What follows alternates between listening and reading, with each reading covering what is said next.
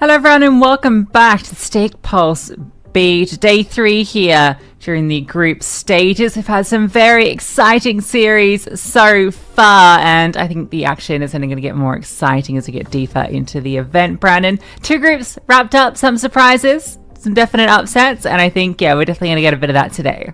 I'm sad for Group B for the TLR boys. Close, yet so far, unfortunately for them. Hopefully they'll be back stronger. But you're right, look, I think Group B sort of went the way we expected, mostly. And for Group A, certainly not, right? Like, a ton of upsets. Ho2 already being removed from the tournament in the group stage is shocking to me. But to have Liquid and BetClick Apogee through, that makes a lot of sense. We've still got 2 more, Lucy. We've still got 2 more groups.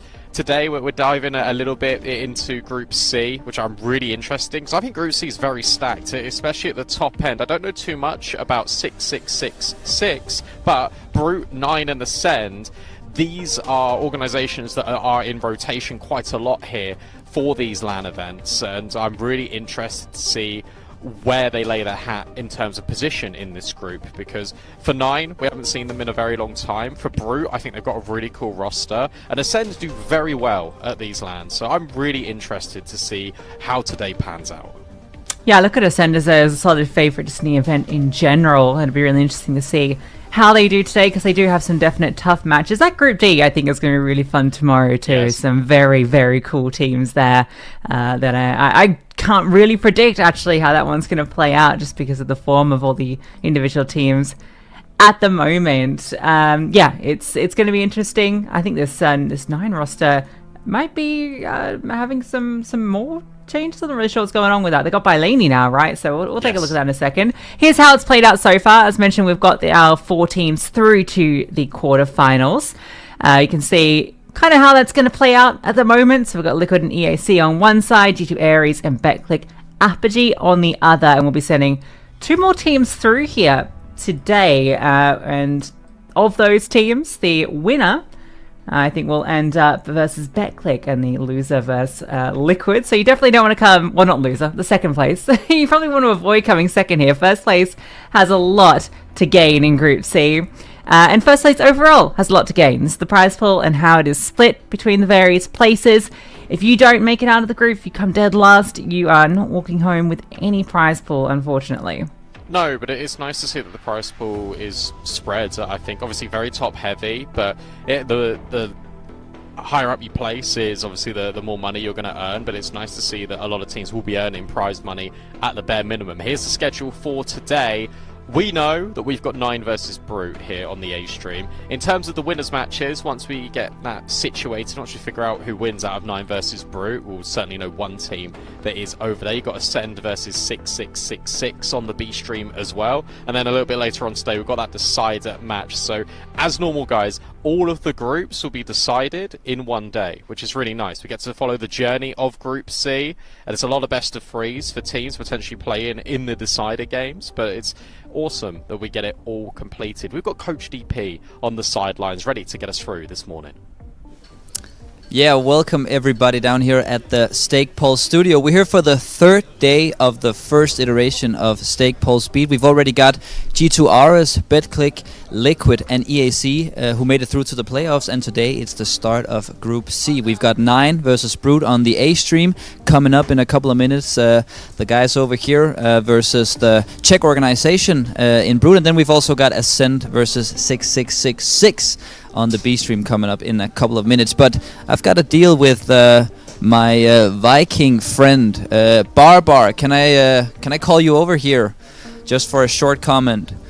The fellow Viking man here. I'm Danish, you're Swedish. You know, we're the guys to talk to. And you've been with this team for around 6 months, right? And you just had an amazing result in Riga a couple of months ago, winning a LAN. How are you guys feeling?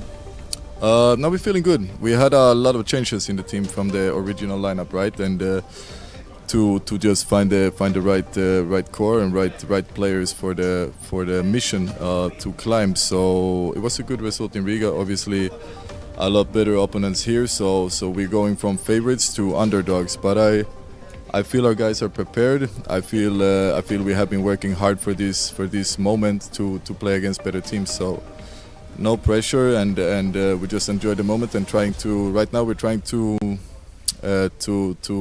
win the fight. You gotta be in the fight, right? So that is exactly what we're doing now. Now I feel we are in the fight, and if we have a good day now, we can stand up against these teams also. This is good Viking mentality, guys, and I know I don't want to put too much pressure on you, but the second place in this group is going to be facing Liquid in the playoffs, so you maybe want to get that first place? I mean, you know, I obviously they should be the favorites as an org, you know, but I don't think they have been super convincing of running through the group stage completely unscattered, right? They had to fight for it, so you know, you gotta beat them all, right? So it's gonna be exciting. I want to play the best teams. I don't really, you know, want to have the easy road to a possible final. So I don't really mind. No. Come on, that's what I like to hear. And I just have a little thing, because I spotted some sunglasses down here, and I want to try to ask 8kid. You've been warming up for a bit now. You feel good? I feel amazing, to be honest. I enjoy playing, I enjoy being with my team, and I just look forward to play amazing games and possibly win. And we heard that you had a good result in Riga, so you guys are feeling confident. Do you feel confident enough that if I beat you in rock, paper, scissors, you will play with these glasses? Let's go. Okay. Okay, that's good. Okay, so I will put down the mic and I'll just beat you. 1, 2, 3. Oh my God, again. Okay, again. Yeah. 1, 2, 3, go. 1, 2, 3, go. I lose. Can you put them on for me anyway? I want to see. Come on, just want to see. Yeah, looks good. Come on, Brute is ready and we're ready. Brute is ready. Yeah, indeed. Very stylish sunglasses there, and some good words from the coach as well, right? Like they want to play against the best. That's what it's all about, right? A lot of experience you can gain from that, and they're not afraid of whatever opponent they come across. Obviously, Liquid's a little way off yet. Got to make it through to the playoffs first, and 9 will be their opening opponent, and one that I think would be really interesting to see them go up against, just because we have had this recent result for them at Riga, that win with this new roster. So I'm really excited to see how they're going to perform here, where, as mentioned, they're kind of the underdogs rather than the favorites. Yeah, but I like the mentality, and that's exactly what Coach DP said. And the performance and the results recently from Brute have been very good. And I really see these guys as a dark horse in this group, to be honest. I think you've got a number of players that have provided a lot of experience, and I think have really proved themselves within this Tier 2, Tier 3 circuit, like Zedko, Nubik, like Mikey in this team as well. Like this is really established players, not even to mention 8kit. We can speak about 8kit an awful lot. I've got a lot of time for this roster. I really like this team, and I like the way it's been put together. For 9, conversely, on the other hand, they've not played an official in a very long time. They're playing with Stomak, who stood in for them at Super Draculan last time, and you've got Baileni that now steps in as well. But it's been a few months since 9 have really played, and 9 was struggling right towards the end before they made all these roster changes. So it's going to be interesting to see how they shape up, because it's like the first game. It isn't online. It's not one of those you can really warm into. Your first official with this new team, with a stand-in, is LAN, and there's no real room for error. You don't want to be immediately dropping down into the opening game. You're going up against a Brute that has just won a LAN. Like, this is actually a very difficult opening game, in my opinion. Yeah, we actually got to hear from 8kit from Brute coming into the day, so let's see what he had to say. I started playing Counter-Strike at like 2015, but before that I was not playing that much Counter-Strike, like 1.6 or something, so I was gaming on other games, and in 2015 kinda the dream started. I'm 8kit, I'm 25 years old, and I'm representing Team Brute. We started first at Riga, where we actually won the tournament, Urban Riga Season 6, and after that we were just traveling to Scandinavia, and we were hoping for the best. We were hoping that we'll win the tournament, or even at least show a great result. We know each other for sure. We've been playing like a lot, I would say, on the server. Not together. This is my first time playing in a Czech core, and I really enjoy it, to be honest.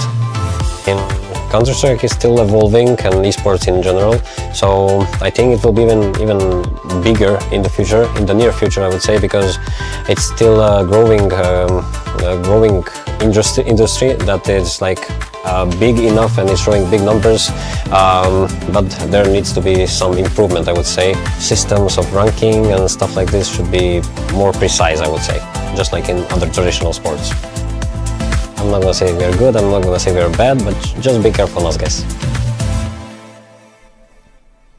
Just be careful is right, because this team, as I said before, like it's got a lot of danger to it. I think HFER as well, coming actually from that Beklik Apogee team, moving into AidKit, who I think is just fantastic. I know Stake odds are definitely going to be with 9 as the favourites. I think that is organisational value, and I do think the Stake odds probably are correct, because Brute are the dark horses. However, with that being said, like I really do want to put a little bit of stock in this team for Brute. A reminder, guys, you can also sign up to Stake. If you deposit $20 and use the code PULSE35, you get a $5 reload every day for 7 days, which is $35 in free bonuses. All of the information is above Lucy's head, but also probably in the banner just below the stream. Yeah, you can get all that information all about. Yeah, I'm excited to see what this Brute team looks like, just because it is this kind of rebuild, and AidKit's been phenomenal on it. It's going to be really interesting to see how they play up against a 9 who, yeah, I rate this team a lot. I've enjoyed what I've seen out of them. We kind of know what these individuals are capable of, but the question is kind of what these new pieces, I guess, all this stand-in situation is looking like, because it does feel like there has been a little bit of flux around the roster. We last watched, in fact, I think we might have even covered some of their last officials. It's been such a long time since they played. Yeah, in fact, their last series was 5 weeks ago. That was at Draculan, and that was a loss from them. But yeah, it's not really clear what this final roster is looking like at the moment. So it's going to be very much a question mark of what their performance is going to look like. And even though we know that the individuals have definitely got that experience and skill that makes them the favorites here, and they've shown up at a lot of really good events before, it's that lack of reps recently, and it's this changing lineup that's the big question mark. It is, but you do have reliability in this 9 team. You've got Flay, who when it comes to opening kills is a monster. I was actually looking back at the recent results at Super Draculan, and I know that there's a couple of roster moves in there. However, inherently, the structure of 9 is going to be exactly the same. And when I was looking through the results, I was seeing that against good teams, against like Gamer Legion, against Sashi, Flay was like 10 kills deep in opening kills against his opposition. Like, it was incredible how good he was, and that's going to be the difference you're going to have here between him and AidKit. I think AidKit is a very reliable, very consistent AWPer, but Flay is just on a different plane of thinking right now. When it comes to the Vita, I'm not expecting anything too different here for 9. But obviously, when you look at HLTV, there's going to be a lack of reps and a lack of opportunities just because of the lack of officials that they've been playing. Inferno ban makes the most sense, especially against a team like Brute. I expect to see probably a Dust 2 here by Brute because it's not been good for 9 recently. And then where do you go if you're 9? Maybe into a nuke, but that's still an okay map for surely. Brute as well. Cash. Oh, Cash! There you go. All right, that's fun. That's fun. I like that a lot. We've not seen it from them. Yeah, okay. This is going to be interesting. Obviously, they would have been putting in the prep for it. They've had a lot of time out of the server. Wow. And obviously been putting the effort into the cash, and then Anubis is the decider. This is very, very interesting. I'm very curious how this cash is going to look from 9. I'm very curious how this 9 is going to look. I think it's going to be a bit tough, but at least, with this cash, it's been one that we've seen a lot of struggles from Brute in their recent outings on it. They got absolutely destroyed by Quasar in Challenger League, just got 1 round. They've had 4 outings and not a single win so far on it. So I do like it as a punish. It's just, I'm very curious what to see from 9 here. Yeah, me too. I mean, when you speak about Quasar and the way that Brute got removed pretty decisively, that run in ESL Challenger Season 52 Cup was still good from them. They came 4th, they only lost to Ho2, they lost to Fnatic, they did lose to Quasar, which I think is probably like the only upset there for Brute, but they beat Gen 1. at that event. They then go on to Europe Pro League Series 8 and they beat Gen 1 again. And then, as you say, Urban Riga Open, they just beat everyone. And I think that the hardest team that they had to play there probably was Mao's NXT, but that's brand new look Mao's NXT. The fact that there's so much variety in this veto for 9, I think gives me a lot of confidence. I think adding Baileni into this team is going to add a lot of stability. I think him and Kragan can be a really solid base. The biggest question marks I potentially have will be, can Kragan's form actually get back to what it was? Because I know officials are lacking, but a 0.71 rating on Kragan, those stats don't really do him justice, because he's not a 0.71 player. Flay, how hard is he going to carry? And even, is that a requirement for 9? Like, does Flay still need to carry these games? I hope not. I hope it's just a much more stable base. And Stomac, he's a reliable stand-in. I think definitely grown up quite a lot, because he was playing in Heroic Academy for a while. Unfortunately, Heroic then closed their Academy project. He's then stood in for 2 different LAN events for 9, which goes to show how much Berry values him, which I think is really important, because Berry is such an experienced coach and has been around with these teams for such a long time within the space. So to have a guy like Stomac to be trusted, I think is very important for him. Yeah, he played really solid as well in that when he was standing in Draculan, right, in that Series First Gamer Legion in particular, which I think was the toughest game they had there, and they beat them kind of 2-0. A very close series, but he was a big contributor to that. Obviously, Flay had an absolute incredible series there, but Stomac was 1.2 rating across those 2 maps. Really good performance. And yeah, I think that Kragan's a very impactful player. I think those numbers are just because it's only including like 1 series, but I think he's a player that really gets in and does what needs to be done, and that's going to give a lot of freedom to players like Baileni to do their job. So let's see, 9 here on Dust 2. Brute have been relying on this map a lot in their run at Riga. It's one that 9 are no strangers to. It's interesting smoke to drop that. I guess it's just to help Kragan get out? Or are they wanting the players to force through? Because you're kind of signaling a player's here. You are, and it looks like Mikey is also thinking that. He really wants to walk through this, or potentially edge it as the smoke fades. Now it will disappear. I suppose that the best thing you've done right now, if you're 9, is just wasted a lot of valuable seconds off of this clock. Flay spots play. She's still got Kragan in at the mid doors with the dual Berettas, and they are looking to potentially group up here, Brew. Here we go, flashbang in immediately, and Kragan and Rolls able to find the first couple of frags. Hfer now just on the end, needs a trade and will get it onto Kragan. So immediately put yourselves down into this 4-on-3. Flay then steps in at short. At least the bomb's been recovered, but this is tricky. Yeah, Flay spotted both players, I think, because he saw the bomb on one and then he saw one without the bomb, and Flay doesn't need to see much. 2 bullets, 2 instant headshots. Mikey's left with very little he can do. They're just going to convert in his position, a double setup in towards short. He's going to step straight into the line. Let's remove Flay, and a chance here for some room. If he can find this shot, it doesn't come easy for 9. It's a pretty clean pistol grid mid setup, and great shots from Flay. Oh, I really like the mid setup, and I think the smoke actually just provided so much curiosity for Brute that they wanted to go investigate. Flashbang through, I think, was really effective. Unfortunately, dual Berettas up close, they're just going to spam you. That is unfortunately the reality of it. And I like the roll step back, you then got the Flay step in. There was a lot of layers there for 9. I think Berry will be a very happy chappy after seeing that pistol, because it feels like the design, the protocol, worked out brilliantly. It's just going to be an eco here for Brute. Bomb plant would be lovely if they can be able to achieve that, but it's going to be a little bit tricky. It's going to be interesting, because I actually think for both of these teams, the storyline is quite similar in terms of, for both of them, they want to prove themselves. For 9, they've made a lot of changes, and they're looking to prove themselves on LAN. And they've been attending a lot of LANs this year. For Brute, as Barbar said it with Coach DP, it's been a while to actually get the right pieces who want to go on this journey, climb the VRS. They've already attended the LAN and won one. And now they want to come into this, and sure, they're not trying to underestimate opposition, but they want to be competitive. They don't want to be just sat on the sidelines being ruled out immediately. So I think it's a really nice opening best of 3 to provide proving grounds for both teams. Roll steps in, just deletes Nubika and Zedko. This is always going to be a 9 rounds, but to do it flawlessly is just a cherry on top.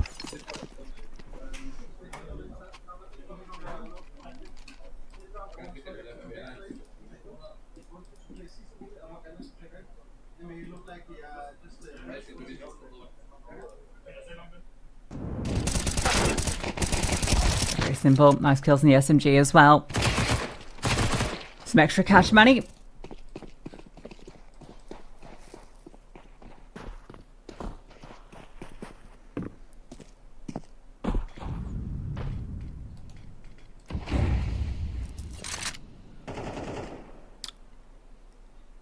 We get this first gun round. And it's slow and steady coming out from Brute. Gonna take their space. Forge lower and hold top mid.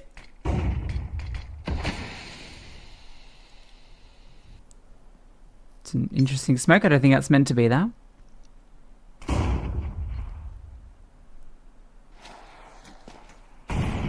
No, I think it's supposed to be a little bit deeper on that left-hand side. They replenish mid to B, but that gets blocked by rolls. So that means you can boost over it. Brute are just going through the motions right now. Flay and Stomac ready to defend. Flay's the one with the full set of util. Can he drop this incendiary at a good moment? Yes, he can. So that's going to force them in. Nade then goes over too, but A-Kit will find Stomac. Rolls now steps in. There's a lot of players that are low and can be chewed up by this MP9. They've already been chewed up by Flay with bullets and nades. Rolls is looking for the timing to strike, but this long flank has come through and Flay just about manages. Mikey begins to scale in, but Rolls now strikes on the Zedko, and it's only Mikey, but then he gets him over the top. A 9, keep a hold on A, even with losing that long support, Flay keeps it on lock. Yeah, I mean, Flay has a lot of pressure there because he's the one with all the utility. He's the one that is basically by himself because Stomac gets eliminated so early in that cat creep out of Brute. And as you say, you got the long lurk as well. Flay then needs to pivot like 90 degrees to get that trade. And he needs to stay alive there, because if he doesn't, then Rolls doesn't have that leverage to jump up. You then don't have the Kraken support either. So that was really tricky for Flay, and yet he manages it like a pro. So this is 3-0, first gun round going brilliantly here for 9. No bomb plants whatsoever for Brute. And this is probably the worst possible start to your map pick at a LAN event. And they need to try and recover this. At least they'll be ahead of this smoke. Maybe they can get rid of Flay, but no, Flay's wise to it. He'll smartly drop the incendiary and send them elsewhere.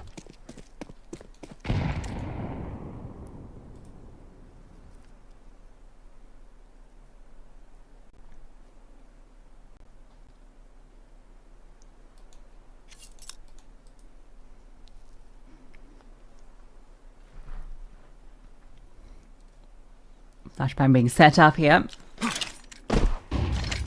Flay. Ooh, that might come a little too late. No, it's looked perfect, but...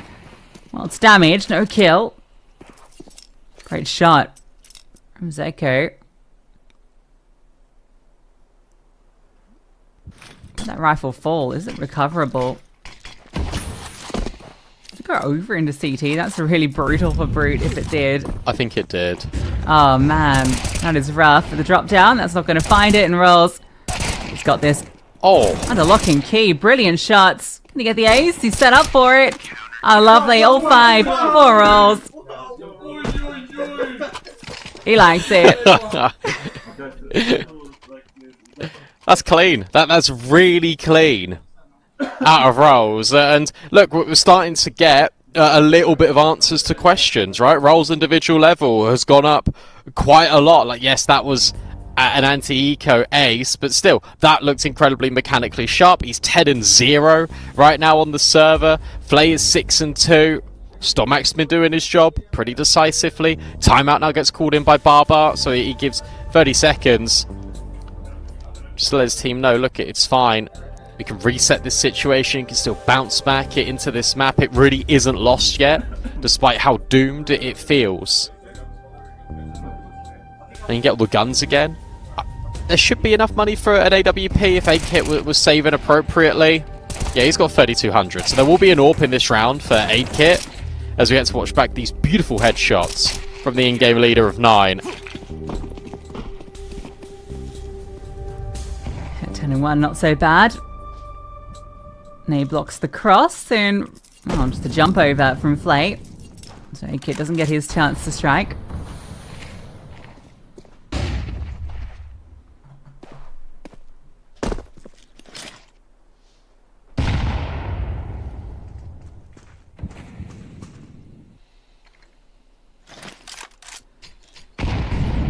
Great timing, won't reveal too much. They go tuck behind Xbox. I'm going to get ready for an A split here. So Kraken under pressure. Did get caught out last time they went for A. 3 players on the other side. And he has no support at all. The focus is currently on short, where it's just the 2 players stepping forward. Kraken falls back to a more passive line. Is Flay going to come over? Is he just going to play tucked? Looks like it's going to be tucked for now. And they're just going to contact out long. Flay, he's holding for short. That's his focus. They don't fully clear, though. Kraken gets his 1. Now they start to move forward. It's on to Flay to hold against this. Flashbang was good, but Flay is better. That's the bomb dropped. And now smoked off. Stuck on the other side is AKIT, and he swaps the AK, removes Flay, and that split coming up through short has found success. It's been a complete disengage from rolls. He is very quick on this flank. Super fast, but it's covered. AKIT providing the coverage and giving them the advantage. Yeah, he was so aware of that AKIT. That's so nice. Stomac, though, steps in, but the trade is immediate. And are they ready for Byleni? They certainly are now. Can't connect onto the head of Mikey. Incendiary is going to force him back, but Mikey is just that bit better. Really nice round out of Brute. And I tell you what, it's really interesting just watching the setup there for 9 shift, but there was so much attention on towards short that Flay felt like he could never move over towards long to support Kraken. And what that does is it just completely isolates Kraken. He's only able to go 1 for 1. I think Flay does brilliantly. Hits the timing shot on the AWP, then tries to go in the smoke to buy time for his teammates rotating over. But as soon as the crunch comes in from short, you know you're on a timer, because that smoke is going to be peppered. You almost have to go through for an immediate reaction. And if you don't get the kill on AKIT, that round completely falls apart. And he does brilliantly to have that presence of mind to be wary of what's coming next. And if your team has just cleared short, and if your team is now dealing with a player in towards long, there's only one reason why Flay is pushing that smoke and not hiding in towards CT and trying to fall back. It's because there's going to be other players on the way.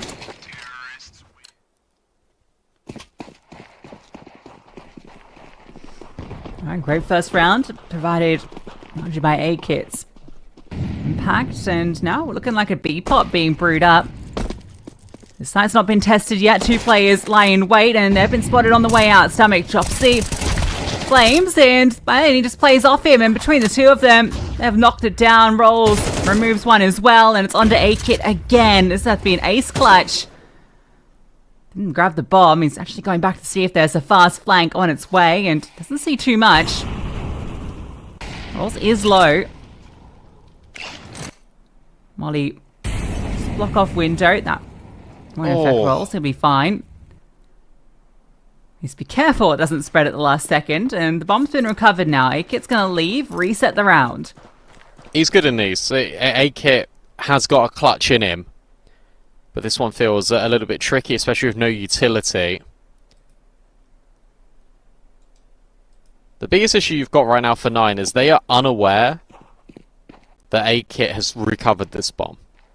So that's why they're waiting outside B. They're expecting a reaction. Is anyone holding this deep cross? Because if they're not, AKIT can just about make it over. In fact, he's also scooped up a smoke. So now you know what's going on. You can see that they were really worried and confused when that long smoke gets dropped. AKIT spam nearly deals with rolls. There's certainly a chance here. This is nice out of 9. They're all just going together. You just need your gun out at this point. You don't need to drop any util. Although that molly will force AKIT back. And Rolls will deliver and delete. Nice try out of A-Kit. If he was able to get that kill on Flay or Rolls in that moment, put it into the 2v1, there was certainly a chance. But 9 play that brilliantly. They play it safe. They take no chances. And they're immediately able to get the next round. It's convenient that he found the plot smoke grenade that was waiting for him out long. Yeah. Yeah, I really like the idea of breaking that smoke to try and catch them off guard. That's really fun because it's the last thing you expect in the 1-on-3 that he would do that. And yeah, you're right. If he finds that kill into the 1-on-2, he probably even approaches that post plant differently, knowing that he only has to win out 2 fights. So really nice try, but also a great hold on B. Lockdown.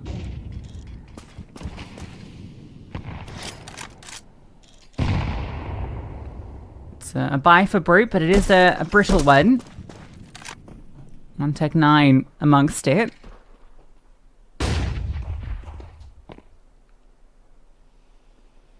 Everyone's trying to get on this B bomb site. Not quite so quick. That's hard. That's difficult against Byleni. He's playing all of his roles that he had in Kalesi, it seems. He was definitely the B-bomb site anchor on Dust 2. And him and Stomac looking to have a similar setup. Byleni affected by the flashbang, and this time it's a different outcome. HVAT able to grab one. Stomac will at least find Mikey, but it's a HVAT double entry. It's the breach into this B-bomb site, and with, I'd say, maybe limited utility, and the fact that Flay's already leaving, I don't think they're going for this. They're just going to say, okay, do you know what? Fair enough. You're able to beat us on B. Byleni wasn't able to get anything because of the deeper flash that was thrown this time by Brute, completely affecting his vision. They are able to make it work. I quite like the idea of this as well, because the first round you just see the setup, and if it goes better for you, it goes better for you. But now, you understand what the setup is going to be. It's exactly the same as it was in the previous round, so you just add an extra flash, and it goes a hell of a lot better. I think CTs were also a little bit caught in transition there. They were moving a setup. So Byleni was by the door cut out and then moves across towards Sandbag, and I think the timing of it, his site player was still kind of setting up with the counter utility. That incendiary's a bit delayed. Support's not quite there on the swing. It's only the one frag that comes through, and ultimately that's just not enough to keep hold of the bomb site.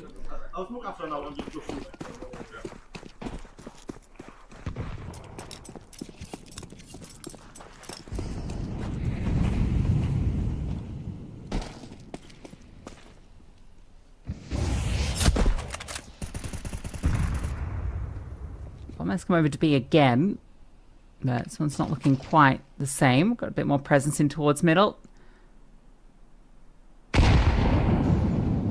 Anticipating some sort of aggression. They're going to drop the same sort of utility, try and make it seem like this commit is coming. Nothing behind it. It's just to allow Zedco to peek out, see if there is someone floundering that they could catch off guard.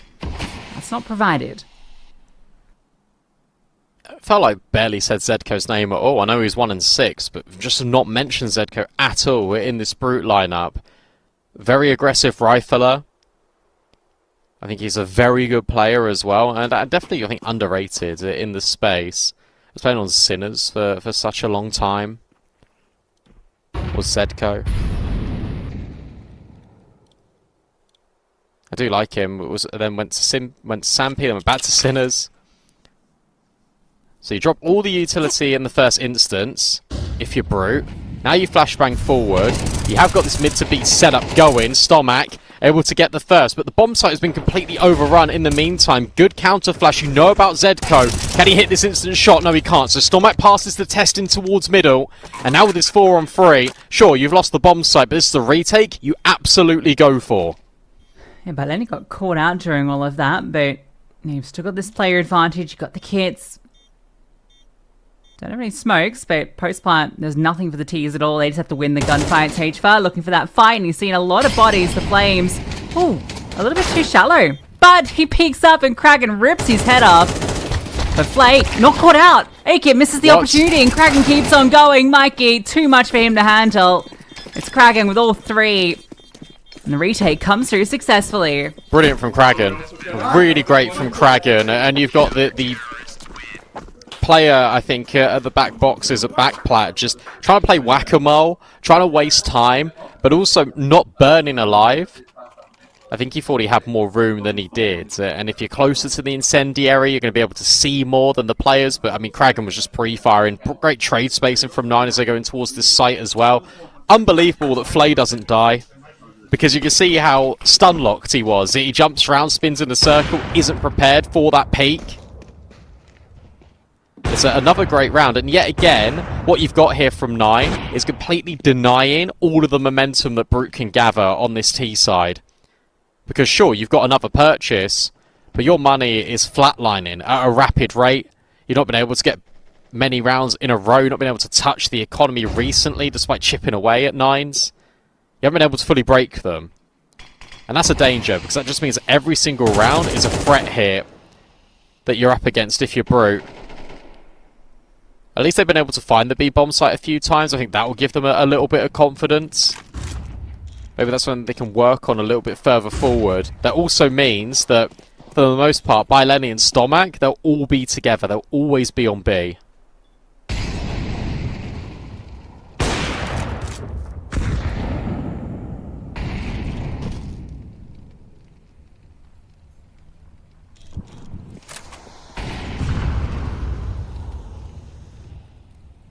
Rolls gets ahead of the smoke. They are looking to move this way again. Flashbang looked good, but dodged.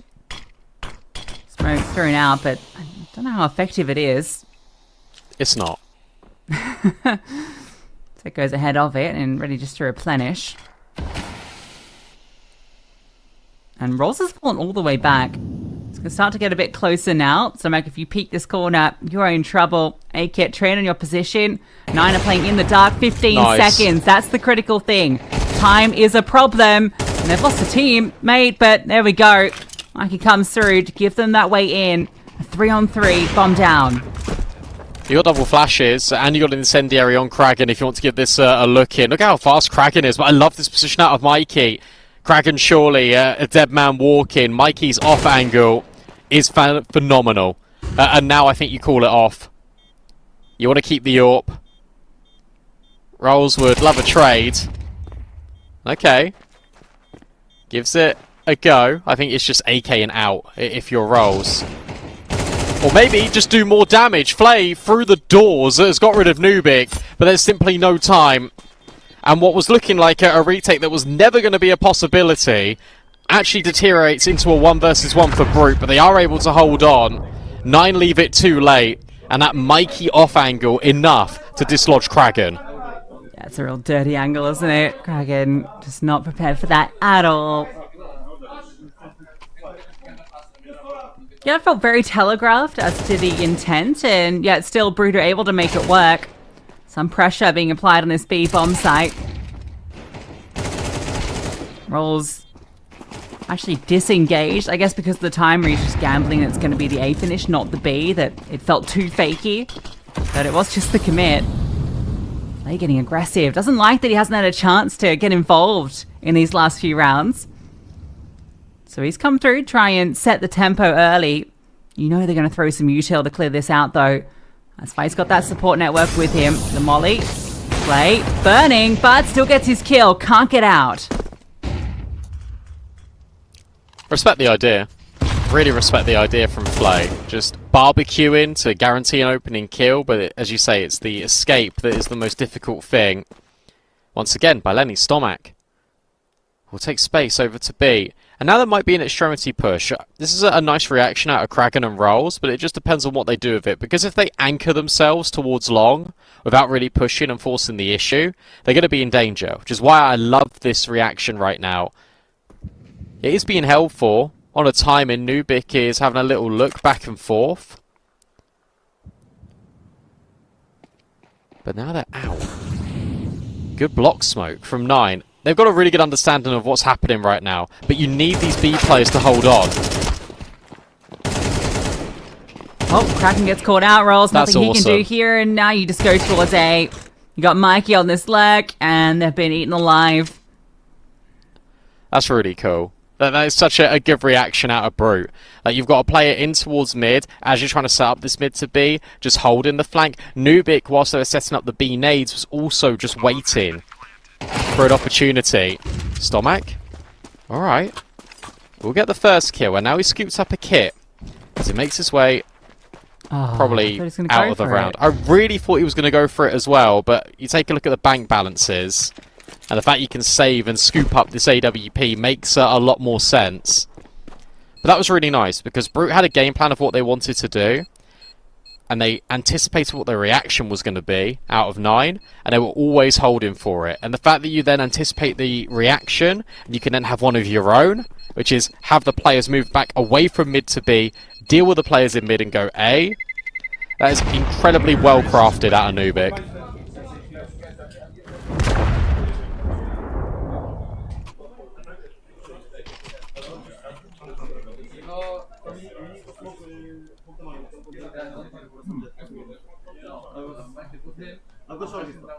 Being ready for that fight, kind of on the lower side of mid when Rolls had gotten the frag from Catwalk as well. Kraken, you felt like he was favoured in that moment. Alright, so we have the Flay Op versus the World. And the Flay Op's gone. A-Kit doesn't fall foul to that. It will get scooped up. Chance to still make it work.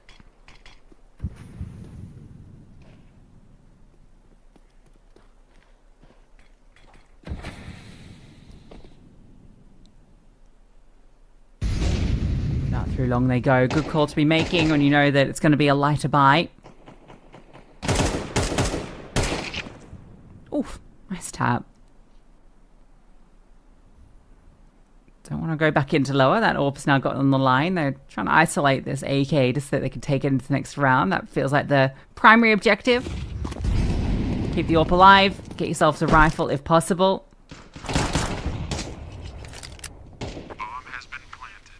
Uh-oh.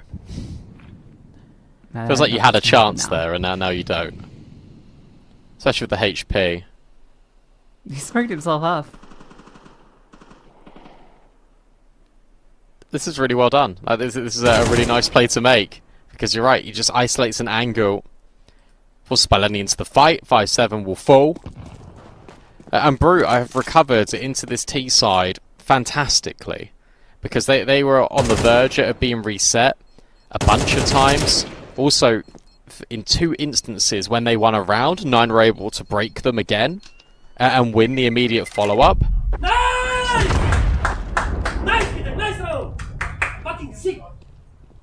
Great out of A-Kit. And this is what he brings to a team as well. Brings a lot of enthusiasm. A-Kit has got, I think, especially in this level, a very rare, I think, trait, which is going to sound a little bit counterintuitive, but just bear with me. And that is just the desire to win. When you take a look at all of the journey he's been on, the amount of organizations he's played for, the amount of mixes as well, took a break from competition for a little bit, but then played with Midlate, was playing with Partisan, now plays with Brute. His fast play in towards B doesn't work for HVAT. He gets removed early. Kraken's now on a very advanced search, but Nubik's holding again for this long push. No need for Kraken to overset the mark now, though, in the 5-on-4. You got good position, especially with this forward setup in towards short from Rolls.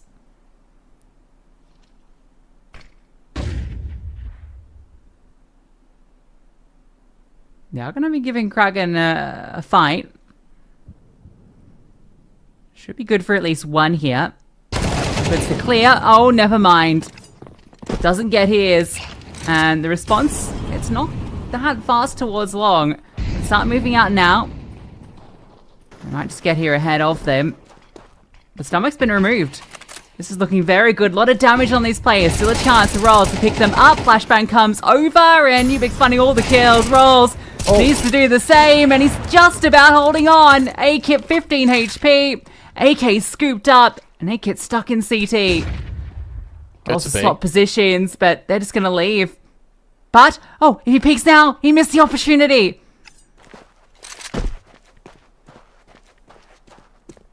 he can still win this. And obviously it's a round that he's going to go for. It's Kit. Right there. He'll grab it.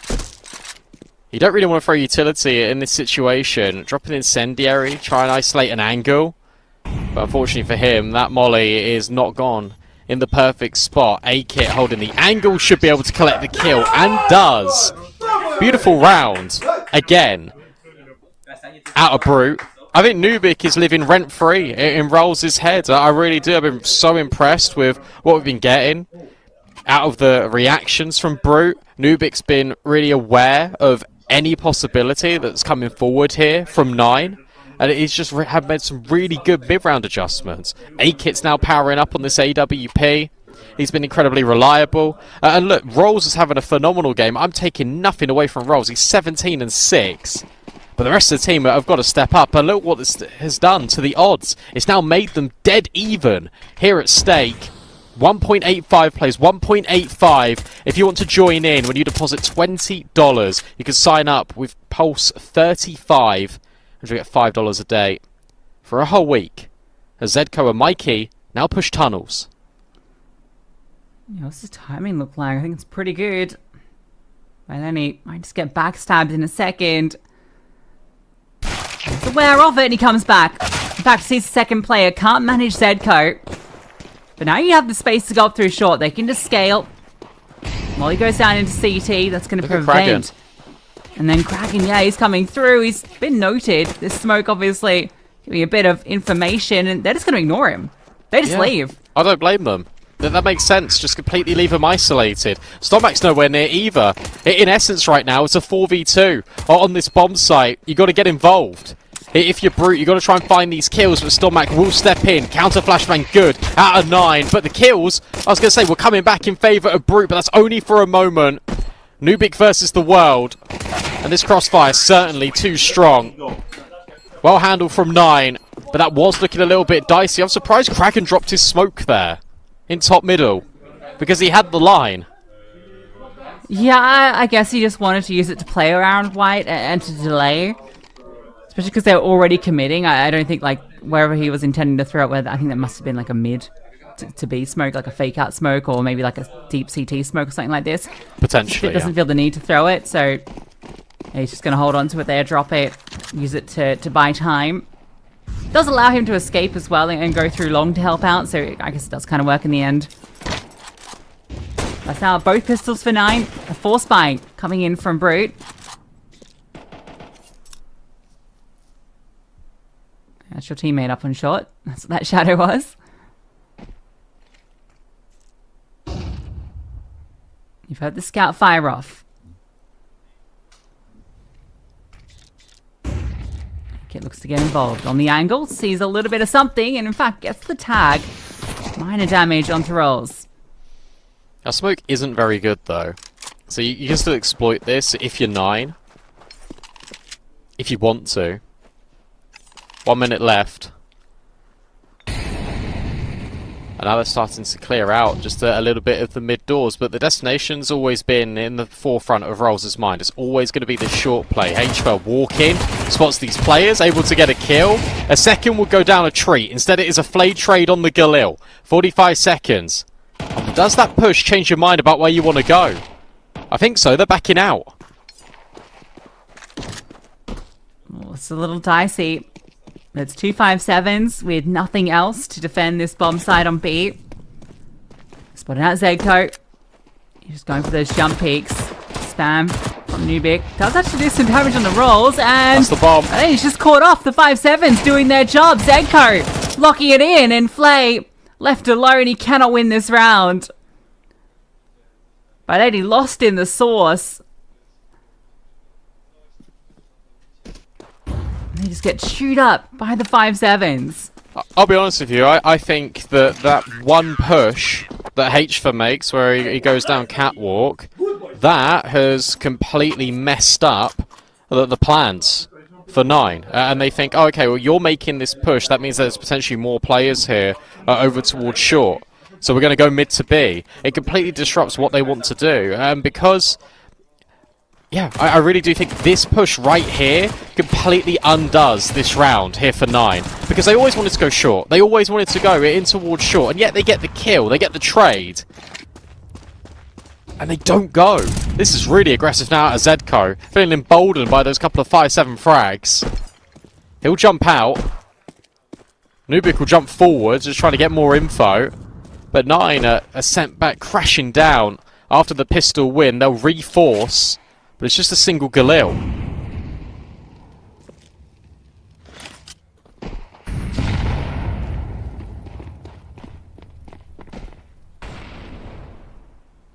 At least Flay got to hold on to that.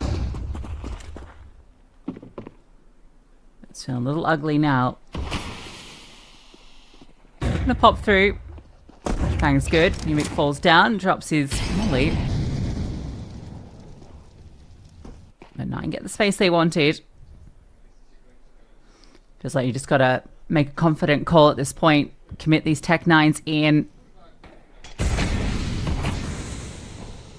Drop down to CT. It's the same round. It's gonna be noted.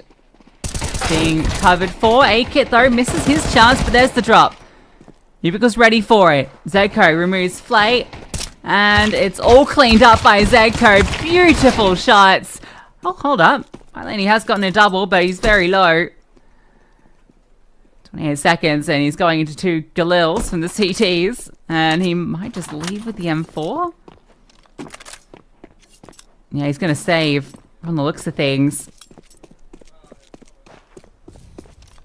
Zedco back-to-back high-impact rounds. Came into this half with only a handful of frags to his name, but he's already showing his prowess on that B-bomb site. Yeah, so same with Nubik. I think himself and Zedco were 1-6, 1-7 to kickstart Dust 2. But they've really turned a corner here. And I've just been really impressed with what we've been getting out of Nubik. It just feels like he's completely aware of everything, and I feel like I've said that multiple times, but it's true. And there's now been multiple examples where, yet again, he's ready for the drop down in towards CT. He's told his players not to jump, not to over-rotate. Zedco gets a clean multi. Getting into B is going to be tricky against this man. And now you've got the additional factor. You've got A-Kit that is very dynamic with this AWP. I know they picked Cash 9, but I actually think you're in maybe a little bit of danger if you walk into Cash without taking Dust 2.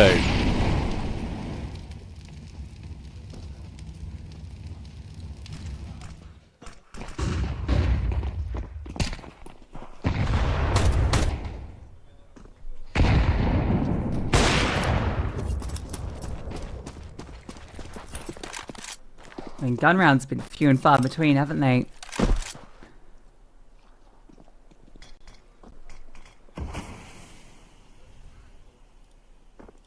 And then the only gun here, he's going to go searching with this M4. He's got to be the one to give them some sort of opportunity. See if he can get a bomb plant at least.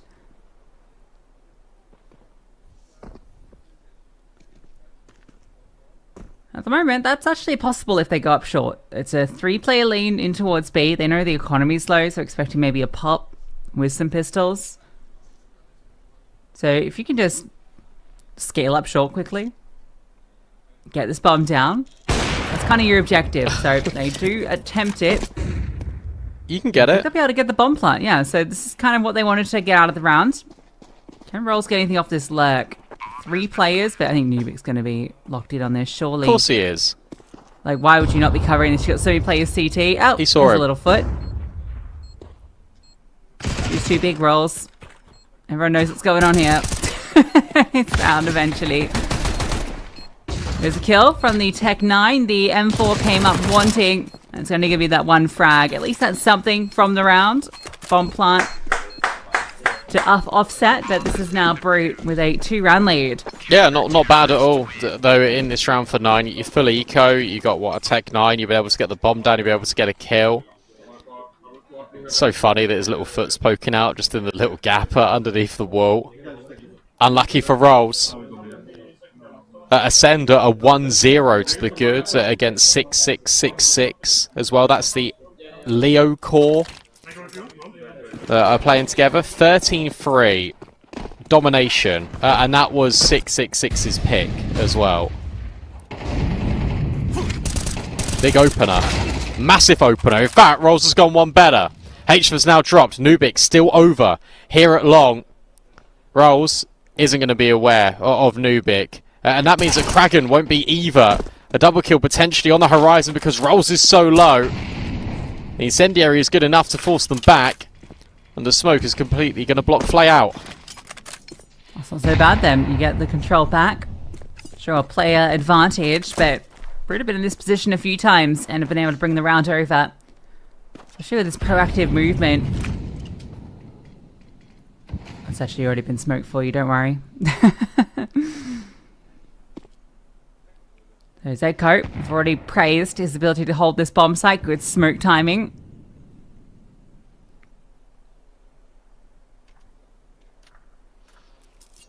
He kicked Prowson towards short. Brute aren't seeing a single thing since his contact at long. So feeling a little bit nervy.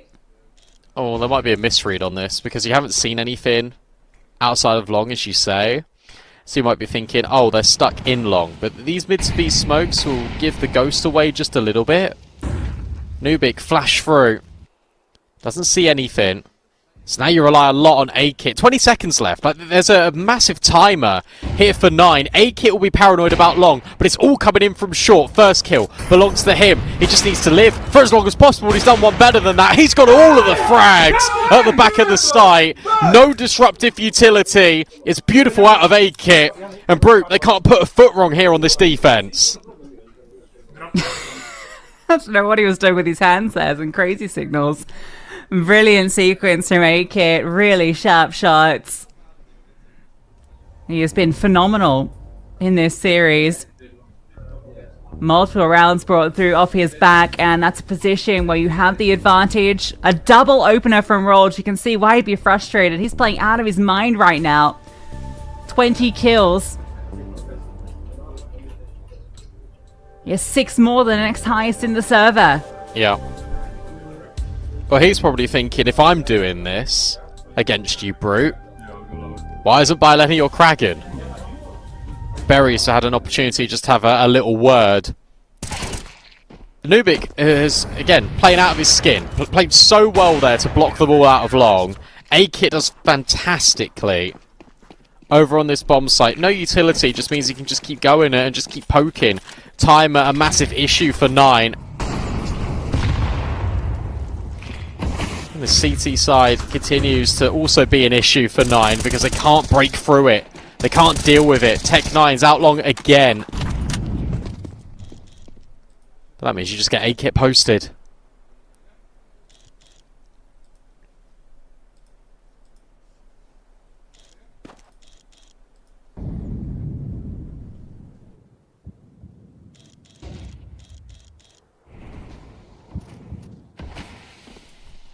You've also just got this double setup. You do not want to give the Tech 9's chances here.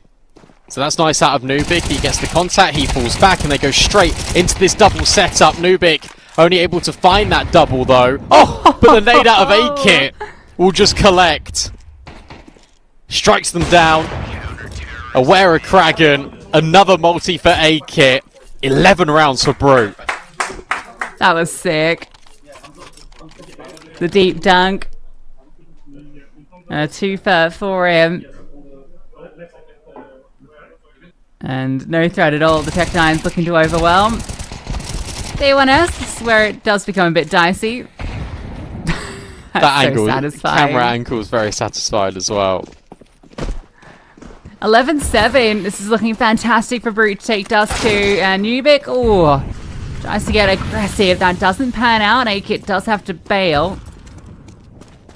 Player advantage, but we said that a few times before, and it's not materialized into the rounds, especially as A-Kit strikes back onto Flay. Barely saw him. Really good rebuttal out of A-Kit. 18 and 9 now. H drops util, and they disrespect it. And I've got respect for this 9. He said, okay, look, the player's going to be pushed off. We know that A-Kit was in towards middle. They just take the space. Getting the bomb over is going to be a little bit tricky. because now that's the smoke being put forward in towards long. Okay, there is one for short. Flashbang through. Kraken ready. And that is fantastic. Skewers, Mikey and Zedco. HVer, the player that was defending short originally, now just left cowering in a corner. A-Kit looking to maybe go through long. This is the best setup that Nine have had for a while, especially with Bioleni being removed. A-Kit does his caretaker work, chucking the AWP out the map. But Stormak will catch him, so all of that hard work for nothing. And that was nice because, sorry, just quickly, for me, that round where they rush through and they disrespect the short smoke, that to me says they're trying to take the control back. Yes, most convincing round that they've had since, I think, the CT pistol. Just in terms of a fair fight and making the right calls, the confidence, taking that space forcefully and not letting it be dictated to them by Brute. Brilliancy got some Kraken too. Obviously got the opener, but it's that double in short, expecting the potential flash through, gets into the corner, dodges, and takes two quickly. Locks in the round for them. And their first gun round on this T side, first since they took that pistol and got reset immediately after.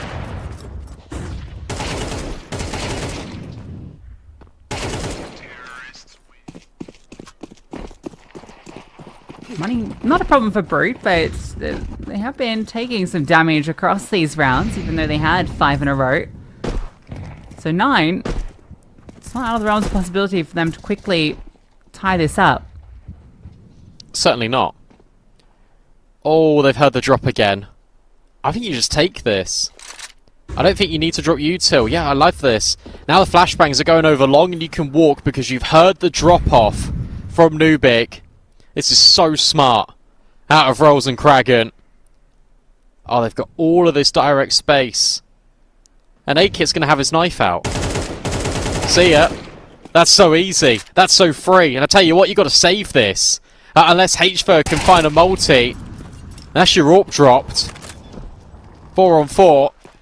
But this still feels really tricky to retake back into, especially with this Bioleni position. Beautiful shot. Actually, that locks you out. You do have this long control. That's enticing them. Flashbang being set up for HVer. He's not seeing anything though. This is a complete short setup. Everyone's collapsed into that side. And yeah, I think they're just going to get out of here.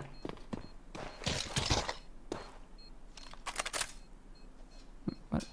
Okay, HVer's got no AWP. Yeah. So keep these guns. They'll be able to invest into the next with them. But another confident call coming out.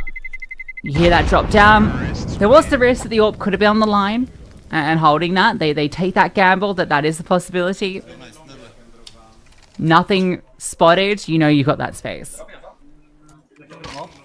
Billy, can you boost them this round and so we go fast lower so we can also do some extra shit or go through suicide on timing? Yeah, you just do some stuff whilst we do this. Alright, let's see the boost then. 2 players spotted, crossing the doors. Rose looks to take lower quite quickly. This is such a defining round for Brute. Remember in that first half, Nine were doing a really good job at resetting them. It's taken them a few rounds this time, but they're on the verge. You know about A-Kit's AWP. Know exactly where he is. You just got to try and figure out his reposition. This time, I believe it's going to be over towards short, because it's 2 times that 9 haven't actually knocked at the door. They've just broken it down. Although, yet again, they're not holding short. This is a little bit dicey. But it's also a game of chicken. Because if you're 9, you're thinking, right, surely they're holding it this time, right?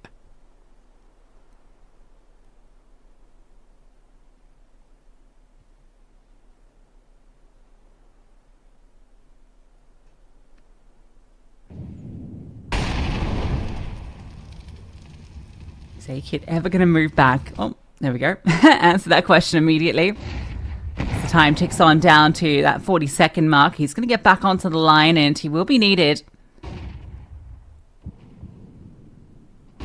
From position for the AWP, how much can he gather from it?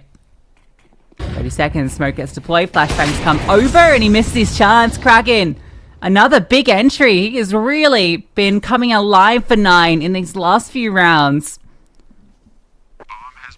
And that entry, the money as it is, no space. Oh, and now Roll's striking. You just gotta pray you can hold on to what you've got. You lose everything here, your money is broken going into the next. It already feels like it's going to be even. Like, you can't save this AWP now either if you're brute. 9 understand. 9 know they got this opportunity. Good catch out of Mikey. Stomac. Can he deliver? Potentially, but he doesn't know about Zedco. We'll still find Mikey. I think what's been really inspiring for me in these last couple of rounds for 9 is that Rolls has kept the calls incredibly simple. And they've really been focusing over towards short. That's where they've been getting a lot of their success. So what do they do here? They drop the crisscross smokes in towards middle. They then just immediately smoke and go. Creates that isolation onto A-Kit. And as you say, beautiful entry out of Kraken.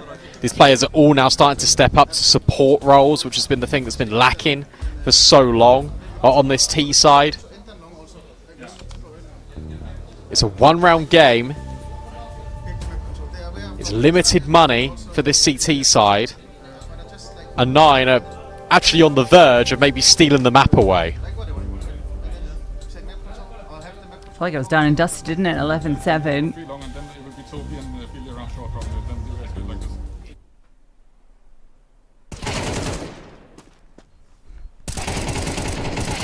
Very good calls coming through. That short play in back-to-back rounds. Now got 2 rifles, and there's got to be a save around them. This is a fantastic opportunity to tie up. One of the rifles is long. H4 wants to get involved with it early. Step forward, and oh, he's down. 99 damage. Can be picked back up by Nubik, who does have armor, so he can continue to make it threatening.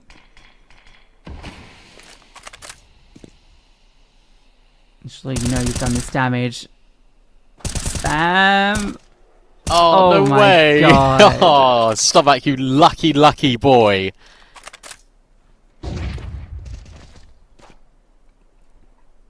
There's the other one. Okay, Zedco's in mid with the other rifle. The only way this gets weird is if 9 take too long, and then they're forced into making a decision they don't really want to make. Zedco won't hear the jump in. A-Kit doesn't dare peek the doors.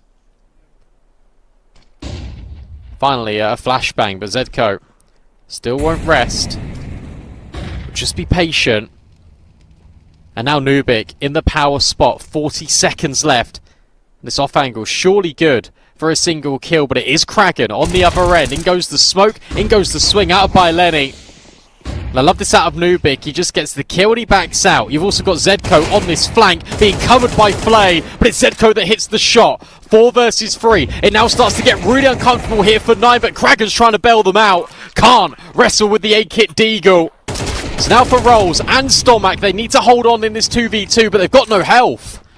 And they feel very stuck. And the spam is beautiful out of Mikey. So Stomac with a single point of HP now needs to hit 2 headshots. And there goes the first. Looking for more. Onto Mikey. It's a wrestling match and there is a kit. Mikey's been able to scoop that up. And in fact, he's just going to try and defuse. Stomac hasn't got the time, hasn't got the opportunity to be able to disrupt this. And Mikey won't even fall at the end. Brute steal away around with it, which they have no business winning. That's so brutal.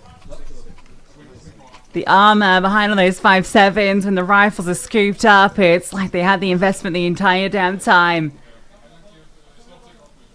That one stings. You be getting his kill and getting out is huge. Felt like he was playing such an exposed position that the trade was inevitable and had to just be that bomb site taken and all done and dusted. The flank timing is brilliant from Zedco. Flay gets completely caught out, and at that point, it all just starts to crumble. Tell you what, I really thought that stomach 1v2 was going to come through with 1 HP when he gets that first kill. Bomb not quite planted in the easiest spot for him to prevent that defuse. Nice from Mikey as well, just to spam this box right here. But you're right, I really thought the stomach clutch what was coming. 3 players long. And out to their deaths. HVA will find this double opener. It's all crumbling for 9. And on Brute's map pick, they are now 3 kills away from locking it up. It did feel like this was going to be the outcome when this half was developing at that 11-7 point, but you really thought this 9 comeback was happening. Should have been sitting 11-11 right now.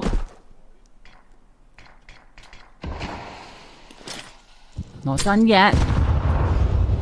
Ouch. Certainly feeling tricky. And Nate does some decent damage.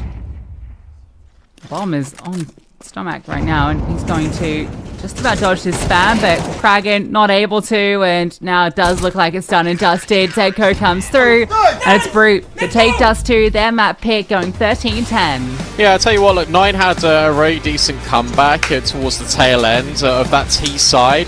But for the vast majority of the game, it really did feel like Brute were in control. As soon as they stabilised themselves in that first half, you swap to the defense, you reset the money on 9, and it just looks and feels very good. Nubik was punished a little bit, pushing top middle, but as soon as they adjusted, as soon as they went in, it was really nice. Very impressed with the calls that we got out of Brute there on their map pick. And 9, they do look a little bit better. Roles individually is fantastic.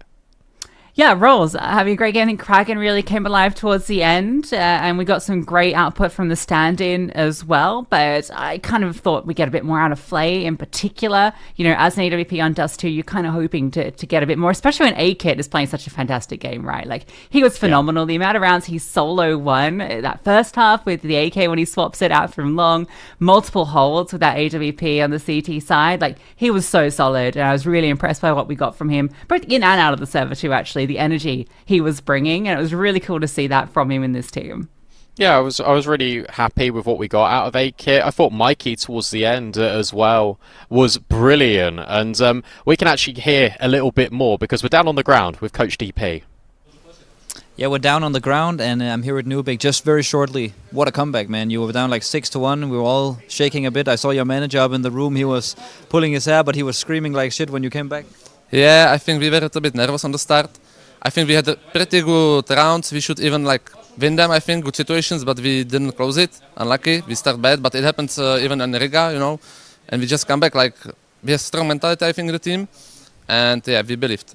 So you have confidence for Cash? I think so, yeah, I have.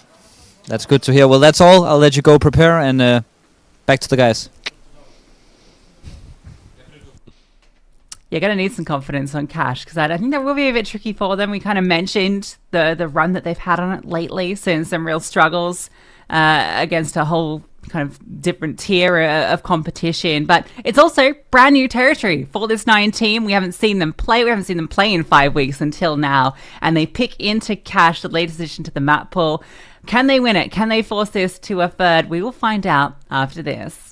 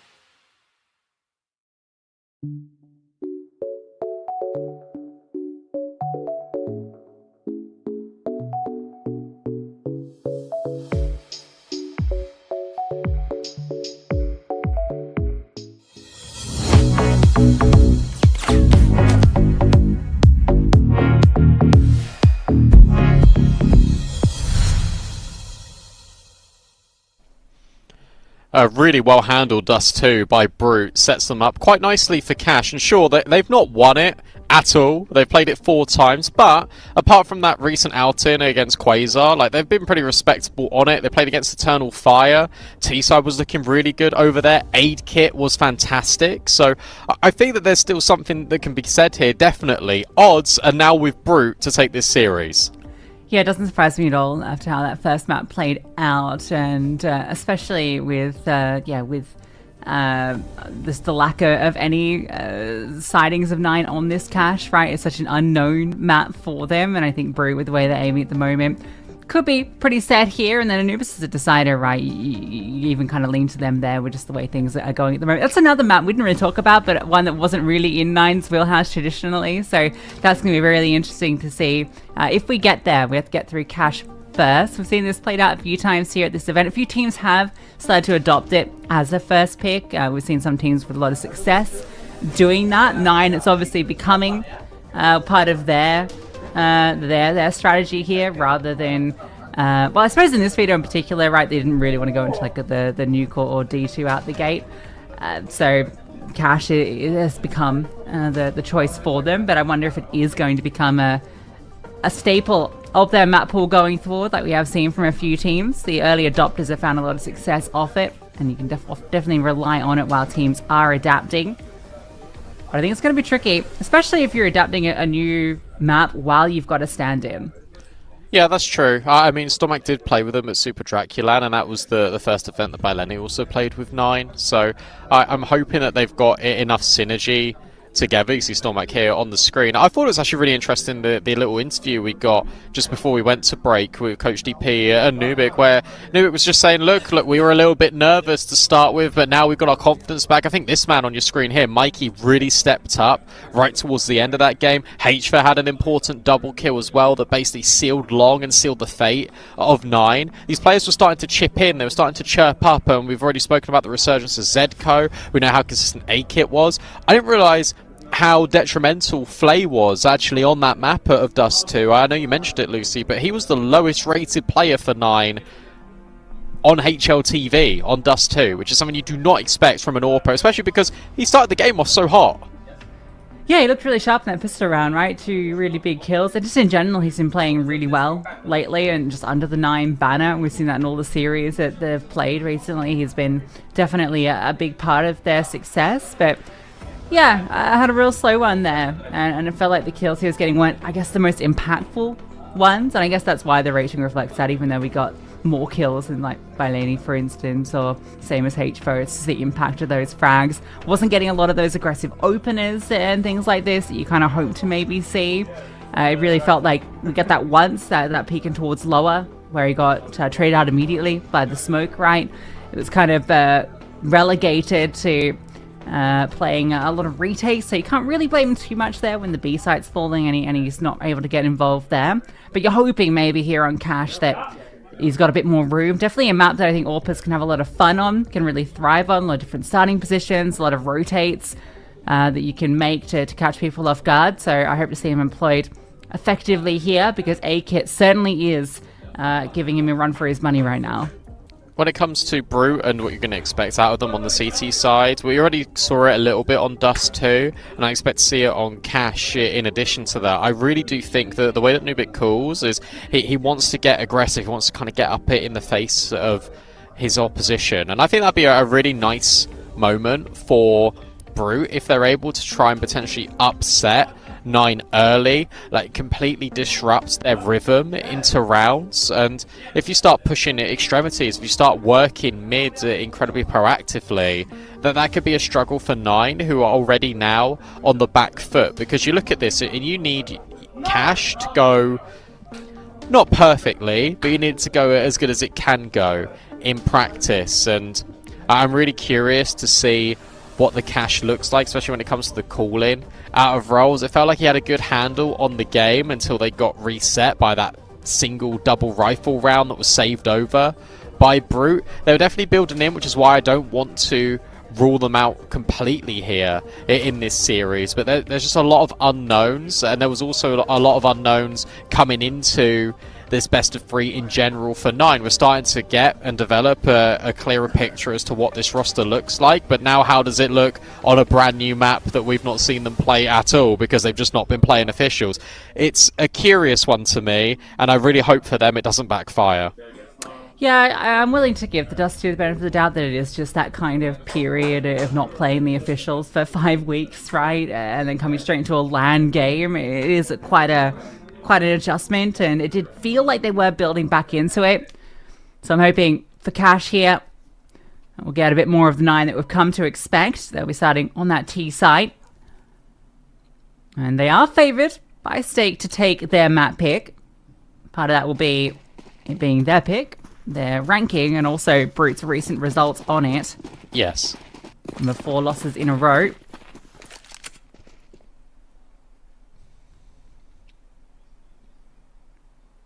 Oh, well, there's the push immediately. Yeah, they're going to be really fast on this flanking towards A. Smoke's going to come over. H4 can confirm, and they can just be on this push very quickly. And you're not going to be ready for this. You're not going to be ready for how aggressive this is. 9 will take the site, and then they'll realise, okay, well, actually, there was no one directly on it. They're playing retake for a reason. Flay is able to delete both Zedco and A-Kit. So this pistol starts off brilliantly for 9. And now it's troublesome for Brute, who somehow need to find a way back in. They'll drop an A main smoke. But Flay, he'll just keep fighting behind it, and in fact, he's found all 4 kills. Mikey left completely on his own in a 1v5. Can Flay find this ace? Because you know he desperately wants it. Not quite. Someone give him the kill. Stormac will. No ace for Flay, but I think a quad kill was more than enough. Yeah, they were trying to consider the knife there for a second. Beautiful stuff out of Flay. Deals that flank, which would have undone the round completely. That's every pistol now coming through. 4-9 so far in this series, and Flay has been a significant part of that success. Can't believe he gets the kill through the smoke there at the end too.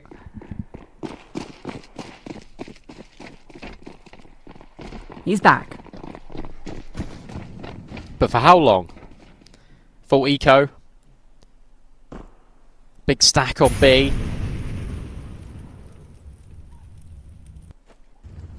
And 9 already got incredibly deep space in towards middle. Rolls sees nothing. So now that confirms probably a couple of things. Number one, you've not seen or heard any utility, so you imagine it's going to be an eco. But secondly, you also are aware that it's going to be this stack. He's going to get... Oh, as I said, maybe a rude awakening out of A-Kit. Instead, rips A-Kit's head off. They now know that the stack's over at B, so you can just leave. Lovely. Out of 9, Kraken will fall. This should be okay. You've got a firing line with these Galils. Alright, another one has entered the equation. 2 kills on the full eco. You don't mind that, especially because it was a very future-proof buy out of 9. Limited SMGs, all the rifles. Yeah, some decent damage. Update on the B stream too. That was a success from Ascend on Ancient, 13-3 on their opponent's map pick on map 1. Currently it's map 2, where 6666 are actually up 6-3 at the moment. No chance for that one to be competitive. So Lego brick.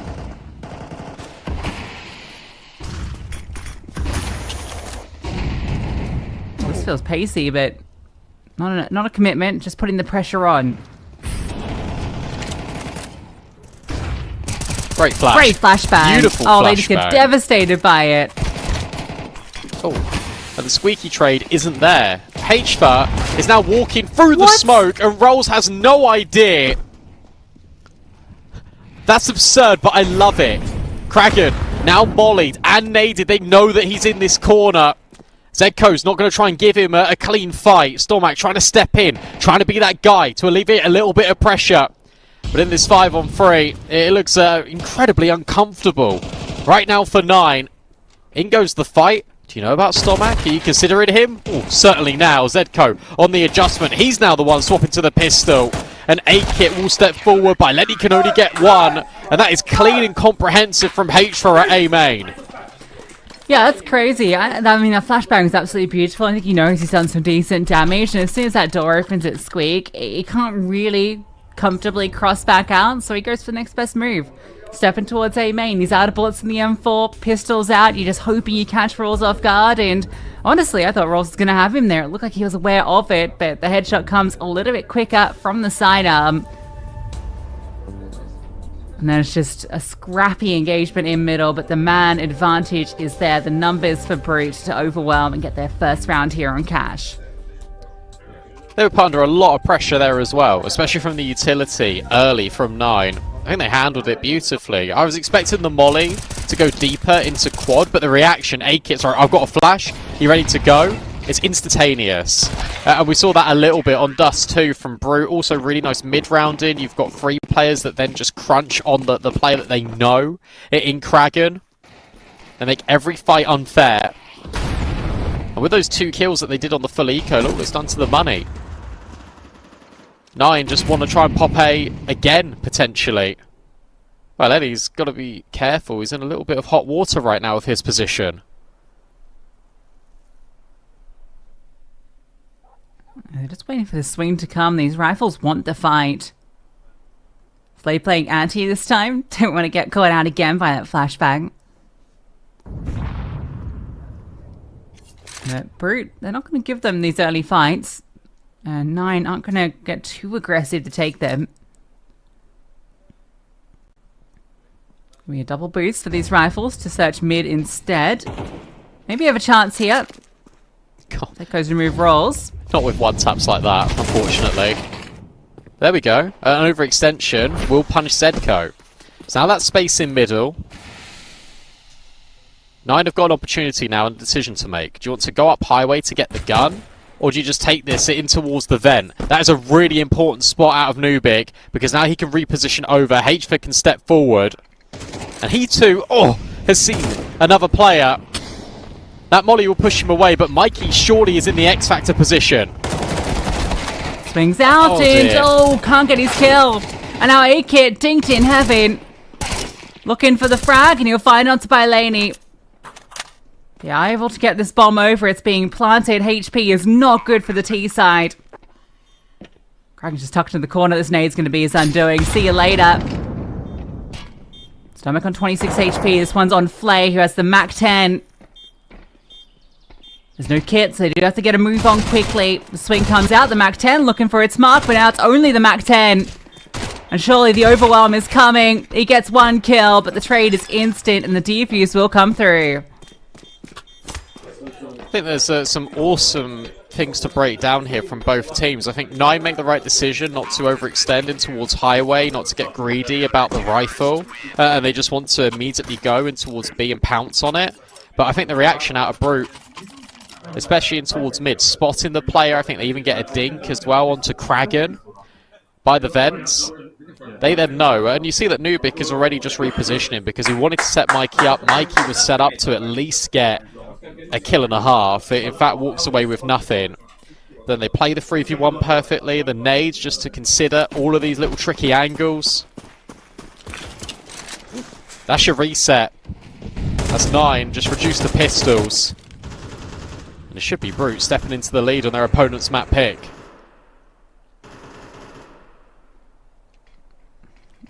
A-Kit's holding passive with the AWP, so he actually can't stop them crossing through. Break on the smoke. Does that offer up anything? Okay, bomb plant could be allowed here. There's a lot of bodies from the CTs to try and put the pressure on. And, okay, H has found a line to remove Kragan, prevent the scaling. You see he's just jiggling that gap to prevent anyone getting towards quads. They know these Ts are locked out of the bomb site itself. This roll stuck in towards default. Flames. Force the stomach out, and then there's that kill coming through. Slowly pick them apart. They found one in Squeak. They know they've got a player locked here. One at Fork as well. And slowly but surely starting to get the job done. Flashbang's fantastic. And it's just a Glock left to try and keep this one alive. 4-9 and doesn't get that frag. So it's only the one casualty. They let the bomb go down. Sure, that's fine for Brute because they keep the majority alive. Oh, just. That scared me when one of the only players without a defuse kit isn't defusing the bomb. And you start hearing the from the bomb, but it's okay. Systematic retake. You're right in the play-by-play. Just the way that they're breaking that down, just using the incendiary, the HFAR line knows that they're only pinned into a certain position. And that flashbang. Just every countermeasure, leaving nothing to chance were Brute. I think 9 can still be happy with the outcome of that round. Tech 9's able to get the bomb down. Spam for spam. I don't think you're going to expect an AWP here now, especially after the Mikey bullets. Kraken, it's his job to consistently put pressure in middle, but Mikey and Nubik have got rid of both of them.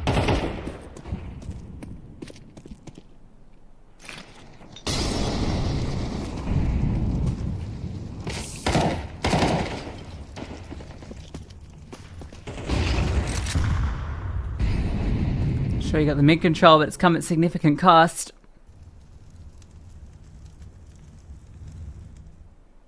We're just going to play deep in Z if they want to scale through. Doesn't need to overextend here because they've got a player in HVA watching down highway. Well, that smoke does block the vision. You're just going to hear all of this movement, at least that initial flash step. So he catches him out. He goes for the information peak, and that costs him. Jump up. That's 2 players now confirmed in highway. It's not going to quite find its mark, but now Mikey steps in, and he can't get a thing. Big kill. Really big kill out of A-Kit, and he shot the incendiary. Oh, but wasn't ready for Stomac to be there. Was hoping the incendiary was spread back just a little bit. Important trades out of Stomac. HVA and Zedco left remaining. A step in the molly that's trying to get Zedco on this angle, but he's overlooked by Lenny. And you know this last player was in towards heaven. 9 have really recovered this round. Brute were trying to put a lot of spanners in the works, but it hasn't quite paid out. HVA drops down by Lenny's reposition. It's beautiful. Out of 9 in the mid-round. Stomac at the helm of all of it. It was 5v3, isn't it? And it was. And it was a 5-on-3. It was a 5-on-3. Yeah, well worked. They just forced the mistakes to come out, right? Those info peaks from Z. Sure, they don't get any space up towards B, which is what they were feigning with that boost up, but that's fine. They caught the overextensions. They put it into the 3-on-3. A-Kit just like he's gonna win that round, but the incendiary. I mean, that's just unlucky. I can't believe that's not spread there because it's landed exactly in the mouth. That's not his fault. That's just a bad piece of util. It should have spread there. He made the right move. Unlucky. Oh, And Zeko gets caught. good opener. 1 HP. 1 HP. Hey, nice dunk. Essential trade. We've seen teams molly out that corner quite a lot now, over by the squeaky door, because you can just naturally tuck in behind it. This A-Kit on the AWP, but he's been starting over at B an awful lot. Might not be anticipated at A. HVA, oh, has a chance on the player thrown utility. But Rolls just wants to step in. Really wants to isolate this fight. HVA can't overextend, and he does.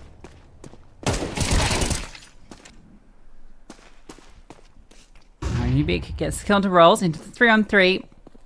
You have A-Kit over at B, but he's holding a much more passive line this time. Does feel like they're heading back this direction, so it will only be... Sorry, not A-Kit. He's moved over. He's on A. It's Mikey here. He's only got this flashbang. Actually isn't a smoke for the cross, so this decision to play passive, this could really work out well for him. 20 Although seconds. He can't strafe to the left at all where he is. That's a really good smoke.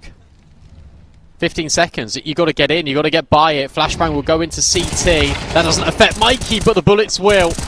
Can you deny this bomb coming over? No, you can't. Flay steps in onto Nubik. A-Kit now thrust into this clutch. Bomb down. Enough time. And presence known. Stomac burning in this molly, but he can just push forward. Flay can take the aggressive line. But he looks into heaven. With A-Kit not being given over anything, and with the money the way it is, I'm pretty sure he's just going to step out of this round. He can pluck Stomac on the way through. That would be significant economic damage, but he's got to weigh up in his mind whether it's worth it. If he misses the shot, if he falls, there'll be nothing in this next. His attention just misled for half a second. The good news is that he'll be able to get out alive with the sniper, but this is 9. Now with back-to-back rounds and putting significant pressure on the money of Brute. Yes, Brute doing everything right. They played it perfectly. They just didn't hit their shots, ultimately. That's all that one comes down to. Mikey needed to find that kill on the cross. Trade comes, but it's not onto the bomb. So they just about get through that round. It is by the finest of margins. That smoke was perfect. Everything was exactly what Brute needed. Just couldn't find the kills. So now it's A-Kit with his AWP and a couple of pistols around. That's really all it is. He's going to keep on going, seeing nothing. And you're hoping this push time, I mean, it looks really good.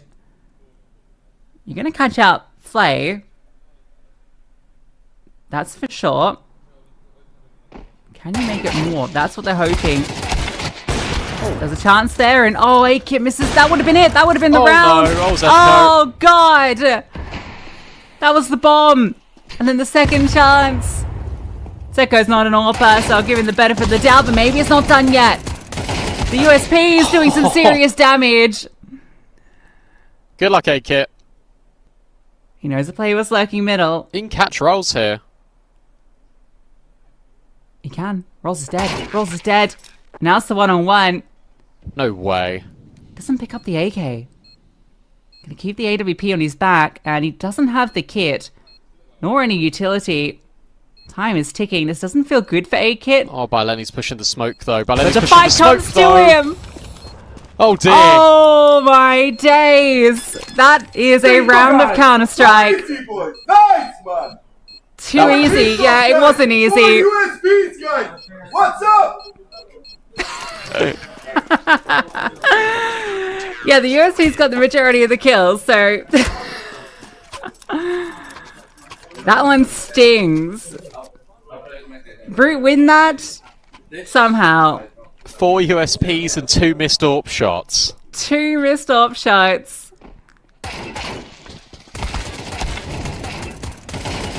I mean, this is just ridiculous.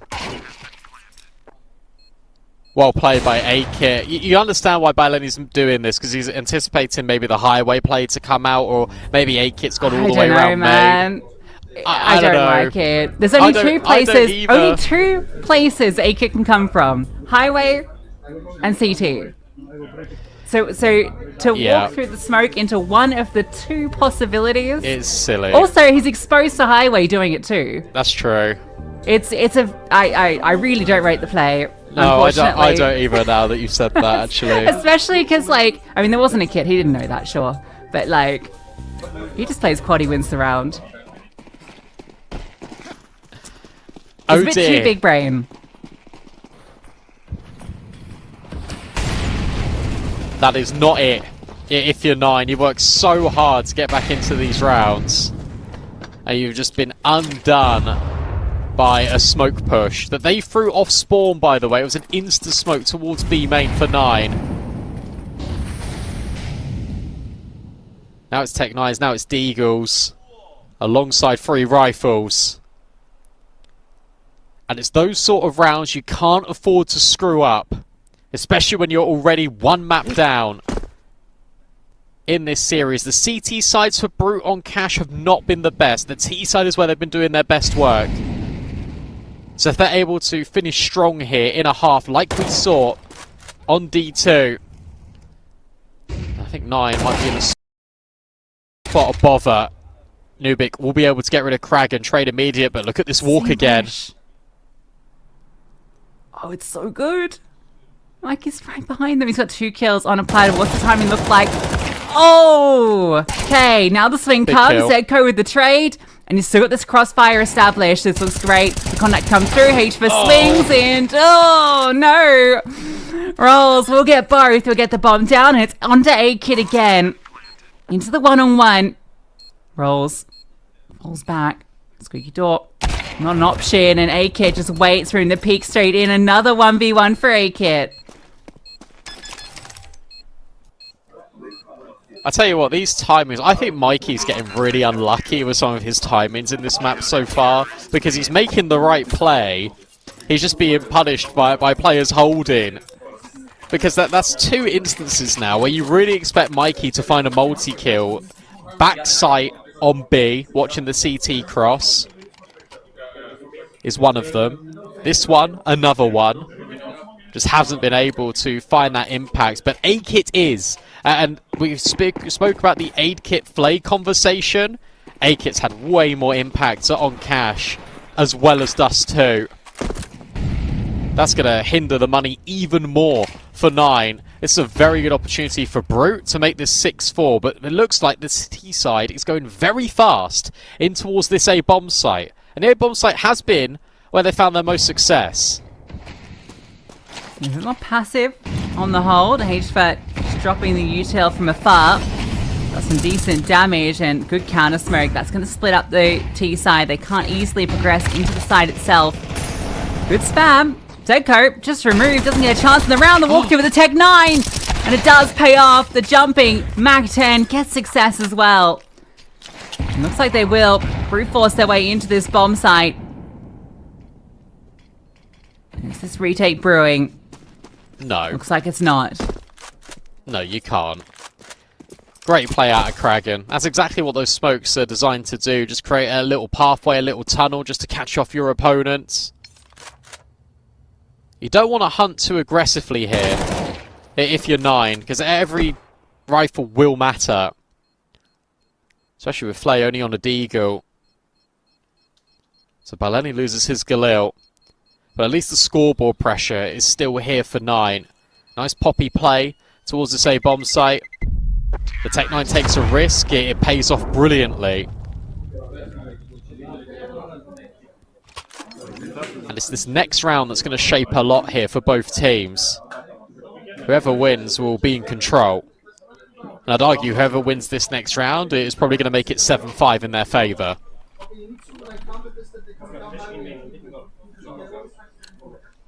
Just about holding on a 9.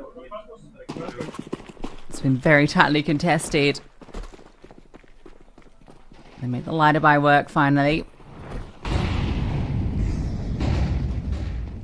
This feels like it shouldn't be 5-5. It should be 9 on 7 already, the minimum.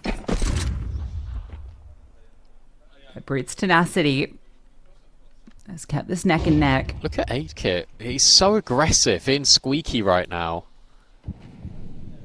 Door is open behind him, so if they scale up and see it open, they'll know. And the fight towards the middle doesn't go well until Zedco steps through, but that costs him. And now the pressure's on. A-Kit looks back. Good timing, Kragan. Not ready for him to be there. And door shut too. So Baleni, he'll arrive here and he won't have that ability to lurk out silently. It is just A-Kit though. He's the only one here. Like, you can probably get a good trade. Is he gone up heaven or is he behind Forklift?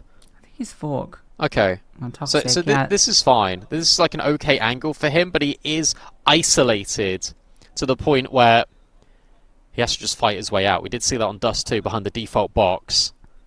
Meanwhile, for Mikey and Zedco, they've just got no info. They've had to change plans. Wanted to just walk out the door, but with it closed, have to split up. And this will work for against A-Kit. Two angles to deal with. There comes the smoke. He knows one's coming out main. He'll hear the door, so we get confirmation on both players. Means he can just focus forward, and that one's easy. Door opened, and now, well, surely that's been calmed. Come back over the top. Good kill. A chance here. Remember, low HP on Zedco. Time. Oh, the Molly. The Molly's won the round. Oh, that's brilliant. The incendiary just comes over, and there's just no time to get that bomb down. I thought he was going to wallbang him. I really thought he was going to wallbang him there. He tracked him perfectly. A-Kit plays it well. Last thing you're going to anticipate there is an AWP player to be at Forklift. And the fact he shuts that door too, you spoke about it quite a lot, and it really is relevant because it just gives the audio cue over. It means they can't just lurk out. Brilliant incendiary being thrown forward as well by Mikey. So even though he's the player that dies, he's the player that guarantees that round for Brute. I still think it should be 7-5 now to Brute. That round does a lot, a break on the smoke in towards middle. Zedco can't peek. And yet, he does anyway.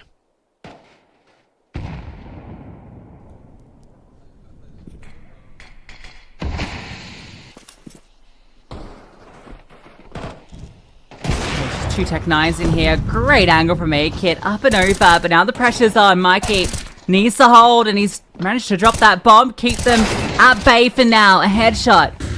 Good damage. But it's a player advantage. Just swing out from HVAP. Bomb still needs to be recovered. Utility's gonna start to fade. That was brave. And now A-Kit surely untenable. Yeah, he'll get run down. It's another tied up half. It's another round in which Brute have given 9 all of the chances to win the round back. Like that one felt a little bit out of control, to be honest with you, from Brute, because you've got the Zco peak, you've got the A-kit collection. Mikey just can't get a multi. He can only get 190 damage. Bless him. Because I think he plays that really well. He kills the bomb planter. He then tries to isolate the fight on checkers. He then goes back in towards site. He gets the dink, but no kill. Stake still favour 9 to take this map pretty dominantly, despite the scoreline being evened up.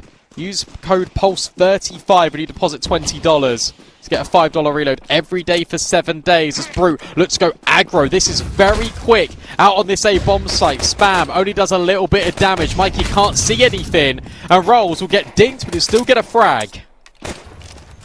Alright, bomb get through. Another Gush comes in, and this like favor Nubik. No, Flate. Always good for the pistols.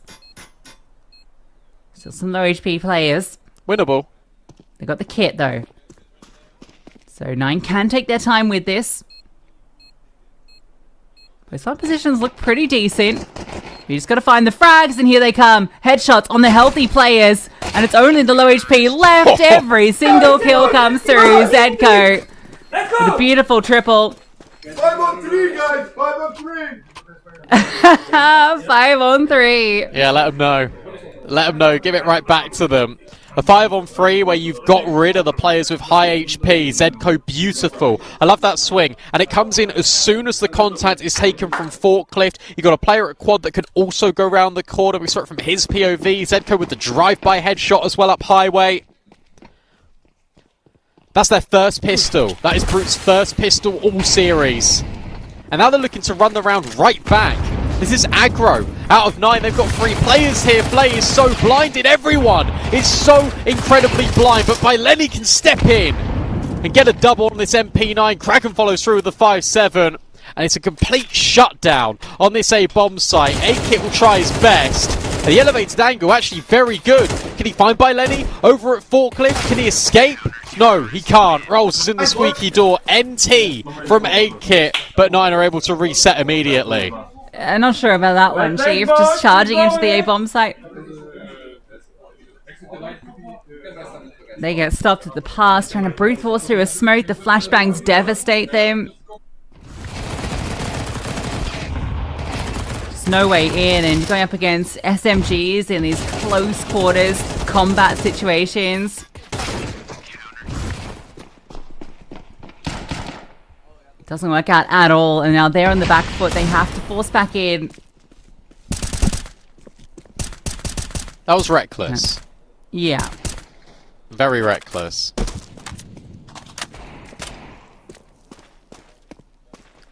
Nice to see everyone from 9 individually stepping up as well. It isn't just the Rolls drop 20 kills and hope show. Got good rounds out of Stomac. Lenny's been really significant. So it is Tech9s and Deagles. Only for Brute. And as they go in towards B, they need to get by Stomac in checkers. And then Rolls the danger man in CT. But Rolls is out of there, so Stomac is completely by himself right now. Okay, it's a reasonable chance for Brute. We'll deal with this M4, and that's been done easily. Molly will come through, but it might not be able to do too much. Smoke over. That utility won't keep them at bay. Rolls, a break, and out from heaven. This is the chance. Kraken flies over. Rolls gets his. M4 scooped up, can't connect. It is the Roll show in this round. Kraken chiming through, and despite a clean opener, nothing comes after. They just had no scaling. Rolls does brilliantly with the utility. Has a T-molly that he picks up after Brute push A in the previous, just to drop and block.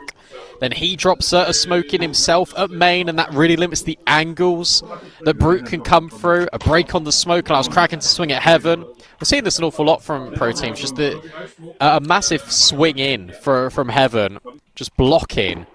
And just trying to disrupt the bomb, moving over towards the B site. Far more than we're used to in Old Cash. That's 9 on the ascendancy. This should be 9 actually locking in 9 as well. As Brute are just on pistols. Let's see if this T side can spin up into gear once they've got everything at their disposal.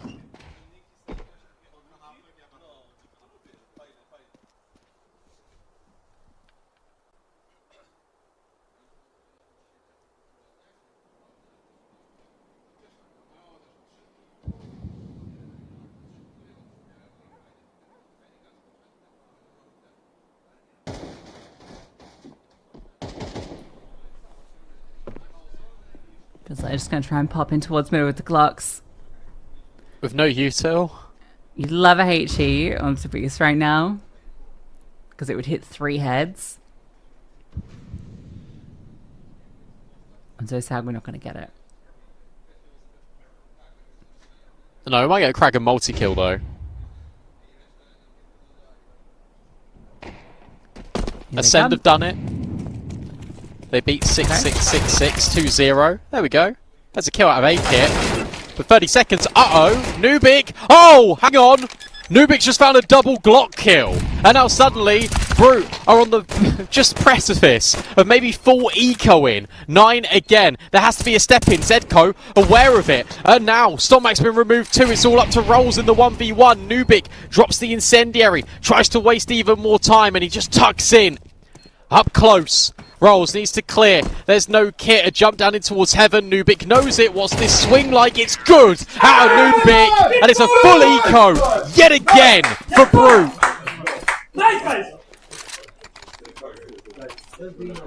Half expecting a bit of the trash talk to come through there. 5 Glocks. 5 Glocks. You cannot eco any harder than that. Absolutely overwhelmed. How did he get both? It's incredible. He gets a quad kill. Oh dear. Brute have done it again. They've won a 5 Glock and a 4 USP round in this map. And it's 8-8. It's still tied up. You can't let this opportunity slip away from you now, if you're Brute. They win this as double digits. Absolutely. Flashbang in. Stomak doesn't reveal himself. Now will with that incendiary. 9 have got a very advanced setup in towards middle as well with Kraken head down in the MP9. Got this double highway set up too. And Brute don't actually have any map control. They've got a bit of squeaky. Cool. You get that for free. And you have a tiny bit of B main. You have nothing.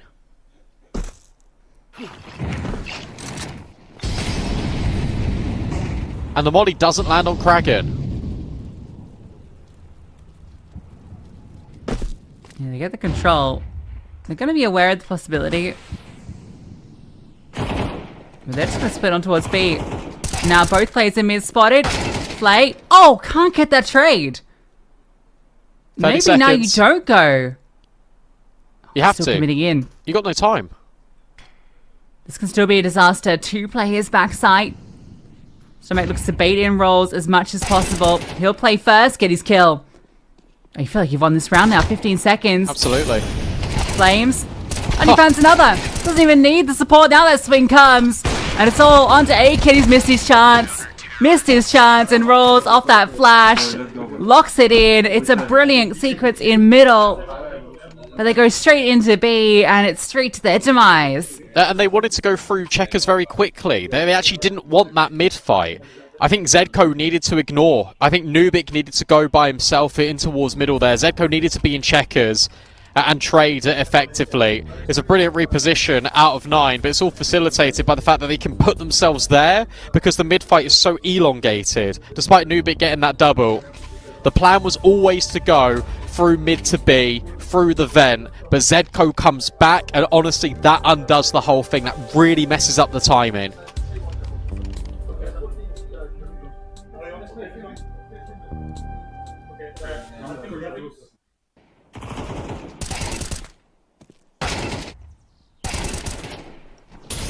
Absolutely brilliant here from Stomak, just finding this double at the back. A-Kid had the chance there. The flashbang's so good. That was the round that would have given Brute a huge chance. They've still got something into this, but it's mostly in the hands of this AWP. Look at this boost. This is... I'm surprised at the timing of this. He got his kill. He did. HVAT. Dead. And now you've heard rolls fall off. So at least Nubik can get one piece of utility. A-Kit really wanted another opportunity there, but he can't find it. So it is still a 4-on-4. Baileni now moves over towards B. You've got Kragan in the vent.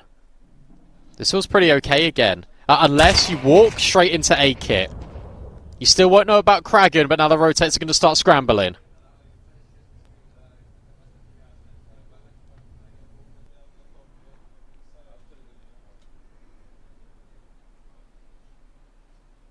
Flay's in A main. He's the only one over here. They're coming towards him. He's trapped though. He is trapped. But he's got the util. He can keep them at bay with it. In fact, drops his own smoke to enable the space and... Oh, this is fun. Cool angle just to see that they're not committing. Oh, this round looks really good. You're hoping that that spot had caused some rotates, but 9 don't budge. They can catch Kraken at vent though. His timing. Timing looked like he's missed it. Pretty good. Oh, Mikey gets his. You won't Still know gotta about play the player back sight. There's 10 seconds again. And rolls can just live. Surely you clear this. You have to clear this, and they will. Mikey hits the headshot. A run through the molly. Zedko's got just enough time to plant. Wallbang's not connecting, and these rounds are so scrappy towards the end for Brute, and yet this time it's going to work out.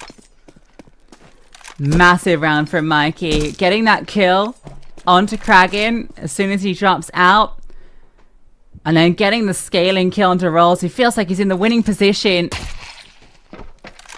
They'll lose their EWP. Flay keeps his. And they can't afford to hunt. They know that they can get away from the bomb now. Will be 9-9. What a wild game of cash. It's crazy, isn't it? Feels like 9 had everything going for them that round, just like he did the round before, but this time it doesn't play off. Got to start addressing as well things that you don't need to be doing that are unnecessary if you're 9. For example, the Baileni walk just into B main. You know the UP was over there, the UP got the opening kill on Stomach. You got Kragan in the vent. You play off him, you don't peek. That was really the undoing. As you say, massive round out of Mikey. Pistols on 2 players by Lenny on an MP9. Can a team get consecutive rounds in this game? Oh, they can with Nubik hitting shots like that. Pre-aim on towards Rolls, loses his head.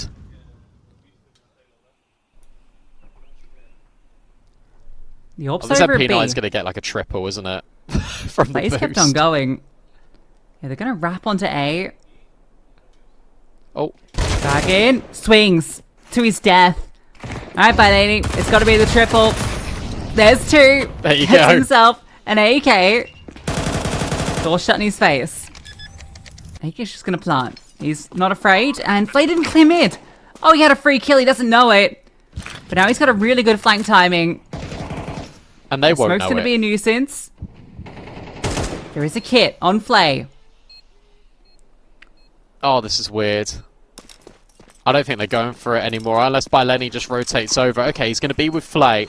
I don't mind this, but you still got to clear Nubik, who's over at Forklift. Great shot from A-Kit. Nubik wins out his fight, and now if you're Flay, you got no further say in the round whatsoever. And there it is. There's that breakthrough. There's double digits for Brute, and there is no money for 9. Nice boy! Nice one! 3 more guys! Nice! If only Flay had just cleared in towards middle, it would have been a 3-on-2. You would have known exactly where those final players were. Could have locked it in. That opportunity doesn't come through. Retake doesn't pay off. Baileni doesn't quite get his triple. Almost made it interesting. There we can see the consequences. It says AWP and it's USPs for the most part. Now, we saw Brew in one of these rounds. We did, yep. I don't know if 9 can do it, but if they do, that'd be really funny, and I kind of hope it happens. Where is Fly? Okay, over at B. He's doing the same play. He's having the same walk. Oh, but it's being watched for by Brute. I like the scaling up middle. This is really nice. You're just using your Ranger advantage. A triple, in fact, quad setup. Over on A. Flashbang in. 8-Kit overwhelmed. That's the bomb. Mikey now needs to try and recover the situation. HVO will at least get rid of one. You just got to get rid of rolls at a truck. That'll give you an awful lot of space. Or in fact, you just completely ignore him. Another flashbang forward. Nubik waiting. HVO will get rid of Kraken. Wide swing out. Gets Flay on the scene. And it's a 3-on-2. But with Stomac now losing his life, you know that Flay's over at truck. You can just go B. Or you can try and fight your way in. Brilliant molly. Superb molly from Brute. And it is well handled. Fantastic utility in general, right? It's the molly and the nade.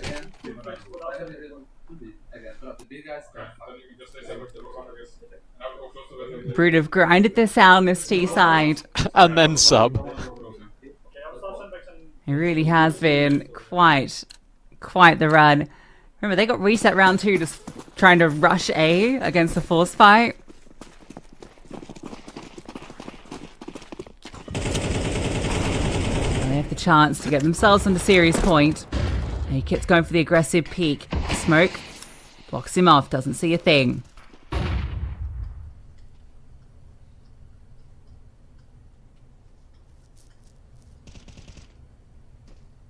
This is the most aggressive we've seen. 9 in a minute in middle.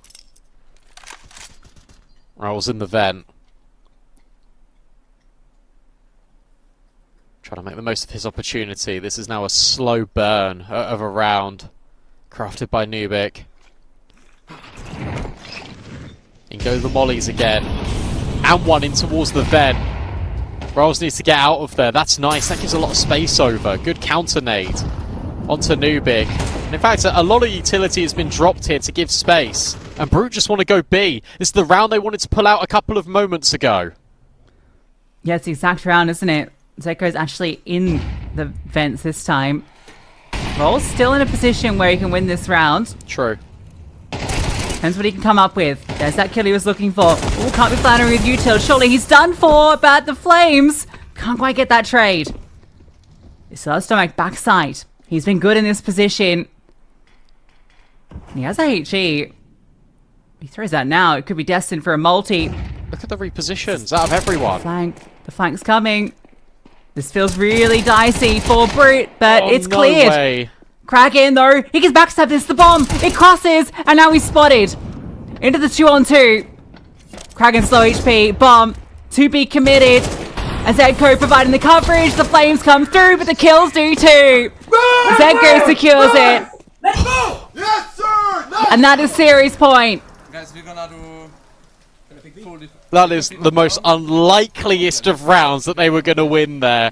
You take a screenshot of that. I know, haha, the Falcon screenshot. But there, you've got everyone rotating over. You've got a player in vent, you've got a player in main, you've got a player in heaven, you've got a player back site. And yet they're not able to win it. Both players in CT and backside independently lose their 1v1s. You can't deny the bomb because A-Kit goes around the corner just in time. That's absurd. That is absolutely absurd. And some would call it unfortunate. But Brute, they are making the most of these situations. How Rolls does to get a double onto HVA here. And HVA then goes on to win the round by killing Stomac at backside. Is bonkers. Well played out of Zedko, who just puts his life on the line to guarantee Brute series point. And it's their best opportunity to do it. Limited weaponry, limited utility. And A-Kit on the AWP again. Oh, you don't want to step around this corner, Rolls. It's being held for. Flashbang. Oh, it's perfect. whether they heard the sound cue of the door opening or what. They are prepared for it. A 5-on-4. The best opportunity the Brute will get. Everyone's on A. There's not a single player anywhere else. And they're holding. Nubik's read into this. And A-Kit will punish. Surely you can't let this slip now. Had to find that, or it could have really unraveled. We've heard those calls of 5-on-3 from these teams. Nothing is a given. They contact through middle. They're walking into the crossfire. They're walking into it. When's this peak come? Flashbang. And the peak comes out, but coverage somewhat there, and the frags are too. You know where his final play was? You saw the flashbang. Surely you saw that flashbang. Oh dear. Can Flay win this? Yes, 30 seconds. Completely unanticipated. He's seen Zedco step into the smoke. And he walks forward. 1 kill for free. Second being set up. Flay looks to do it. Oh, but he gets caught from H, but the last second he comes through. Every round, an absolute roller coaster in this map. But in the end, it is Brute taking it into what a game of Counter-Strike. That's brilliant. That has to be one of my favourite games of Cash I've ever seen. We had it all. Full Glock ecos, basically full USP ecos as well, coming out of Brute. They had to work so hard in that map, and I tell you what, that is 9 really showing the struggles, really showing the struggles of a new roster. Haven't played an official in a couple of months. It's always going to be chaotic. Brute make it chaotic, and they thrive within it. A 2-0, definitely not the expected outcome here, given what we saw on the server, let alone the name value. Brilliant out of A-Kit. Hra had a brilliant game too. That was awesome. That was such a fun game to watch. Yeah, just really enjoyable Counter-Strike, and we love an underdog story too. Brute come through, and you can't under-anticipate this team, right? They come off a LAN victory in Riga. Sure, level of competition isn't quite as high, but 9, a perfect opponent for them, right? Just because they've had so long since their last official. We haven't seen them in the server. They're playing with a stand-in who, sure, they played, at Draculan with, but it is still a stand-in, ultimately, at the end of the day. And it's just chaotic Counter-Strike. Yes. And that's exactly the sort of Counter-Strike they can catch you off guard in these circumstances. Absolutely. And look, they continue their winning run, right? This is now another LAN victory under their belt. They've taken down, like, when it comes to name value, organizational value, like the juggernaut of Group C. You're now in the winners match. You're feeling like you can go all the way here, just straight out this group. It is a really impressive win here for Brew. And I'd love to know just sort of the insight here, because, I mean, Nubik's going to be thinking, look, we were a little bit confident coming into Cash. The way that they won that, I mean, there's no way they're going to be expecting to win it in that manner. That was one of the most chaotic games I've seen in a hot minute at Pro Level CS. Yes, and we can actually hear from 8-Kit, Christy Fees on the sidelines. It was on. I got my guy 8-Kit here ready for a short breakdown of this game. Some magic just happened here. You guys should just play pistols, bro. Don't even buy weapons. I mean, you mean pistols like force, not pistol rounds. You win all these ecos, man. Yeah, eco we win with a little bit of help of the op that we saved. And also it was not the best pistol rounds, I would say, but pistols against force, maybe it's good, yeah. Yeah, just give them some weapons, play the pistols. You had an amazing game as well. You're pretty new on the team still. How's it been integrating with these guys? What type of team do you feel like you've come into? I mean, I feel really good because first of all I have freedom as an opper, which is very important in my opinion, and also we kind of fit. I don't want to jinx it at the moment because I believe in jinx, but I don't want to jinx it. We kind of fit a lot, like in our roles, I would say. So it feels amazing to play in this team, and I'm happy that I'm part of this team. So I'm just looking forward to improve, which is the most important, and gain various points as much as possible. And in what ways, when you say freedom, what ways are they trying to set you up for success? What type of things are they trying to push you to do, or what type of things do you want to do? I mean, I'm usually vocal player, so it's very important for me to be able to speak mid rounds especially, and which helps me kind of to also understand the game better, and it helps the team. I believe that I'm helping with some mid-round calls and also some picks, which I'm doing, and yeah, that's what I mean by like freedom.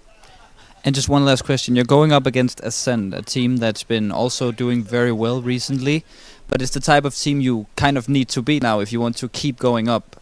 What's the thoughts on this game?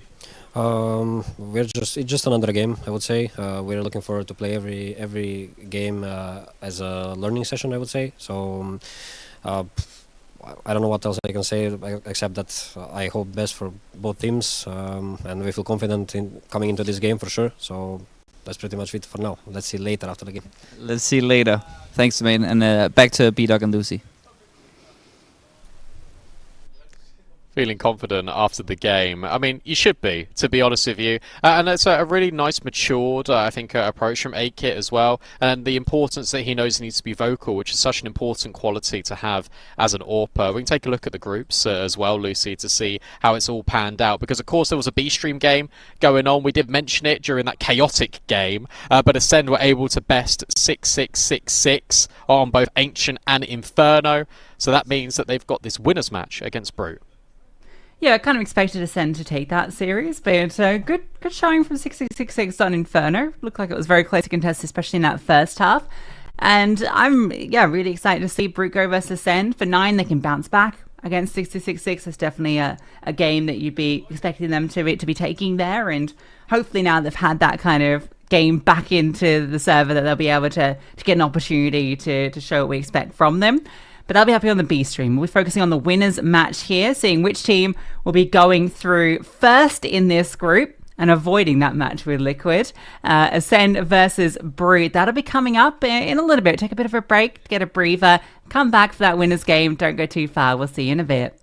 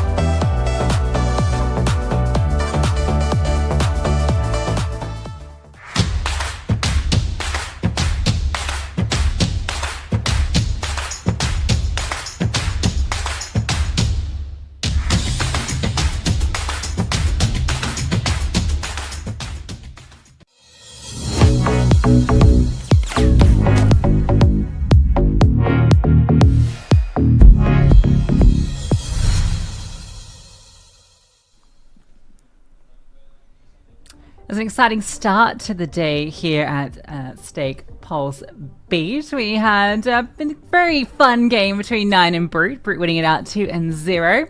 Ascend on the B stream won out their series. So now, Brandon, we give them in the winners match, one of these teams straight through to playoffs. Yeah, there's been a lot of craziness in the Stake Pulse Beat studio just because of the, I'd say, hilarity maybe between Nine and Brute on that cash in particular. I think Brute very fortunate to kind of get these eco wins over the line. Otherwise, I think certainly we would have seen that decider. Here's how Group C looks at the moment. Ascend pulling ahead because of round win difference, but Brute up there. Most notably, Nine is down in that lower bracket, and I'll be playing against 6-6-6-6 on the B stream to see which one of those two teams will progress. You imagine it should be Nine, but there's a weird world. There's a very weird world in which maybe 6-6-6-6 could do it. Focusing back on this one, though, it's going to be a very fun one between Ascend and Brute. And we've got Coach DP down on the side, I believe, with Ascend. Yes, I'm here with Harn, one of the guys from Ascend, and you just won your first match. Congratulations. Just want to question you a little bit about this team, because it's been a while since we've seen you in a top organization like this, doing very well. You've been in some mixed teams. What's the story behind all this, and how does it feel to be back?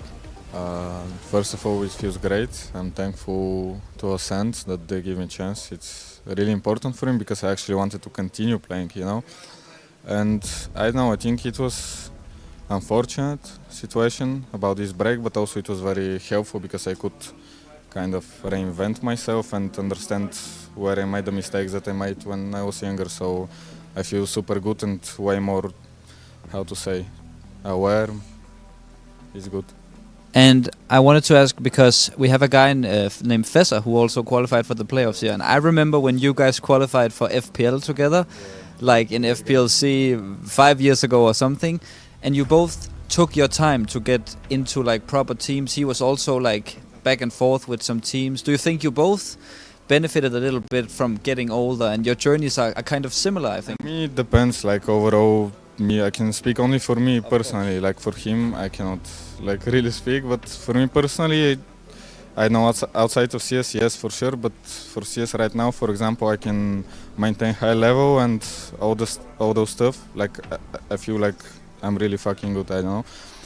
But age is like big part, seems like, for organizations, even though I know, I feel so fresh after this break actually. And yeah, for me it's pretty fine. I think only the thing is that age, it's matter, I think, for for organizations. That is a bit weird because I know my level, my mindset, it's on such a high maintenance, so yeah. So even though you're 25 years old, you're still very good. 26 years. When I shave, it's like 20, 21. Yeah. Okay, and then last question. You're also back with Red Star, a guy you played in many teams with. You also almost qualified for a major with this guy a couple of years ago. A hurtful one to miss. Yeah. So what this guy? You guys seem to miss each other every time you're not together. Yeah, I mean, it's awesome. He's like, I guess there are people who get one friend and they ride with him towards the career. Let's keep it like this. Yeah, so I know it's super good feeling together. We know each other, we know how to play together outside the server is cool. Just he's like Leo bro. Well, I hope the matchup, the guys together. Yeah. And I hope you guys will benefit from each other, and good luck in your next game, and we'll be back to the casters. Well, they certainly look like they've been benefiting from being back in the server together. The recent performances for both Red Star and Han have been phenomenal since this roster came together, right? Both averaging around that 1.15 kind of mark over this calendar year. And it's really great to have Han back in the server after, what, a year and a half, I think, since it's kind of last was grinding it up in Tier 2. So really cool to have him back in this team. Very exciting. We can see that Stake favours Ascend to take this series. It is fairly fine margins. Brute were the underdogs in the series earlier as well, so they will find themselves in that position here. But Ascend definitely one of the favourites when I kind of looked at all of the teams that would have been at this event, just because of the form they're at, where they've been playing. They're playing a lot of lands, came second very recently at Draculan. Like, they've been putting out some very solid performances, and it feels like they're really building up. Yeah, it does. I definitely have Ascend as firm favourites in this series just because of how good Han and Red Star are. And I really liked the question that Coach DP posed where he said, look, what have you learned from your time away? And Han with a very measured, very mature response, because I think he knows, and there was some community sort of outreach about maybe like his attitude a little bit in teams. So for him to actually take a step back, reflect on that, and has now come into this, I think, with a renewed personality, I think that's going to do Ascend the world of good, and it certainly helps when he's putting down his numbers. Also, young age for an AWPer, like you're 26, bro. Like, come on now, like you've got plenty of time still in the saddle. This is the best Bulgarian team currently that I think has maybe ever existed, really, especially in Counter-Strike 2. And we've spoken a lot about Red Star, spoken a little bit about Han as well. Kaluba was the best performing player in the server, and ever since Red Star has come in, it's been really interesting just thinking about Ascend, because it was Kaluba quite a lot. He was delivering an awful lot, I think, for this team. And when Red Star came in, it felt like some of the roles were potentially overlapping a little bit. So to see him step up, have that resurgence, is very important to me when I look at this Ascend, because we know the floor is there. It's just how high the ceiling can go. As Spellan puts on the shades, he's ready to work. The age thing is really funny because you just had like Safe get signed by Pain, you know, again at 31. It's like, yeah, all right, you know, if you've got it, you've got it. And I think Han's definitely got it. It seems very exciting on the Ascend side. But Brute, we just got to see them in the server, and they brought the funnest Counter-Strike I think we've had so far. Pure chaos in that series, verse 9. A-Kit, absolutely phenomenal, and I cannot wait for this head-to-head of him versus Han. I think it's going to be very explosive here, just with the way A-Kit's playing at the moment. We heard in that interview, the post-game interview with Coach GP, just how much freedom that A-Kit's been given at the moment. You know, he's a very vocal player. He's been given a lot of space to be able to dictate the mid-round, dictate how he wants to approach it with the AWPer, and with the AWP, and that's really paying off in the server. So I think it's going to be really fun watching these two teams clash. Here's the thing, it's that Brute, I think, got by against 9 by creating all of that chaos. Ascend are a team that absolutely thrive within chaos, and I think that's where stylistically these teams mismatch a little bit. And we saw Nubik, his calls, his read of the game, especially against roles, he's now got to do that against Spellan, and I think that's going to probably be his trickiest task, especially when it comes to the mid-round. When I just take a look at these two head-to-head, that's where I think there's going to be a big clash, because Brute will want to get scrappy. Ascend are a team that are more than happy to get down and dirty and just roll around in the mud with you. You can see those stake cards, already mentioned them, but it's important to clarify. Ascend, heavy favourites again, and Brute playing as that underdog. They'll remove Ancient. Vito's Ascend tough, will get rid of Nuke. Yeah, where does this go? Brute have been leading into Dust 2, right? So that wouldn't be surprising here. But this is an Ascend map through and through. Like, this isn't going to be at all discomforting for them. They absolutely love Dust 2. They played it so much. They pick into the Mirage, another map that they pick into this whenever it's available. Where do you go for the decider? Cash will be banned out here by Ascend, which means we'll be left with an Anubis as our decider. These are 3 maps that I think Ascend are going to be more than happy to take it. The Anubis is a little bit, I don't know, I'm not sure how they're going to look there. They've not played a great deal, and it's been mixed results there in the maps they've had, at least recently. But they started the year very strong on Anubis. Vito, heavily in Ascend's favour. It is, but I will say Dust 2 has been a little bit of shaky ground for Ascend recently. I remember watching them at the BC Game LAN, and their T side really leaves a lot to be desired, and I hope they've had time to work on that properly, because that's where Brute can certainly punish. And I do like the pick of the Dust 2, makes sense. As you say, they do pick into it quite a lot. They beat 9 on it earlier, so you head back into this. I think for Mirage, that's very safe territory for Ascend. It's just whether they can figure out this T side on Dust 2. That's the big caveat for me when I take a look at Ascend on D2. But you imagine that they've got the players to do it, like Red Star, Han, Kaluba, that they should be really well versed on a Dust 2 T side, and yet for whatever reason it just isn't quite clicking. And I think maybe that's where Nubik could have the mental edge. We saw A-Kit play very well on this map, but we got rough showings out of Mikey and out of HFAR. The Riflers need to be on point here on Dust 2, because that is a leak that potentially can't be plugged. Yeah, I think you're going to have a very different opponent here than you did against 9, and that was a very close affair. To be fair to Brute, they did lose the pistol rounds, right? So 9 had all the advantages kind of in the early stages, so I think that scoreline maybe doesn't quite tell the full story, but very much still a very closely contested affair. And if Ascend are coming in shooting hard, it's going to be tricky. They did have some struggles in that series first 66-6, surprisingly, like that Inferno, their map pick. It took them way too long to get going on that T side. Like they only got 5 rounds in the end, but it was a 1-6 scoreline. Like they were really in a difficult position. They brought it back shore and then had a lights out CT side, but I'm surprised at these T side struggles across a lot of maps. But they don't have to worry about that right now. They get the CT side start on Dust 2. Let's see it then. Our winners match here in Group C. Winner straight through to the playoffs. Stake. They do believe that Ascend are going to take Dust 2. If you sign up and deposit $20 with the code PULSE35, you get a $5 reload every day for 7 days. As Red Star stares intently at this mid-smoke. And nearly had the opportunity on towards Nubik. The spam not quite connecting, and now Brute scale short. You got a classic setup here though. Spellan's been baited in Goose, and then you got 2 players basically just focused on this cross. Flashbang actually getting poised to set up Han. Waiting for the moment to strike now. That should be coming over at any second, and then 1 player stuck, but the kills don't come from sight. They come in from elsewhere. Doolies, Wow. Pistols, all waiting in, and it's a clean sweep. Han with 2. And nothing found here for Brute. Very loud after the pistol. And we saw Brute giving it to 9. 9 were giving it back a little bit. Ascend are going to get loud. They've been to many lands over the last year. And they've been, to be honest, dominating most of them. It's been really nice to see them just have these continued playoff success stories. Lovely setup there. Spellan, the one that throws the utility, is the one that actually ends up with the multi.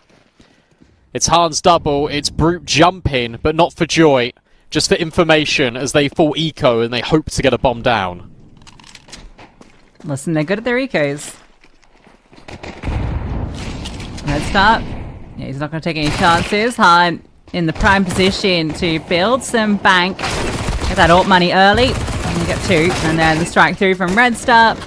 It's a couple of frags, but it's only the SMGs that fall. And as long as you keep it that way, you're okay. Where are you off to, Nubik? Where are we going here with 20 HP?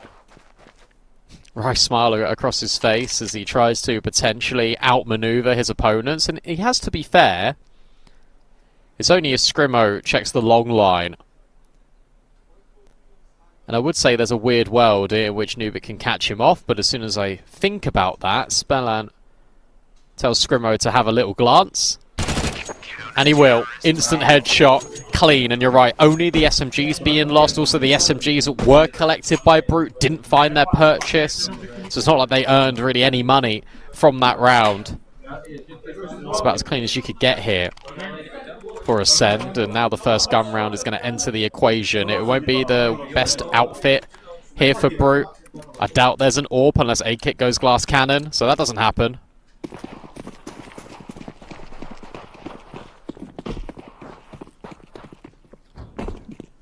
So Han will get to wield his freely. Won't get that contest out towards long.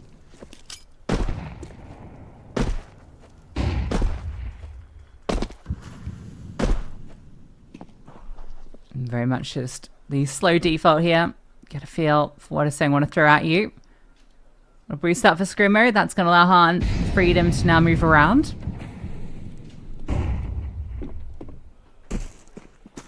They're pretty content in keeping this long setup in play. There is a gap up short that will have to be addressed at some stage. Brute have taken their time. I think that flashbang actually tells you that the scaling's coming along slowly. You know that Brute are just going to go through the motions on this default. They're going to try and leave nothing to chance, and that gives you a little bit more room. Spellan's nade could have been well placed. Instead, doesn't decide to drop it. Wants to scoop the smoke. Is this going to be timely? I hope so.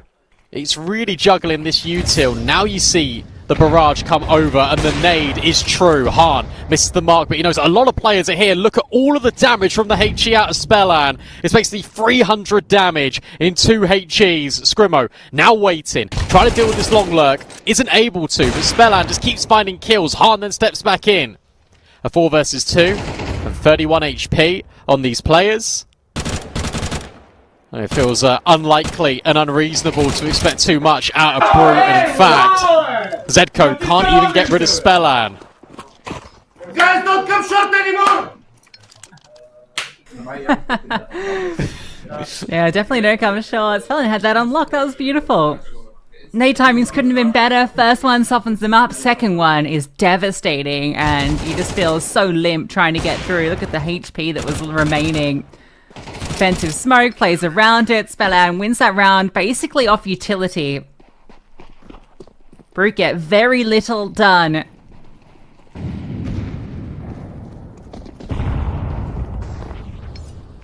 3 rounds in, 3 kills. This one's going to be Tech 9s. Ooh, this timing looks like it could be okay. Red Star needs to be aware. Looked like he was caught at the wheel. Not paying attention with his hands upon it. Kaluba, he'll step in. He'll bail them out. Timing. And it's all fine. Wow. Hahn, I think, gets very fortunate there because there was a real well that HFAR was holding him as he walks through that smoke. A-Kit. Yet to get a frag. We'll scoop up a HE. But in terms of doing it... Oh, an awful lot. I don't think so. Nice try in getting the AWP. But that was a double entry. Rescued by Kaluba. Scary, scary moment. But that's nice. That's a good moment here, I think, for Brute as they take this time out because they're just letting us know, look, we will try and rush you. We will try and catch you off guard. An interesting thing I wanted to mention hilariously before those double kills came in on the eco is I was going to say I spoke a lot about Ascend being scrappy and they're more than happy to fight you in the mid round. But what really impresses me is specifically on the CT sides why they have so much success is because of how good the fundamentals look. And I'm glad I didn't mention that immediately and then they get double entryed. But I mean they got caught with util out. But I think Red Star was just not fully locked in. Like his crosshair wasn't quite on the angle, and it took a second to respond. So I think maybe a conversation was happening at the time.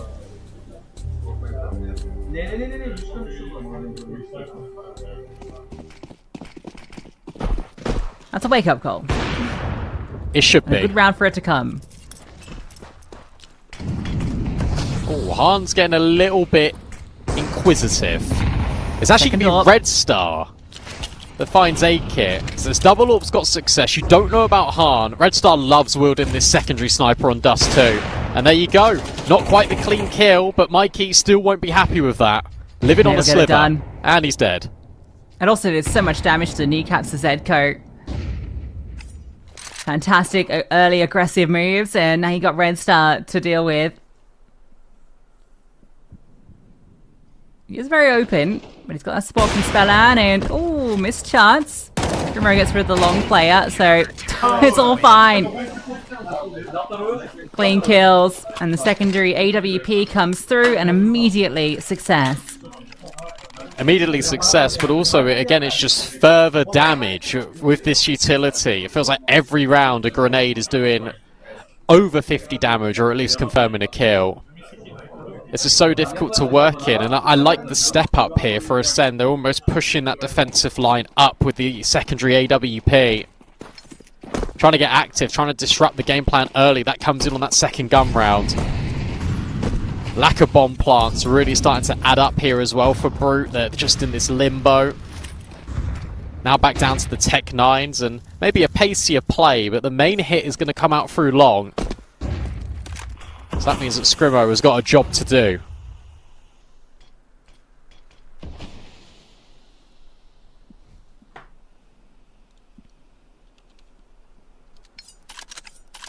It's pretty decent so far out towards long. Has won that engagement more often than not.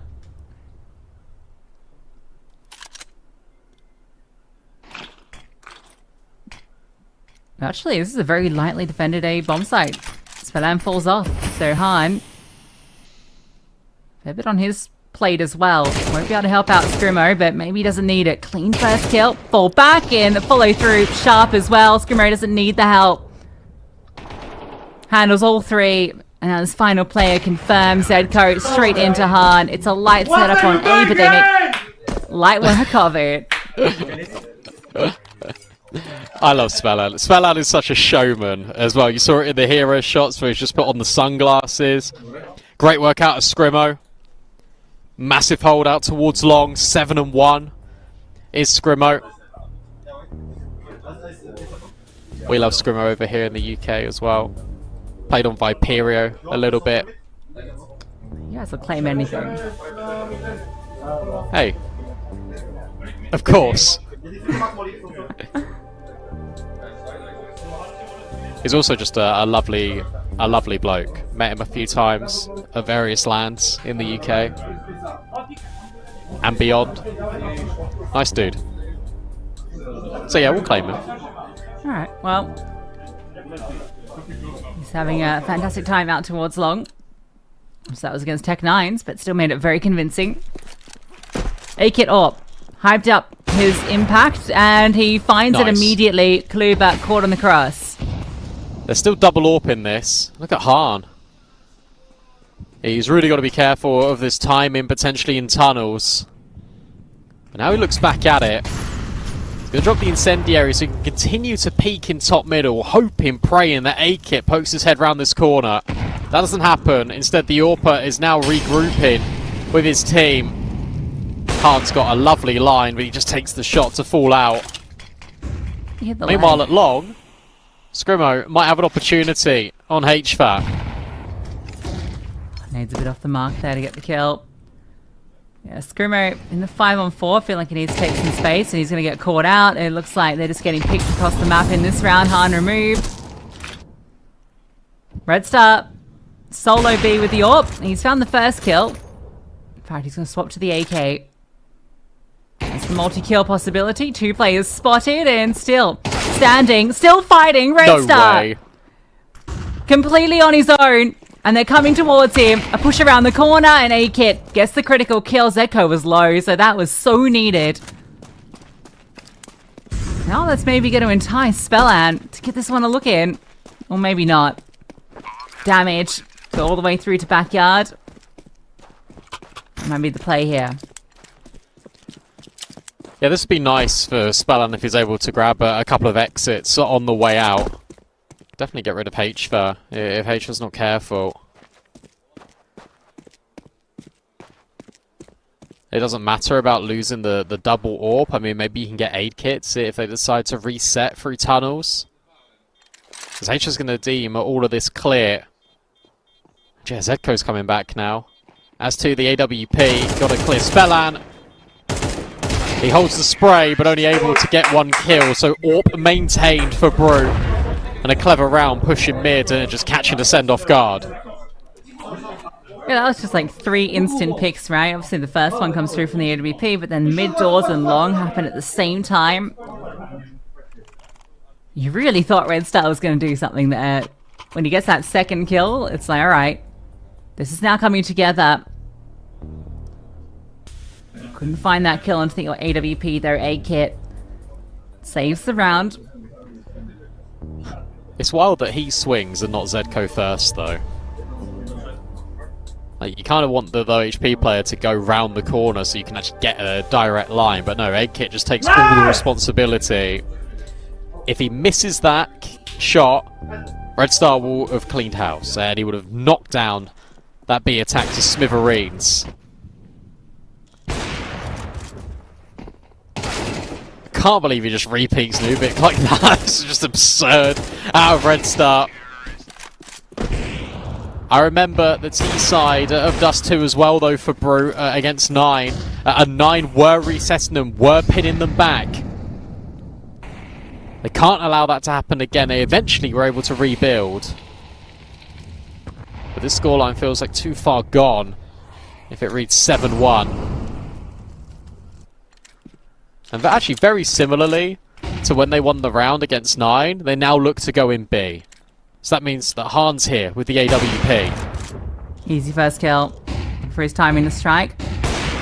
Oh, and it's exceptional. Drops his defensive util, and he's all fine. Perfect starting position for Han. Perfect kills, and Brute have to reassess.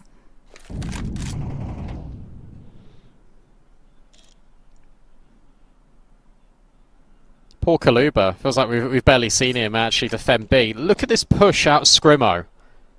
Nubik. There's no way he's ready for this. And he's able to get that double. That's so well played out of Scrimo. A-Kit will get rid of Kaluba in the meanwhile. But there's no further say in this round, surely, for A-Kit. 35 seconds left. You have to go in towards mid, where there's 3 players lying in wait. You just got to save onto the AWP. What a perfect push out of Scrimo. Trigger discipline and rewarded for it. Great adjustment as well. A-Kit's been spotted.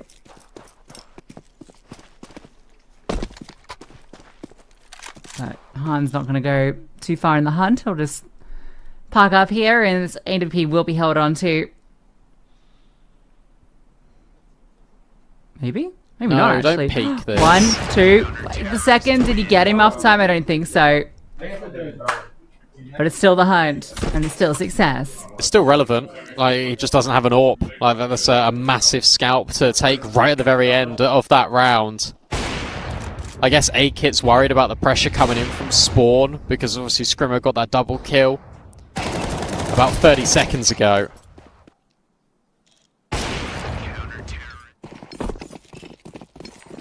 He does have money. Nail-biting stuff, but Ascend still 7-1 to the good, and well, all the stresses about the T side might not need to worry. And you did almost foreshadow this, Lucy, to be fair. You're like, I don't need to worry, they're on the CT side first, and they've just started winning every single round, bar one.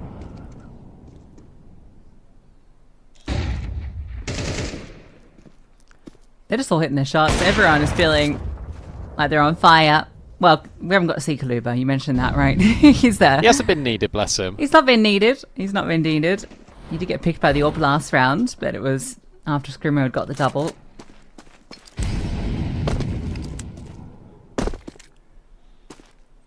And he was the best performer earlier. So, you know, he's kind of done his job. He's up to rest. When he's called upon, he will step up. That smoke's not quite on the money. I enjoyed watching Red Star. Oh, hold him for the run boost. Yeah, there's not a whole lot you can do there. It's like you're playing a pug game.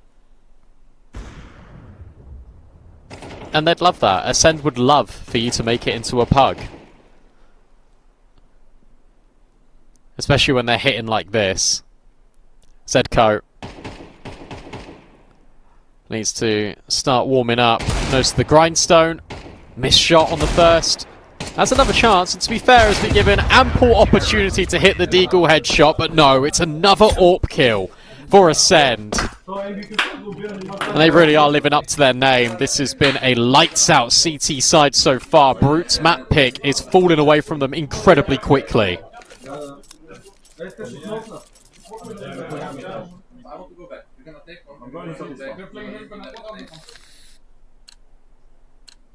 That was 4 AWP kills against an eco.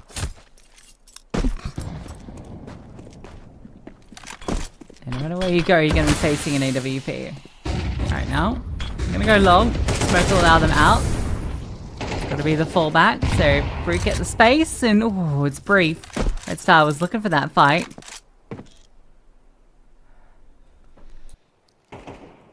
Such a wild angle to take with the AWP. He's just completely in the open, but I love it at the same time. That's the confidence that Ascend have got. Fun idea from Brute in this round that they take long, they then drop the progressive smoker and the utility, but there's no commitment off the back of it. Alright, Kaluba, it's your time now. Red Star's found the lurk. Kaluba needs to get this smoke down and live. Han's going to start to move over, and the smoke coming ahead is kind of giving him the signal. Great nade.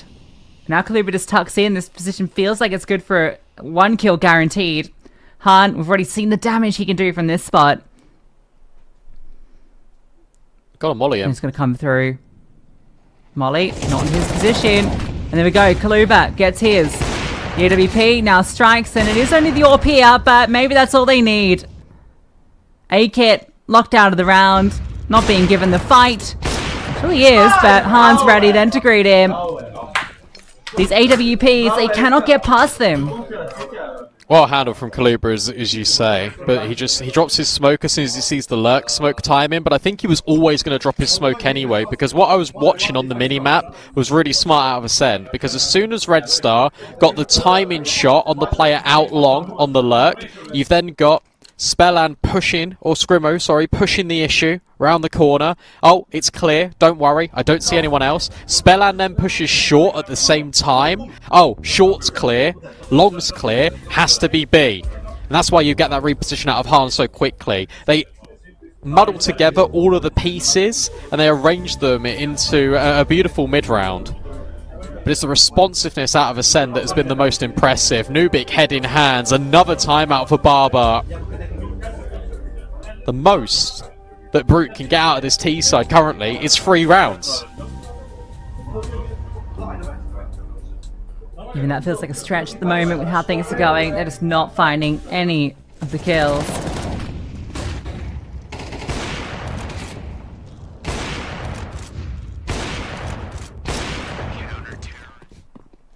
It's like, you know when you go to play like deathmatch and warm up for your games, and there's always just those AWPers that are just sat in the corner just killing you. That's what it feels like right now for Brute. Han's got more kills than the entirety of Brute. Wow.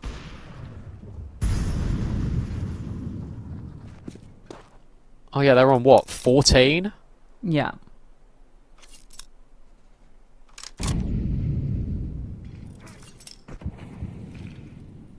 Try it again. Kluber, same position. Han, here to support. They're going to add mid into it. There isn't support here, actually. So, this is a great opportunity. Good round to call this. Han needs to find this kill, and he does. He's not missing a beat. Kaluba tucked in. Gets his. Looking to lock it down, but missed shot there from Han. Nubik tucked into the corner. Strikes, then Han. Overwhelmed. Wow. They managed to find their way in, but are they ready for Scrimmo? This timing looks good, but it is being held for. Oh, but he still adjusts. Still finds the headshot. Nubik's on 7 HP. This is on A-Kit. He's found that first kill. Spellan coming through. A second element into the tunnels.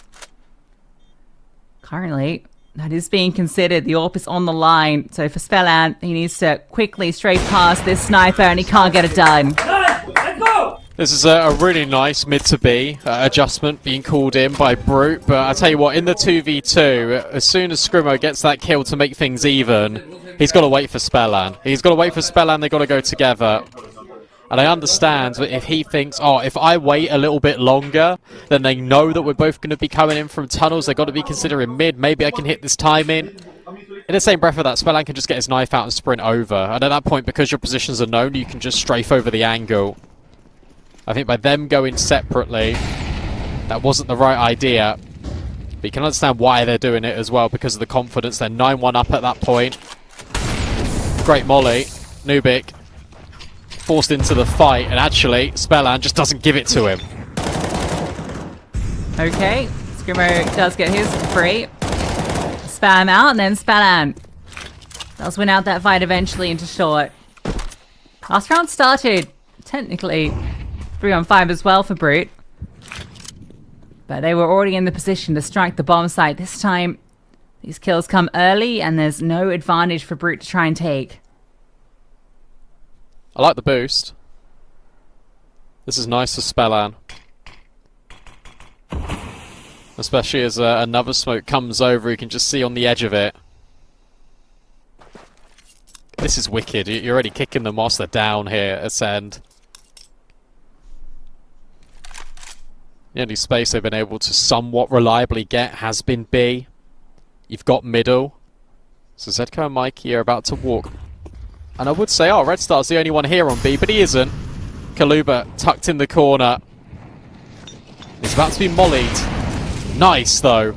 Red Star and Spellan able to come in with kills. You should know about Kaluba, but this flashbang is really going to help him out. That is phenomenal. At Spellan, and Ascend will have double digits. It's a dominant half, isn't it, from Ascend?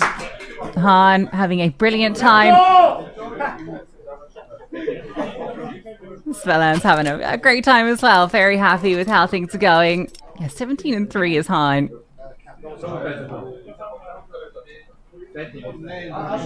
Screamo, Spellan, Red Star, all with fantastic KDs.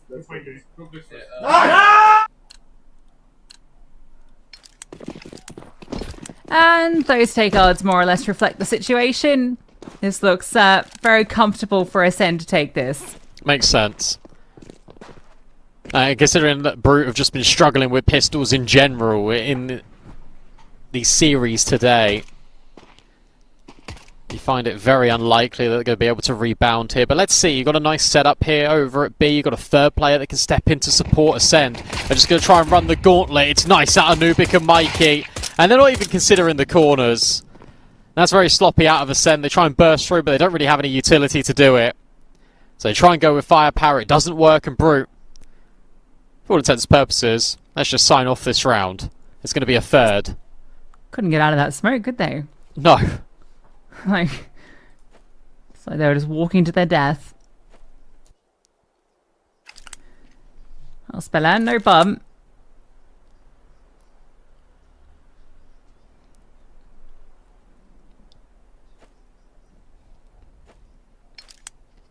And everything's being considered. This isn't as tricksy as maybe he hopes.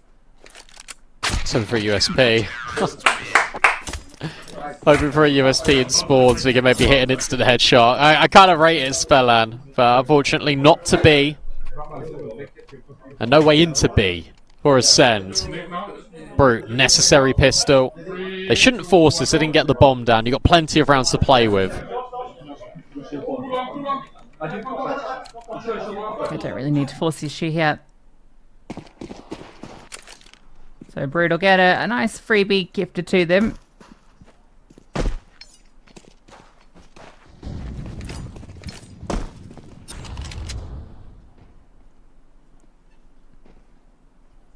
So I'll just look to draw it out a bit, get this util out of them, and maybe catch player off guard. Senko, he's looking for some confidence builders. He's MP9. He's in a prime position to make some money with it. Ubik's doing the spot in towards short. Zeko can then swing off that contact. Okay, there's the contact. Zeko. No. Oh. Oh, Zedko. It's okay, buddy. It looks like the timing just wasn't there. Red Star will now try and find a kill. Maybe he can, to be fair to him. Nubik, not overwhelmed. And between him and 8-Kit, they will mop up the rest of Ascend. But that was just the eco. Now we get the gun round. And now we probably get a pacier play out of Ascend. They love rushing long. They like instantly fighting it in towards B. They're a very, very aggressive T-side. At least you only lost the SMG there. But I feel bad for Zeko. Why didn't just get one, you know? 8-Kit's up. Oh, immediately takes that Han. That was a scout, I believe. It doesn't even get a chance with it, so 8-Kit immediately showing this isn't going to be as easy as that first half. There's a lot of players here as well. I love 8-Kit and his mobility in this round. Immediately taking long, trying to play anti-flash alongside HVA. Meanwhile, Ascend's just put a little bit of pressure in towards the middle of the map. Double flashbang through the mid doors. Red Star now looming, missed shot out of the AWP, and a missed piece of utility. And you've heard the AWP. So Senko, do you know what? We'll go mid to B. The danger is that there's 3 players here. Yeah, this is bait setup as well. This is going to be really difficult. You're never going to be expecting Nubik now. And yeah, he'll get 3. Perfectly baited.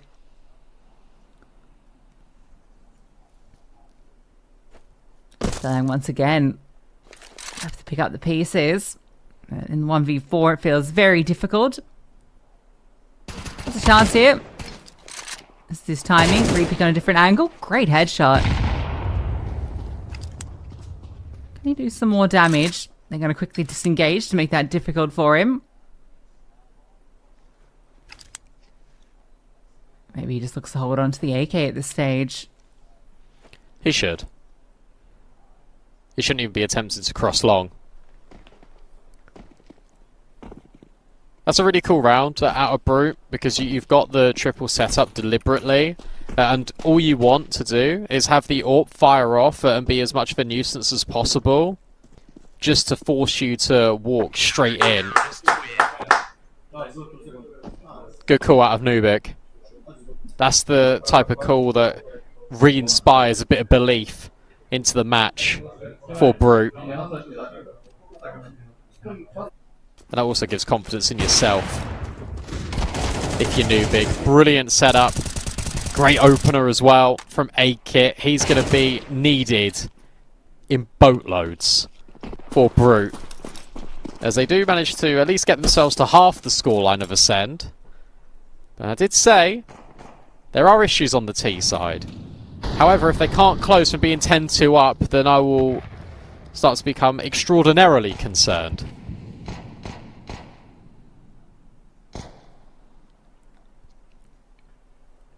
Yeah, Akik and Nubik have been very, very good. That was consistency across that opening series. You can rely on these two pieces at the moment.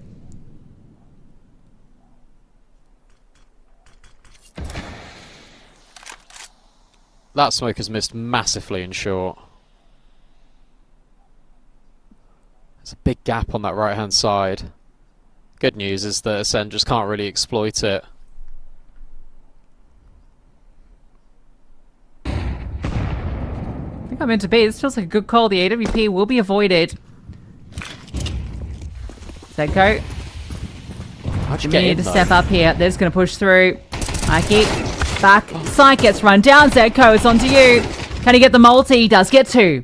The bomb can be planted. Look at Super Han just lurking out in the smoke. Now, they will be considering this. But maybe he can find his timing. No. Caught looking all over the place.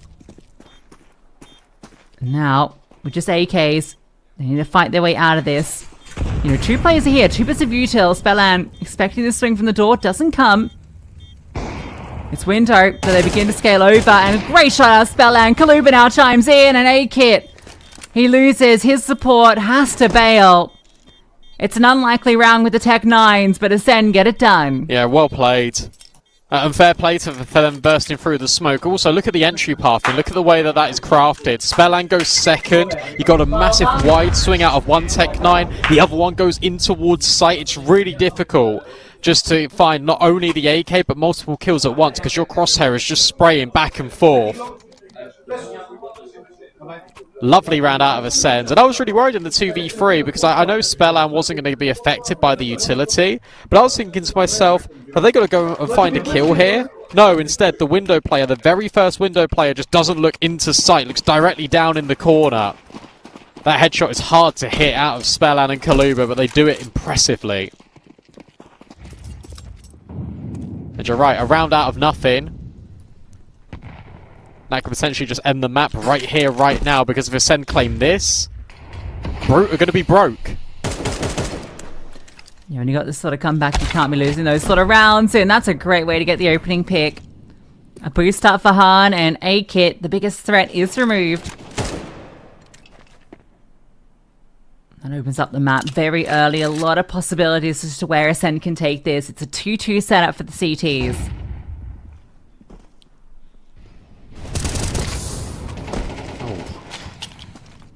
It's going to be short. This is the first time we've seen Ascend actually go in towards Catwalk and just drop the utility and go. Flashbang over. How's that nade? Very good. Onto these players. HVAC also will follow through with a multi. He does brilliantly. There's no lurk. There's nothing on offer over at long. Han will find Nubik at least. But a drop down. Oh. A shake of the head from Mikey, but at least he gets out alive. Zedko's nade. won't finish off the job, but now Ascend are going to re-pivot back, go into HVAR. And Zedco might be on a quick flank, might have a very good time in. Mikey's a little bit concerned. Zedco paranoid about mid, so HVAR with 20 seconds left, just needs to hit this shot. But the AWP is walking on him. Oh, until it isn't. Spelling gets the trade. Picks up the molly. That'll surely go into short. No, CT. So Zedco, he's got the timing and it's not being considered. But they get back to site. Bomb being planted. Now he's noted and now it's only him. But a great nade comes over. Mikey, after death, gets the frag and it's Han versus Zedco. Top versus bottom. And Han wins it out. Sorry, the smoke. Map point comes through. And with plenty of chances to take us too. What a 1v1. Like, what a play from Han. He had to swing at that moment. It's so obvious that you normally play the headshot angles. What does he do? Instead, he just goes wide, right into the open. Zedco didn't stand a chance. And it's Spellan that goes back and forth, wrestles with the idea in his head about going mid to B, then back to short. HVAR was doing an awful lot. He gets 3 kills in that round, and it's still not enough for Brute. And this force buy looks shaky. This map is slowly falling out of Brute's grasp. AidKit will at least get close over at long, but Red Star and Scrimmo are both holding on.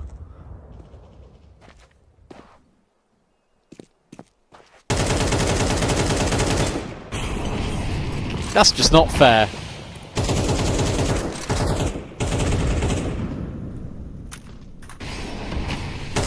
He also spammed down.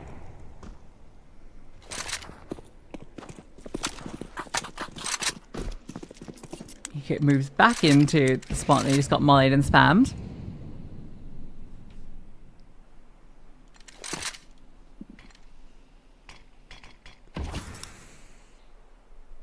Not a utility on Nubik. He's kind of hoping he can force them into B. But he can just block off short and, well, that might not even be required. They might just go into this anyway. Brute have the ideal setup. They've gotten exactly what they wanted. But they still need to do this with the lesser weapons. They might just contact this. Yeah, they will. Oh, but the incendiary very good. Are they able to get this trade? They're definitely not going to be ready for the other player. In at car. Red Star hits the headshot. And then Han burns alive Zedco. Spellan is also holding for this lurk. And where on earth is AidKit? 20 seconds left. In towards tunnels. He's only got a 5-7. And it feels like his life limited, and its time has run out. Ascend able to dominate Brute on Dust 2. Yes, the right word for it. 10-2 first half. Some fight back for Brute in that second half. Helped out by the pistol, getting things going early, but it just felt like it was too little too late. Some of the individuals, some good moments out of AidKit. Nubik decided to step up as well, but they were just unplayable. Where Ascend, Han, 22 frags at the end. Spellan, Red Star, Scrimmo, no one really lacking there. It just felt like everyone was arriving with the firepower and it was outclassing. It was the double AWP. Double AWP CT side was just getting so much heavy lifting done. When you put yourselves in a position where you're 10-2 up on that defense, it feels like there will be a breakthrough round and then you can go. And that's exactly what happened there. It was Tech9's a mid to B and enough just to get Ascend over the line. The winners are with Coach DP. Crazy shit, man. I just talked to Han before the game. What do you feed him? I just gave him motivation. Yeah. He talked about you guys being good friends. Are you happy to be back with the team on him? Yeah, of course. Me and him, we go way back since Fint, and we just love to double up. If you notice now as well, on those two, for example, we just buy 2 ups and it's very easy on CT. And do you think it was a mistake for them to pick Dust? I mean, I don't know, like statistically we're not very good on those two, but that's before we did some fixes and now it feels so much better, and I also buy the up more often, so I think it's fine. Are we going to see this up on Mirage as well? Maybe. Maybe. Alright, back to you guys. Thanks, man. Appreciate it. Good luck. I hope so, because Red Star was absolutely farming with it. I mean, Han dominated the scoreboard, but Red Star was having multi-kills constantly with that AWP. Like, it could have felt like he was the primary author with how he was playing with it. He was very shy in that interview compared to how loud he was on the server. So yeah, just double up. It's fine. It's easy. It's nice that he addressed statistically like they've been a little bit troublesome on that T side, and he says, look, we've gone through some fixes. It feels a lot more comfortable now. Mirage, a very similar map, I think, for Ascend, and in fact they're way better on it than Dust 2 normally. So this puts Brute in a lot of danger. But thankfully for them, they were able to win against 9 earlier. So I'm struggling to see a world in which Brute can come back into this series. I think it will take a lot. Maybe it will take a couple of eco round victories like they got on Cash. Yeah, we'll see if they're able to do it. That'll be Mirage. Then that's coming up after this.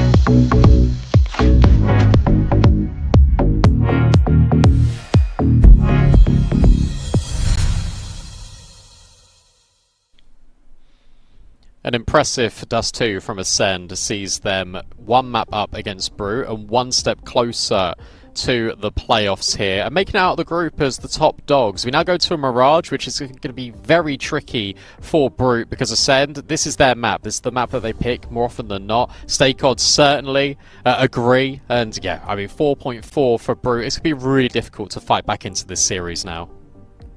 Yeah, especially with the way that Dust 2 played out, right? Like, if it had just been like a close affair, you'd give them a shot going into the Mirage, but it was just so dominant, and we know how good Mirage is from Ascend, like the sort of game we expect from them. There has been a few maps they've lost recently, but the teams that they're losing against are teams you kind of expect them to lose against. You know, teams like Sharks, K27, Echo recently, but Echo I think have been really on upward trajectory, so I wouldn't want to count that one too much out. But yeah, for the most part, Ascend have been on a great roll on it. For Brute, they did beat Mouse NXT at Riga to get that LAN run rolling, but prior to that, definitely some struggles on this map, and again, just with the way that Dust 2 planned out, it's going to be tricky. At least A-Kit is in some great form, and on Mirage, you get that CT side, he can really make that work.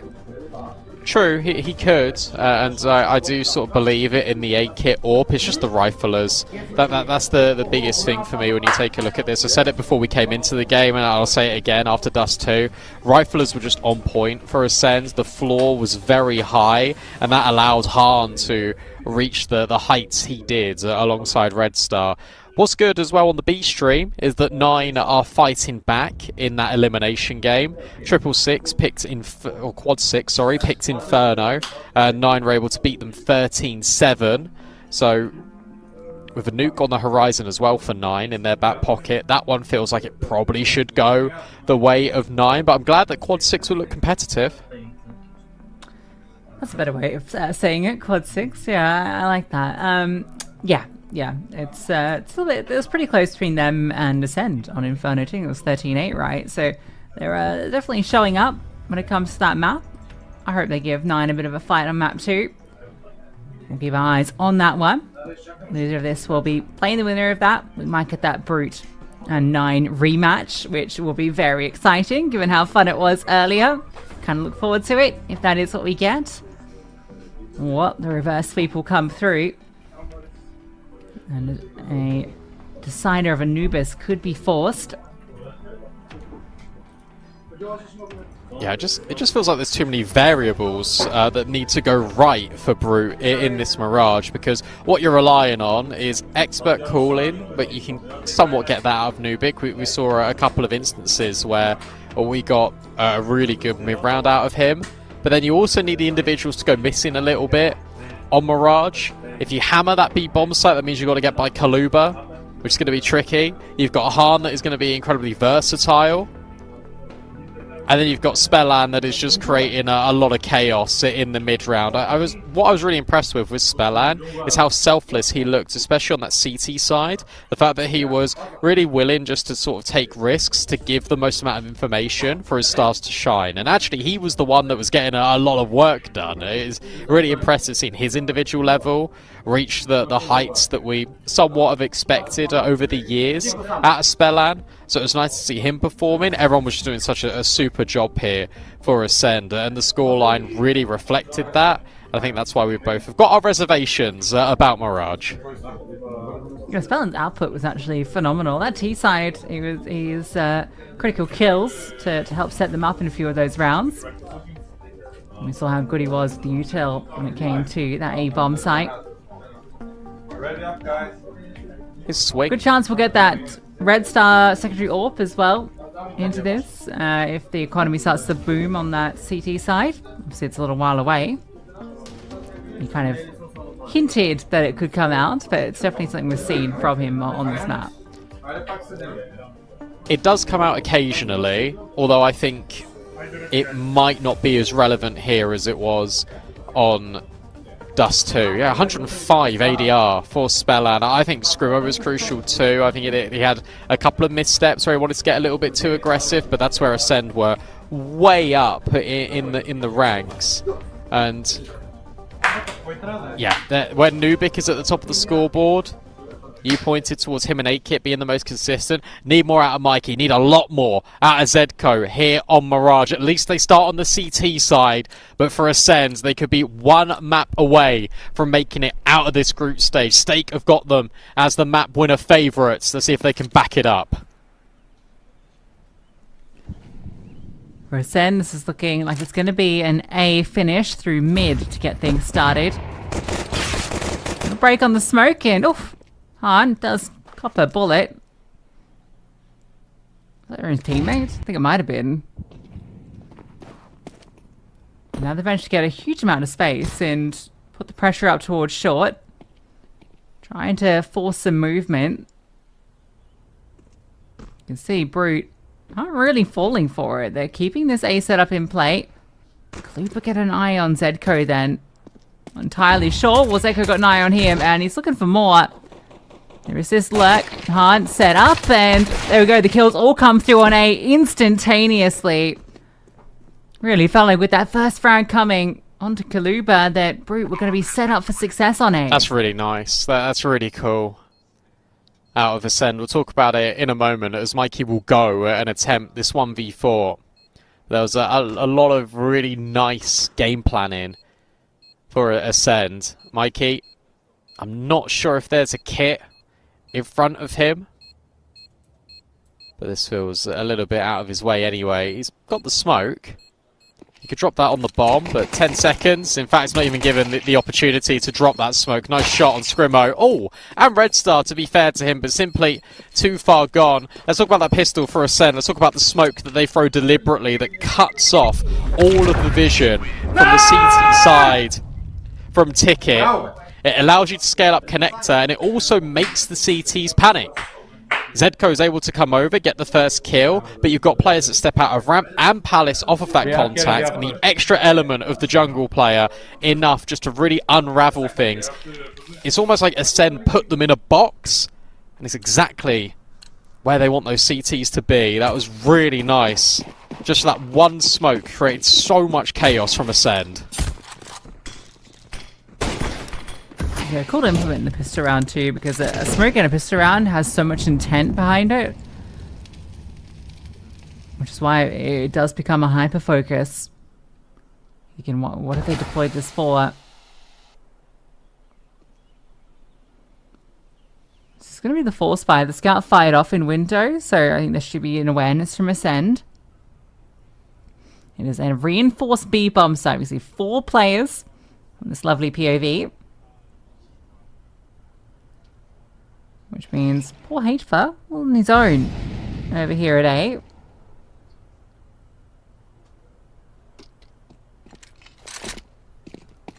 Just don't walk into it. I suspect they're going to visit him. Yeah, they are.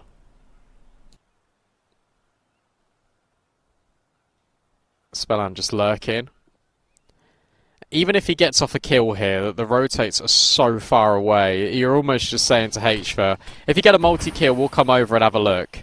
But if you don't, we're just going to save. So now he's up to the plate. Hard. Oh, cleared. Oh, and there we go. Kaluba will fall as well. And now that'll entice the rotates over. Player advantage still here for Brute. 30 seconds. A bomb site empty. And this bomb... oh, can go down, but it's going to meet resistance. They got the con control though, so they can plant reverse. Spellan, if he wins this fight, they've got this locked in. But he doesn't. It's Scrimmo providing that coverage, spotting players in CT. There isn't a kit. So now it's in the 3-on-3. Spellan is so low, and he's just taken out. Shows a bit too much skin. Red Star under pressure, needs to win this fight, and he does, and it's only Red Star now. A reposition. A smoke onto the bomb, but a nade can be thrown. But Monkey just walks forward. And it's not the commit. It's not the commit. Now the kill comes through, and I think there's time. It's going to be down to the wire. A-Kick gets on it. Does he have it? Oh, just about. Just. Lovely retake. Even in that 2v1, the fact that A-Kit runs over just to tap the bomb, that forces the nade out. That keeps all the attention. You're never expecting Mikey just to be on that left-hand side. Beautifully done by Brute. Just when you think Ascend have cracked the code. That's where Brute step in to reply. Phenomenal round when it comes to that retake. HFer as well has to be praised because he gets that multi that even puts the idea of the retake in Brute's head.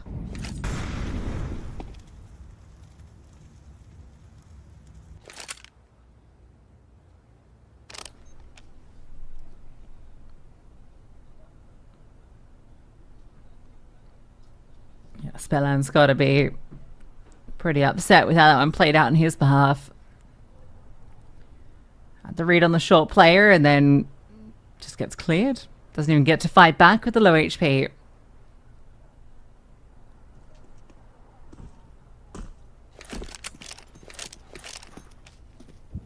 That's a full eco.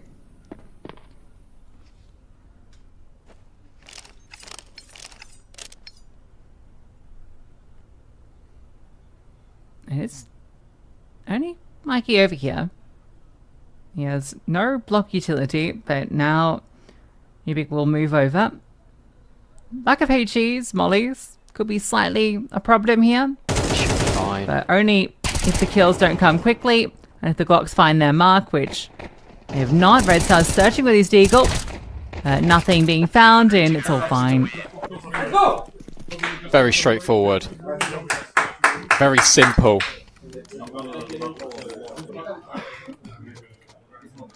It's interesting because Ascend, I think, wanted to buy in that round because they did have guns, and then they sold them right at the last second. Maybe thinking it would be best placed to get Han on the AWP as soon as possible. Get all the utility with the AKs.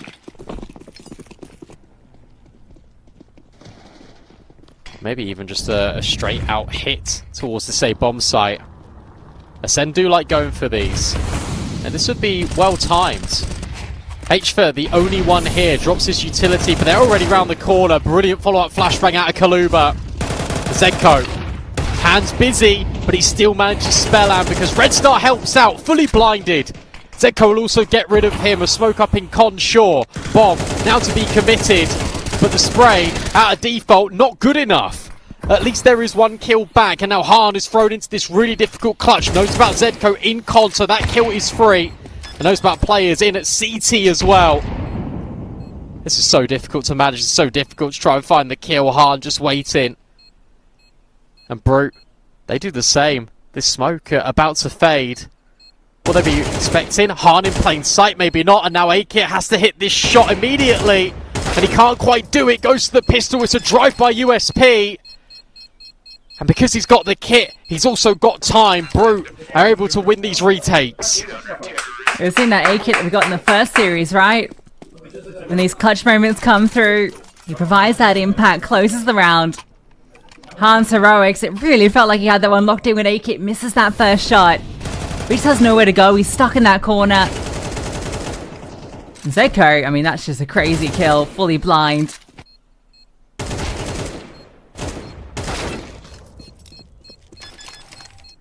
Beautiful from A-Kit. They keep the rounds coming. It's one of those in the moment where you don't want to move, especially with the AWP missing. You do not want to move in that instance because you just give him all of the outs. Beautiful shot out of A-Kit. A lot of talking. Sounds pretty intense, but I think it's actually quite motivational. A lot of clapping for Ascend, just trying to get back into the swing of things. They were able to get the opener. It was just dealing with Zedko afterwards because HFer fell flat on the site with no response.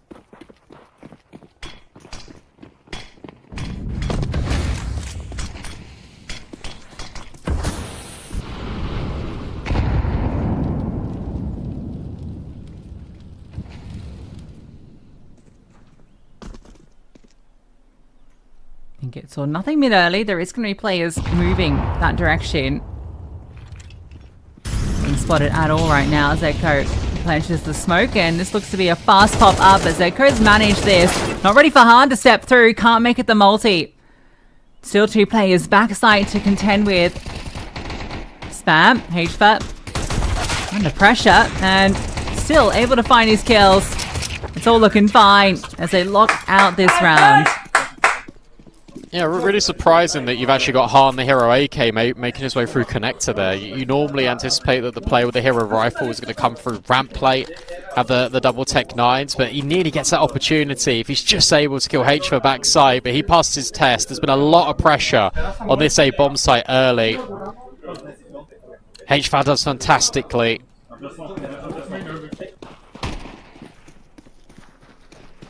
Has Han got an AWP? No. Hasn't even got a rifle. Oh, wow. So really wanted to utilize that hero AK.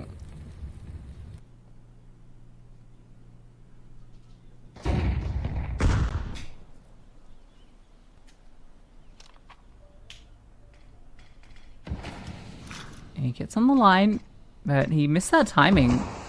So red start. You might be able to catch him off guard. What's it look like? Oh, you see him? I think so, just about. He did. Now he does. Red Star gets caught. And now Spellan under a whole lot of pressure. He gets removed. Feels too easy. Kluber, has he found any sort of timing up ramp? Looks like it might have been hit. There's just so many bodies here to deal with. Actually finding the kills proves to be almost impossible. It's the deagle of all weapons it does. And now with the M4 finds another. For 26 HP. Tries to make a brave play. It's accounted for. Yeah, AK just knows how important these rounds are. It does get a little bit scary when the deagle finds the follow through with the M4. But you just can't plant. And that's the biggest issue. Hard knows in that moment he's just got to go for kills. This is a complete role reversal to what we saw on Dusk 2.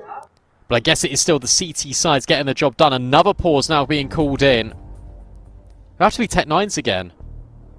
Ascend just can't get any of these rounds going. They're in trouble. Really hard done by, because there's been some very close moments, right? I mean, getting reset in round 2 really stang, which hasn't helped matters.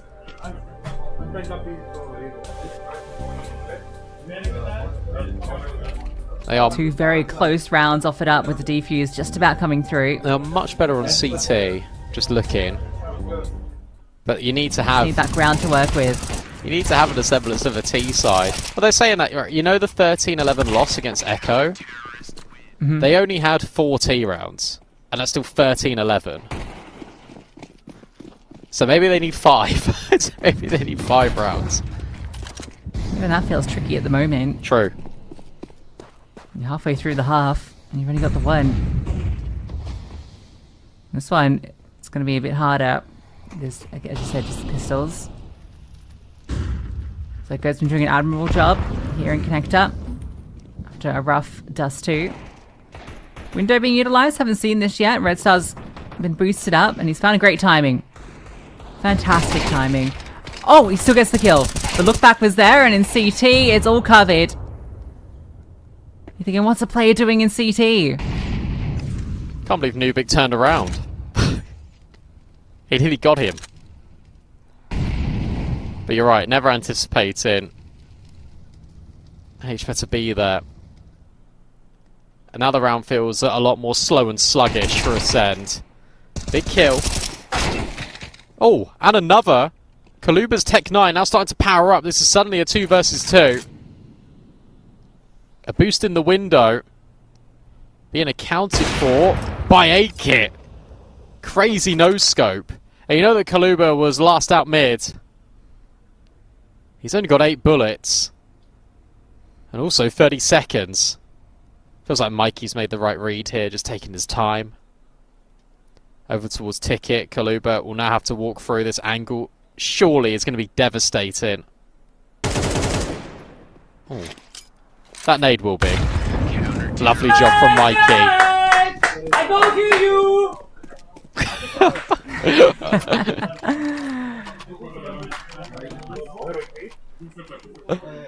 And you keep letting them know.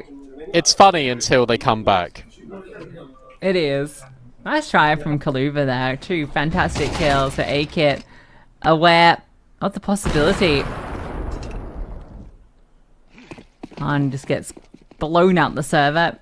Finally gets his AWP. First time on the T side. Look at the Han AWP. It's taken 8 rounds.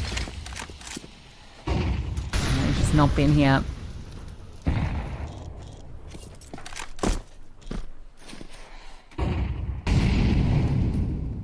Doesn't look like he'll be getting that fight he wants early. Instead, it's a B push, and Kaluba spotting it out. He even wants to fight it. That is so risky. It's hard Mikey to get up very aggressive too, but you can see Kaluba's anticipating it. I like the fact he's just withdrawn. He actually just cancels the molly. He thinks, actually, I'll hold it. Han's got a lot of aggressive space as a consequence here. Molly nade combo, good. Oh, really good. Onto Spellan. He'll have to drop a nade on his own. It feels like we are ending B for Ascend. That's why the counter utility's in from Mikey. But that is a sharp shot onto A-Kit. Han wants even more. No step in from Con. Nubik just waits. Oh, with 40 seconds left and an AWPer on the T side in ladder. Surely you go B. Yeah, Scrimmer is just going to fake this out. It feels like it. And his presence, it's going to get Zedco moving.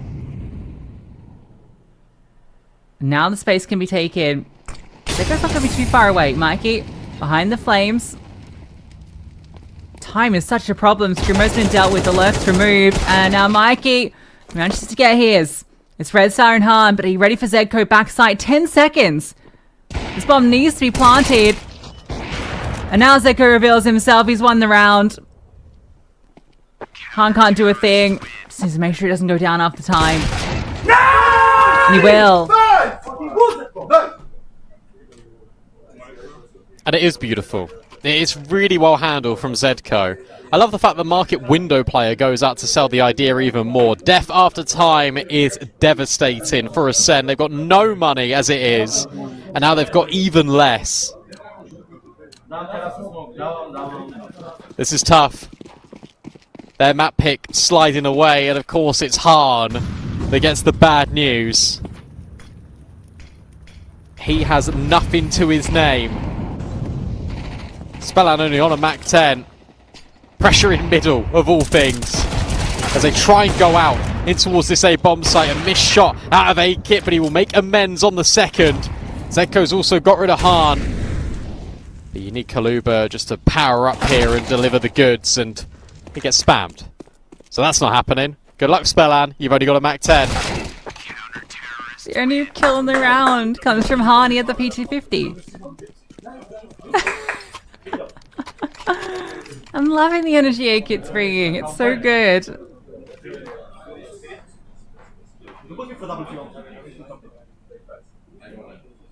That's crazy that the P250 is the one kill that comes through. It's just funny. I can't believe this. This is just complete reversal. Ascend can't get it around. These rounds have been fairly uninspiring as well, to be honest. They've taken mid, sat there for about 30 seconds, and then tried to go in towards the window. It's pretty easy to counter because you don't need to peek middle, but this time they will. Underpass setup. And a burst. A really quick burst onto this B-bomb site. Mikey now trying to test and will hold for Spellan. That is wonderful out of Mikey. Can he deny the bomb? No, but he's done more than enough. Nubik's on a quick flank. You got A-Kit there as well. The nade is just peppering Ascend further and further. And it's just despair. And it's disparaging for Ascend. This is about to be 9-1 with 5 alive for Brute. Oh, it's so good, bro! So good! The hype man there. Mikey with the hold. Can see pistols. Brilliant from him. He's actually having a great map here too. We're getting a lot more out of these riflers. Mikey, Zedco, HFUT. All really performing. And we're just, it's interesting. It's the same situation. We're just not getting any kills out of Ascend. It's Han at the top. And then a few trickling through for Red Star. But it's sporadic. The output is not coming through, and Brute are locking the door on Ascend. This is fantastic. I mean, what a resurgence out of Brute. Get manhandled on Dust 2, and now you're making a mockery of Ascend's Mirage. Double set up again because it wasn't spotted in the previous round. I really like this call out of Nubik. Kaluba holding. A-Kit getting legs. Flashbang. Very good. And there you go. Finally, a response. A double opener for Ascend. But Zedko will find Spellan. Oh, the nade is devastating. And Red Star able to put this into a 4-on-1, actually.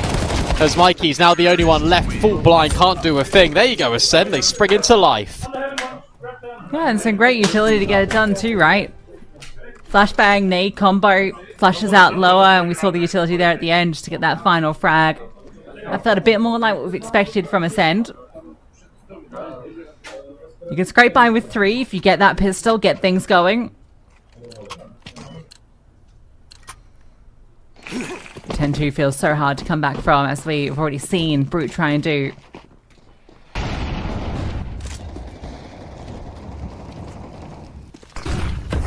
We fight in middle, Zedko looking for it. And Spellan just walks straight into it.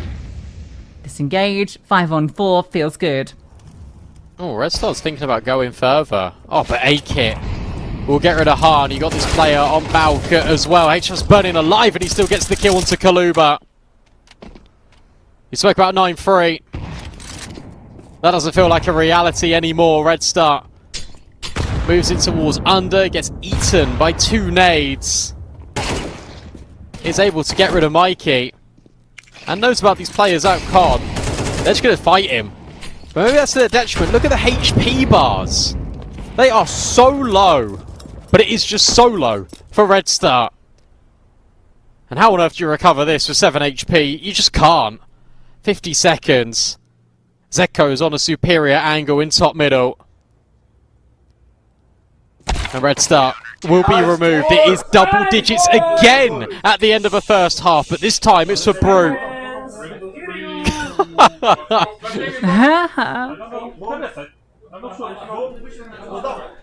10-2 halves from both teams on their opponent's map picks. You cannot buy a T-sided round at the moment.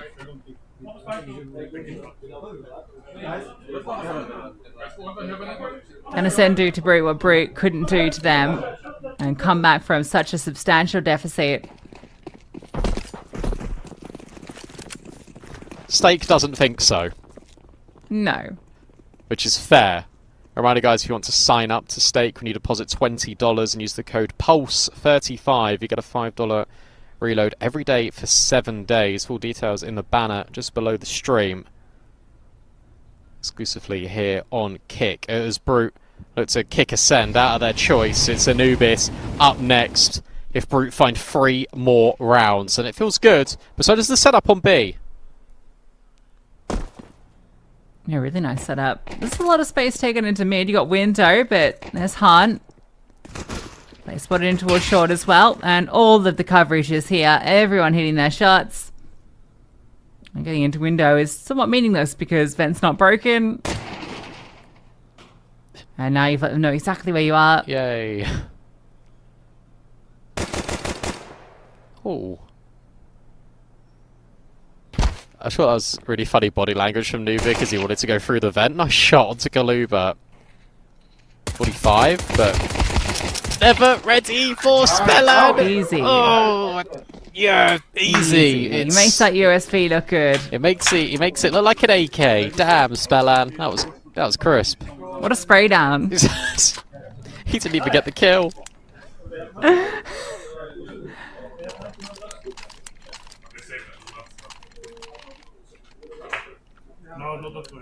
Gonzontics of pistol rounds. Certainly wasn't the Jacob. But there you go. Alright. That's the start of what's needed.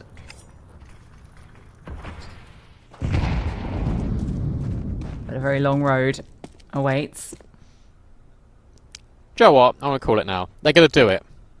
Okay, that's crazy. They're going to come all the way back. You can't just call that out to the fist around. I've done it. I'm going to have fun with it.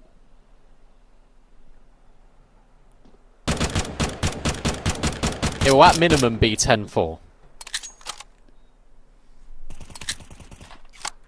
We've got 4-6 at the moment between quad 6 and 9. That's nice. Quad 6, 4-6. Yeah. Got all the numbers on the B stream. That's on Nuke though. CT side only 4 rounds so far. That doesn't feel good. No. Nice shots. Oh. Go on, Zeko. If Ascend start winning rounds, at what point do they start screaming back at A-Kit? I think if they win some sort of real BS round, they're going to get very loud. Although I think Spelland's yelling has been like a bit more like reserved. It's a bit more joyous than trashy. True. The one thing you don't want to do is start trash talking and then you don't back it up. This T side has got A written all over it with a con split. At least that's the intent right now with 1 minute 35 on the clock. Utility very lacking. It's only on aid kit really. So there's one smoke.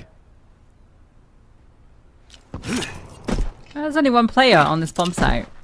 Red Star is close by, but this is a pretty heavy lean on the other side, and Red Star gets the information. Player here smokes land, and they're just going to be moving straight in. Spelland, the whole world's against him. No molly to upset him though, so he can just tuck in here. And look at the rotates through from Ticket. Wow. They've all clocked in for the CT shift. And now they just look to take the fights. Duel out, and it's not worked out. Spelland? I don't know if he can do anything here. Maybe he can catch one player off guard, but Bomb's gone down and he finds the second. Whoa. In fact, actually, he didn't get either of the kills. It was all Scrimmo, and he keeps on going. Zedco. Apply for it. Well, they know roughly where he is. Now they know exactly where he is. Bomb is being stuck, and over the top. Can the denial come through? The spray is so close. Spelland does get his kill in the end.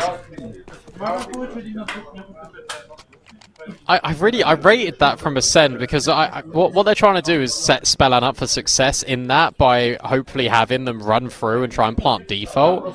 So they all burst through CT. You've got 3 players charging in. The kills just didn't go Brute's way whatsoever. And I guess neither did Spellland's to a certain extent. But him just staying alive actually creates so much room for Ascend to flood out. But fair play to Scrimmo because he grabs all of those kills. When it felt like Ascend were just out of the round, it felt like they really set Spelland up, and he didn't do anything. But Scrimmo certainly did. So now that's 3 rounds on the spin for Ascend. That forces a timeout now out of Barber and Brute. And they did get the bomb down. Just about whether they want to force the issue. It really looked like he got those kills. It really did. Crazy. Scrimmo, the hero, the fuse comes through from him as well. Han has the AWP. There's pistols for Brute.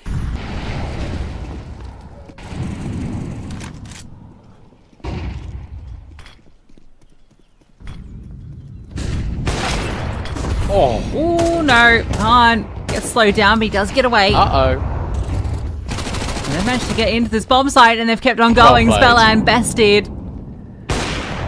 And when you got the comeback going, these are the rounds you can't lose. This is what happened to Brute. They let one of these slip and then it all crumbled. Nice nade. Oh, in fact, it just goes a little bit too high. Break, double flashbang. That's going to be the remedy, Scrimmo, yet again. Just trying to provide the relief. There is a kit on him as well. There's a smoke for the bomb too. And it is planted default. Swing out from Mikey. Oh, Able to get rid of Han. Scrimo is still finding kills, but so too is Mikey in from Palace, the Tech 9, doing all of the heavy lifting. He'll grab another. It's just onto A-Kit, but A-Kit steps in from Palace. And there is one of those rounds slipping. They just got lost in that. Where was the smoke going? Like, it went reverse. They just completely weren't locked in. Just too much going on. Comms cluttered. Trying to get that retake going. But you can see the chaos. You have to take the timeout after that one. That's the round that maybe cost you this map. Because it's left you with pennies.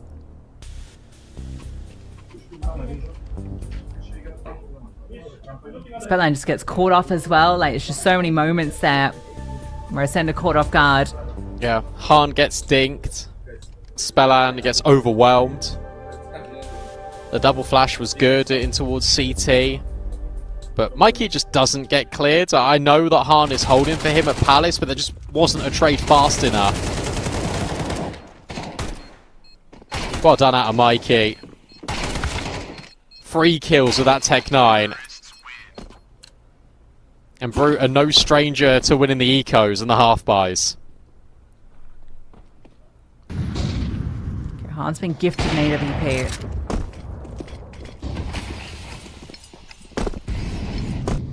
I think Speller maybe should give the M4 to Red Star Scrimo.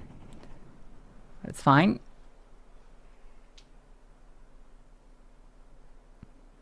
Nah, he'll be good. Han left solo B.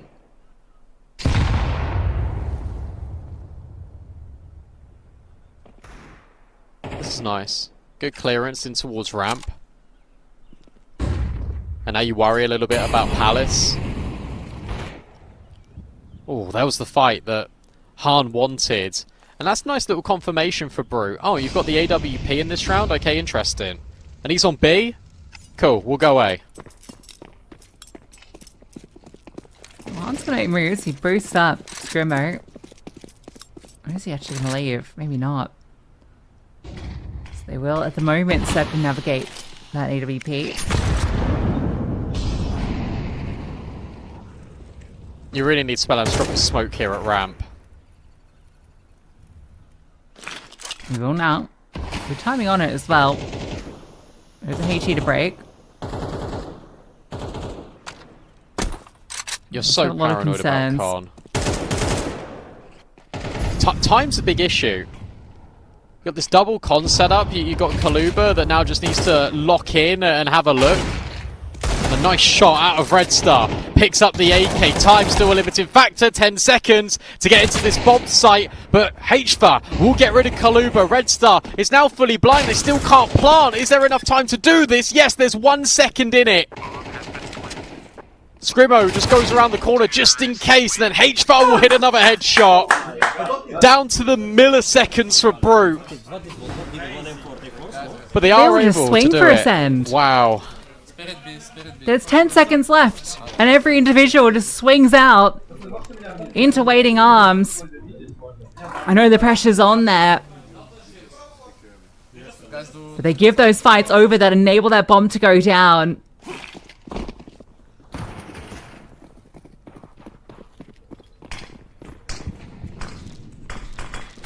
That's got to be it. This has got to be Anubis now. Look what they're working with. There's a FAMAS as the best weapon, and they're just going to go B.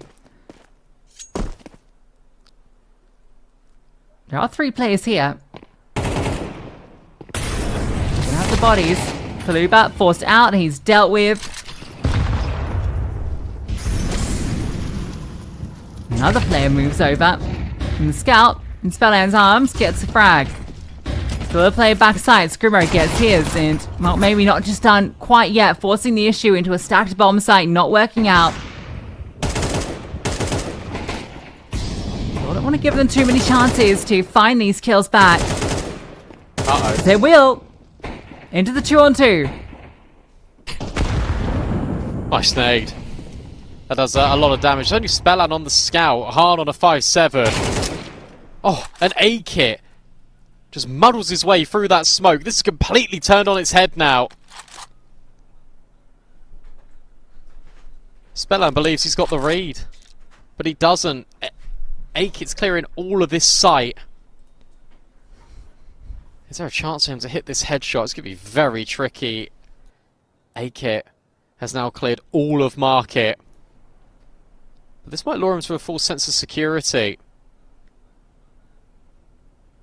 Never mind, his head is just on a swivel. He's actually just going to leave and then walk back in. It's only a tag out of spell and it isn't an AWP. And surely the time on Mirage is over. Spellant gets tagged. The scout can become an AWP now, but this crossfire is certainly too tough to break. He needs to swing out, hit a shot, and then dive back in. And it's not going to work on either front. Time now a limiting factor here. Ascend are going to come crashing out of Mirage unless Spellan is able to get the kill, but the reposition out Anubic more than enough. It was 13-5 on Dust 2, and now here it's 13-5 for Brute on Mirage.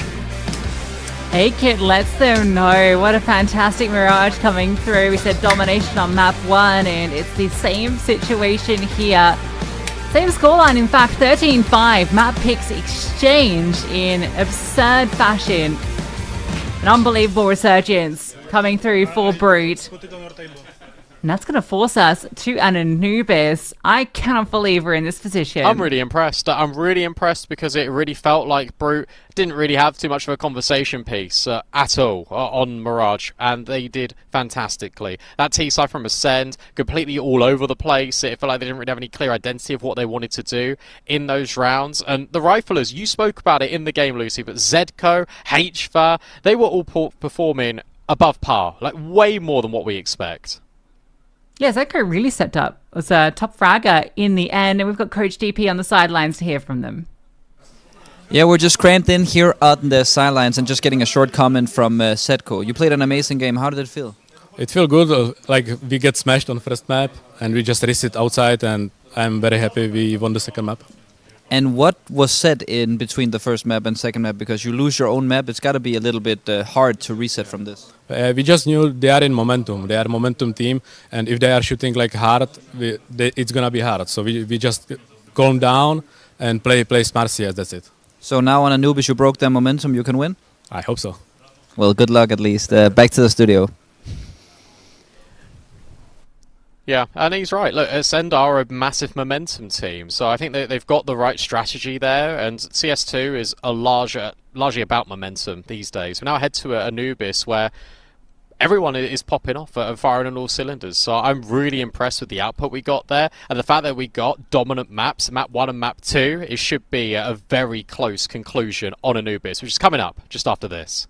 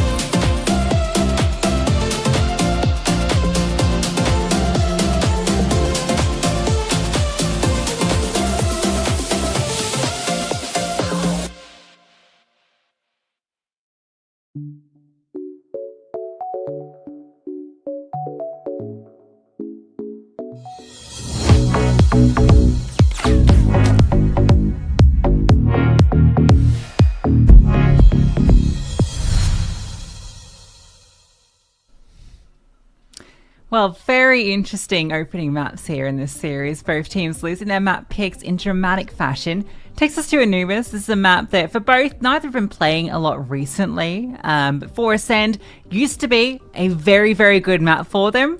But then Mirage is a very good map for them. So I'm not sure if the history really is coming into a factor here. You see the stake odds there. Ascend slight favourites, but only just. And it makes sense because, look, we've had just a crazy couple of maps. And Brute, I think, are no strangers to that. They've been playing some crazy Counter-Strike all day. And Anubis, I think you just throw all of the historical data out the window and it's who shows up in the moment. We saw from Zedco, such a momentum-based team are Ascend. That's also true for Brute. And if they get the ball rolling early, it can be difficult for them to stop. However, with that being said, I think they did show a different grit, a different tenacity against 9, being able to win those low buys, being able to turn the tides in their favour. I just think Ascend need to have had a very big reset here.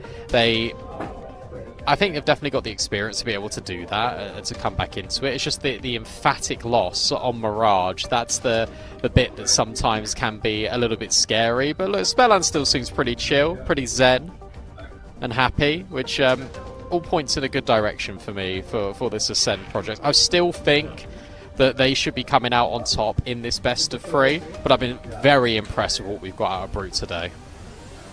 Yeah, I'll tell you what, it's been a really cool story for them. I'm loving some of the underdog stories that we're getting at this event. And this Brute lineup, you can really see how they're able to lift that trophy not too long ago. Looking to potentially do a deep run here, and upsetting Ascend going first in the group would be a huge way to do it. Also avoiding Liquid, mentioned that at the start of the day. Winner of the series will be top of the group. Loser, the second team in this group, so whoever wins the decider match will be going up against Liquid in the playoffs, which is obviously a very scary target. Yeah, we mentioned, look, the history can maybe be thrown out the window a little bit, but it is worth noting that for Ascend, this year, they've played it 9 times, they've won 8 of those games. Now, it's not come up a great deal in their vetoes, that's for sure. It's been one they've been avoiding for the most part. But when they've had to play it, they've looked very good on it, and a lot of those score lines are pretty solid. Yeah, let me just have a look myself at these results out of the Ascend on Anubis. Okay, yeah, looks very, very strong for them. I think Zedco has to be influential on this map when it comes to Anubis. I think HFA will be very comfortable and familiar with Anubis because BetClick used to frequent that quite a lot, especially when he was still on that roster. So he'll be more than comfortable playing this. Mikey and Zedco, when they were on Sinners, I think used to play Anubis a fair bit. Zedco, I remember, on that B bomb site was incredibly strong. So there are pieces here that can do the damage for Brute. It's just whether they all come together and merge into a reliable outfit. The good news for these guys is that you have got that backup best of 3. The bad news is that it will be against 9. 9 were able to win out 2-0 against quad 6s after it looked a little bit touch and go on Nuke. Their CT side was a complete shutout. 13-6, that second map finished. And for Brute, if you have that rematch against 9, I don't think it's going to be quite as, I'd say easy, but I guess quite as complex in the same way, because I don't think they're going to get away with as much as they were able to this morning.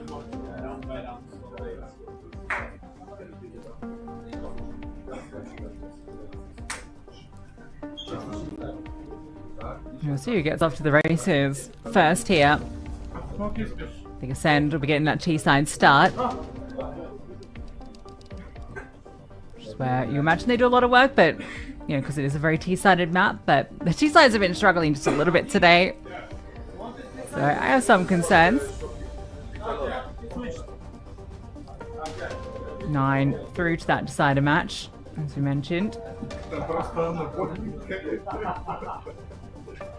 Yeah, it should be that T-side start. They did win out that knife. See if they confirm it. Han has been brilliant on this map in the maps that they have played since this edition. He's been the one standout piece. Played it twice since he joined, and he's averaged a 1.42 rating across those 2 series. He felt like he wasn't able to get as involved on Mirage as he would have liked. He had some opportunities on that T side, which looked pretty decent, but CT side was just a shutout in terms of his ability to find any sort of impact there. Just didn't have the time to build into the half. And look, that makes sense actually for Han and why he's so good on this map, because it is a very flexible map for AWPers, and I think the map layout actually really suits his play style. He is one of those guys that is more than happy just to take risks. You can do that in towards the middle of the map. You can go and peek connector, which I think you'll have a fairly decent shot on more rounds than not. It's whether A-Kit can match that, because A-Kit isn't the same stylistically as Han. A-Kit's a little bit more reserved, a little bit more passive, which again you can implement on Anubis pretty well. I actually really like this map for AWPers, because both play styles, whether it is just holding back and sitting on an angle compared to explosivity, going for all these aggressive picks, that they can both work. So I'm very interested to see what Brute have got up their sleeve here on Anubis, and for Ascend, all the eyes are now most certainly on them. Yeah, very few outings on this map since the changes in the lineup. Did win it against Astral on LAN. That was Mikey doing most of the work.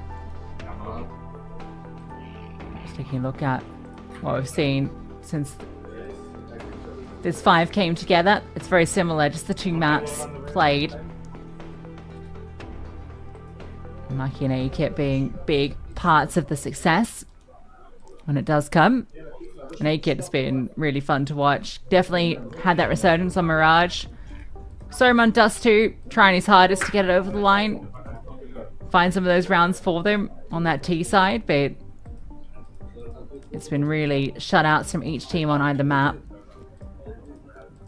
Maybe we'll finally get that actual AWP head-to-head that we kind of hyped up, rather than just one AWPer dominating the other. Right, come on then, let's get into this. Fist bumps and high fives all across the board for the coaching staff, which only means one thing. We've got our decider game here to see which of Brute and Ascend will make it through the group and be the winner, straight in to playoffs. And as you mentioned, you don't really want to have that best of 3 decider. You also don't want to have the chance to play Liquid. Even if Barbar said with a calm smile, we don't mind who we play, we just know we've got to beat the best. As you say, that T-side for Ascend. Double dualies in mid. Nubic here too. There's a lot of pistols, and they're going to go into a lot of players. Trade immediate out of spell and hit. Now trying to find his mark even more, but he can't do it. The in-game leader of Ascend will find 2 kills for HBAR, will remove him. Now he's cooking, he's stuck. Yeah. Nowhere, it's safe to go. So Han gets one, and the bomb actually wasn't with them, so that's going to have to go back and be picked up. But look at this timing the Kaluba's hit. Oh, Mike's got no idea. Yeah, there it comes. Kaluba steps out from heaven, and Zedco left to pick up the pieces. Berettas against the world. He might just get smoked off as soon as the contact comes. Yeah, it lands in his face. He has to now... Actually, it's a splash. It doesn't matter. The bullet's getting the job done. Screamer comes through. And Spellan finds his voice. Immediately. Brilliant double from Spellan. As you say, that Kaluba timing as well. You got no chance there, especially when HFA will burn alive in towards middle. You just lose all the information. 5 guns in mid. And only 2 kills out of Brute. Full eco. Another Ascend pistol. And finally, a T-side round.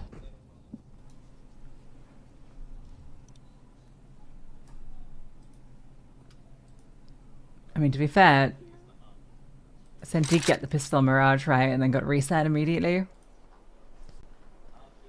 So... to avoid that fate here, the crawl out through canals is noted. Oh, wow. Great shots from Zedco. Instant headshots onto Han.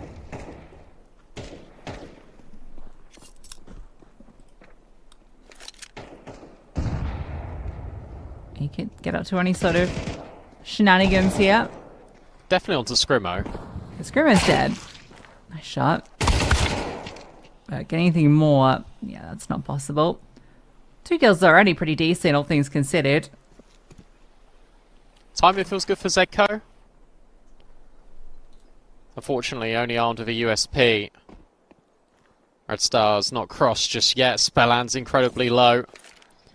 You try and talk it up into something, but they are going through their due diligence. Zedco just waits patiently. Even a tap out and a spam. Beautiful from Red Star. No more casualties for Ascend. A couple of nice shots coming through from Zedco.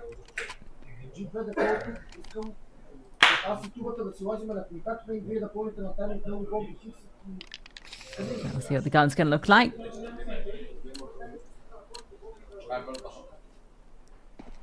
Whether Brew can give that immediate fight back. It's going to be a naked AWP coming in for A-Kit. So adopt a line in middle. Don't see anything.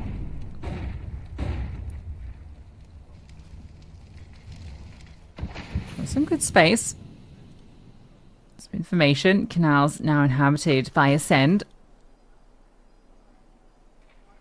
Is all getting the freedom. See nothing in mid. Can now play alongside Mikey, and he can keep this 3-player setup in towards B.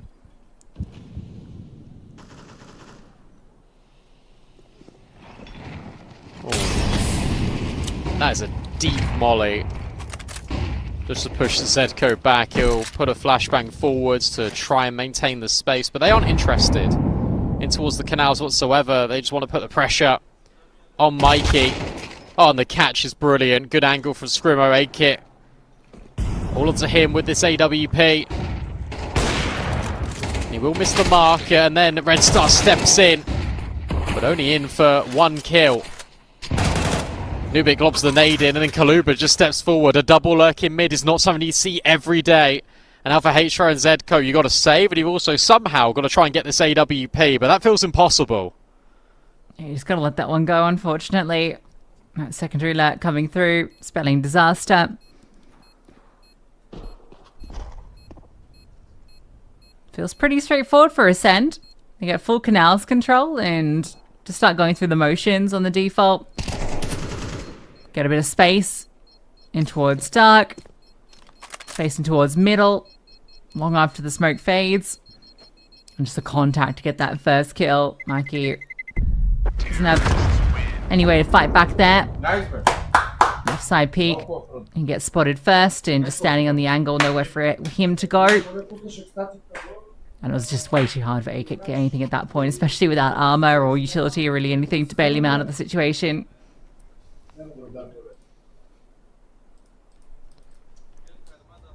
The biggest compliment you can give Ascend in that first gun round is how simple the call was. Like, they didn't overcomplicate anything, they just went through the motions, as you're saying, and it can be very easy, especially when you're a map, I guess, down in the best of 3. In theory, right, because Anubis has been forced here by Brute, that you can maybe try and do a little bit too much. I think what Spelland's really good at doing, just in general as an in-game leader, is that he doesn't call beyond his means. So he knows exactly what his players are capable of, he knows exactly what needs to be done to sometimes get the map over the line. The double lurk in mid was a nice touch, and this is all without just going for straight executes, which they do like bringing out here on these T-sides. Ascend favoured by Stake to take this map. A good start, certainly helping them in that factor.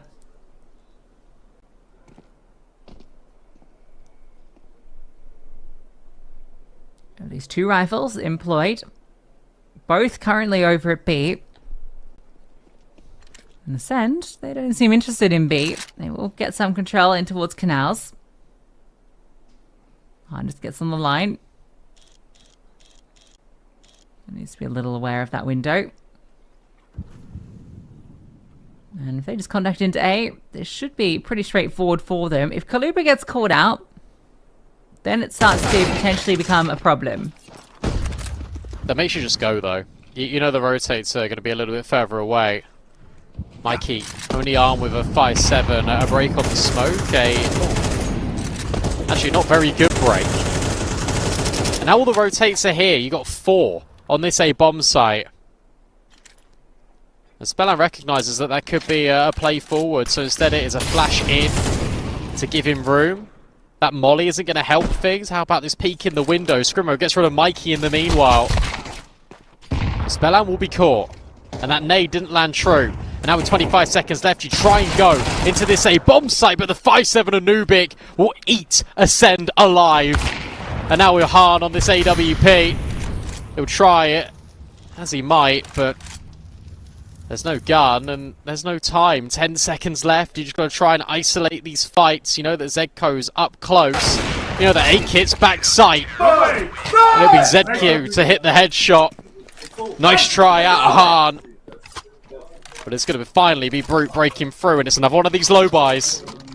Yeah, they're becoming a bit of a staple for Brute, a bit of a trademark. They're very good at implementing them. The 2 rifles go hunting out B main. They're looking for exactly what they find. They remove the lurk, and then all the bodies can come over, and they make it so difficult for Ascend to scale at all. Beautiful double kill from the 5-7. I mean, if that's not a double, it might have been disaster. That's a great round to get things going here for Brute.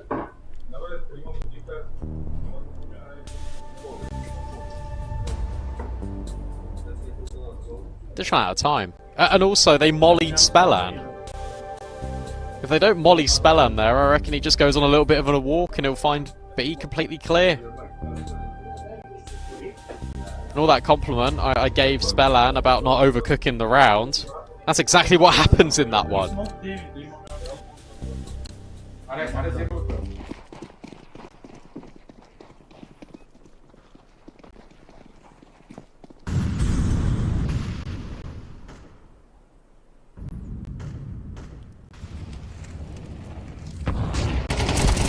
Great flash forward. Trade is there, at the very least. And, oh, Spellan, he spotted it. Can he get out? Oh, he needs to, because he has the bomb. He escapes, he's dropped the smoke. They are chasing after him. Scrimmo and Han have seen this opportunity. Oh, this is weird. In the backlines, minute 20. It's being considered. Oh, hey, Kit. Yeah. He's aware of it. But Han still bests him. And it's still weird because... No, Zedko starts to run. Wait, can he still catch Spellan? Is it possible? No, if only he'd walked, he would have actually got him. A missed opportunity. And Spellan does a ring around the rosy. And it's a pocket full of rounds. What a weird round to see. It's the weirdest round of Anubis I've seen in a hot minute. They walk through connector, they walk through the B bomb site, they still MB as Spellan nearly drops the bomb in top middle. As we will get a cam path of the journey that Spellan went on. Oh wow.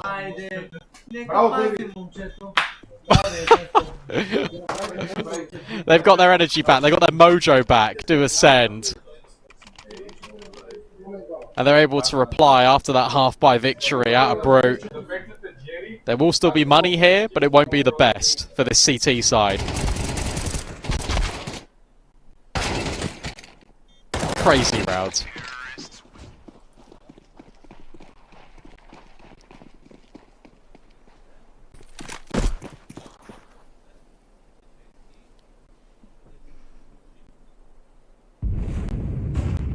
Can't see A-Kit up against it all. These are the Brute rounds. So they should be winning this one.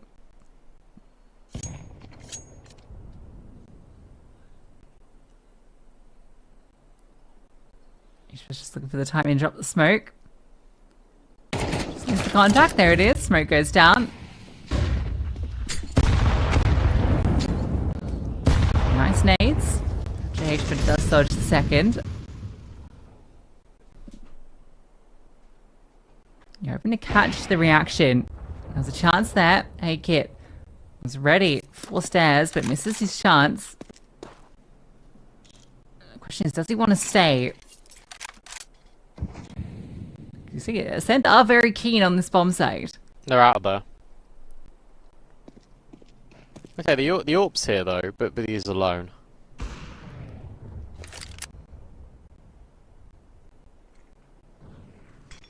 Comes the smoke of the mollies. A-Kit has got a direct line. And then another re-smoke. Nubik very quick on this flank, has to be considered, and he isn't. Oh no! It's crumbling again. 3 on 5, Red Star will get rid of Mikey, but he only had a USP. There's now a double up in towards B main. Spellan will find A-Kit. Scrimmo's adjustment. Brilliant onto both Jail and Temple, and it feels like now crisis has been averted unless Nubik is able to step in and clutch, and Spellan is nowhere near. Can he just stick this? Where's the bomb? No. He taps it. Spellan waiting. Nubik. So too as well. And it will be the kill, and has he got enough time? I think so. I think it's going to be right down to the wire here. Has Nubik done enough to clutch up here for Brute? No, he hasn't. That's devastating. That is absolutely devastating. And another half-buy round. Nearly claimed for Brute. But Ascent, they need to breathe a big sigh of relief. Yeah, those are normally the ones they win. Scrimmo bails them out big time there with that multi from Backplat. That was starting to really fall apart for them. Some great kills coming through. I don't know how they just make these happen constantly. If only Nubik knew that Spellan was so far away, he probably would have stuck it the first time. Might have actually had the chance.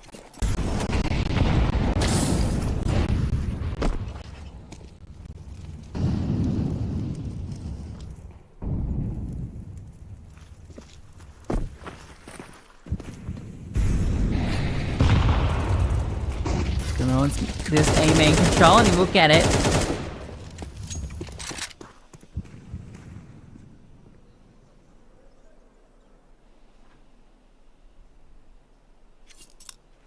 Three players move over here to deal with the threat. Actually looking to re-fight this, re-clear it. And keep getting onto the line. The contact forward from the rifles. Scrimmo's sit back. He's just waiting. In fact, he's going to disengage completely. Oh. Very passive hold on B. So that's where the space is right now, Scrimmo. Is he ready for this push? And oh, he isn't.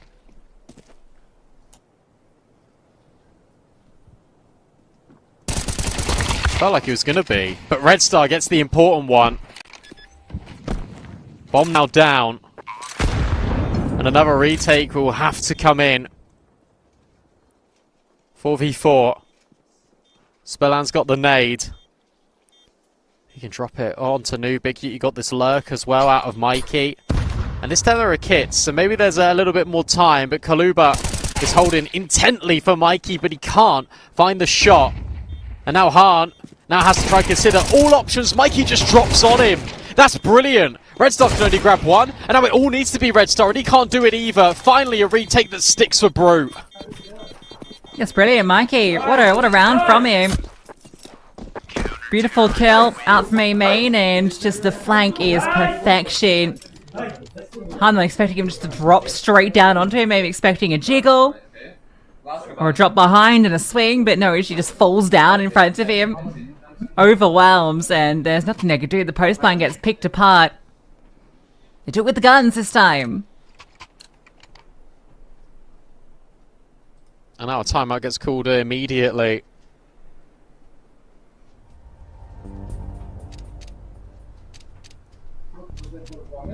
Felt like they were knocking on the door that they should have had a few more of these retakes. Been a brilliant game of Anubis so far between these two. Fair play to Brew. It definitely felt like they deserved that one. So glad they've been able to get it. Glad they've been able to make a retake work. It's now just whether they can follow through, whether they can follow up on this CT side, give them a couple more extra rounds to work with. Got to have a look at these percentages now. Actually been CT for a set that they've been cooking on recently on Anubis for Brute. 70% win rate on T side. What? Nice leg shot.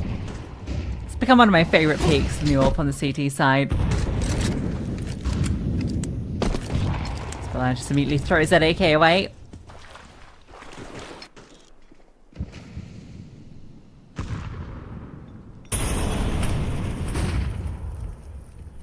A lot of pressure on A early. Do you have this mid lurk? Never mind. They don't have a mid lurk. You had the mid lurk. Yeah, it's gone. See ya. Because they want to try and at least put pressure a little bit over towards this A bomb site. Flashbang forward, that at least keeps the guys of A kit over on A. No one directly on B. We're in another situation here for Brute where they're more than happy just to play retake. Will Ascend be able to figure out that information? Nubik's going to miss the timing as he peeks through the hole. But himself and Zedko are going to go all the way around the world again. So you get the bomb down, but in terms of what else you can find, probably not a great deal. You've only seen one element of this flank too. Oh. Won't even matter. Great nades, Spellant. We got legged earlier. Finally dealt with. They take the only space available to them in towards Temple. That being considered, Mikey just about wins that one out hard. Doesn't even get a chance to fight in the post plant. Bomb goes down, but not a single frag found. That's a great one for Brute, especially with the money a little bit brittle. It's in that building room, and they're right back into this map. Yeah, really nice discipline here from Brute as well, just on that retake. Just Mikey in particular, he waits, he doesn't actually go in towards Temple, he just holds the angle. Really expects there to be a push in from Ascend, and there was. So, a really nice round. I love how measured it was as well, like they're putting a lot of respect in, just against these pistols, and the force buy. Now there's nothing here for Ascend whatsoever. There should be Brute making this a one-round game, momentarily. Which is amazing, considering they were down, what, 5-1? Uh-oh, why do I talk? York gets one digged. Classic case.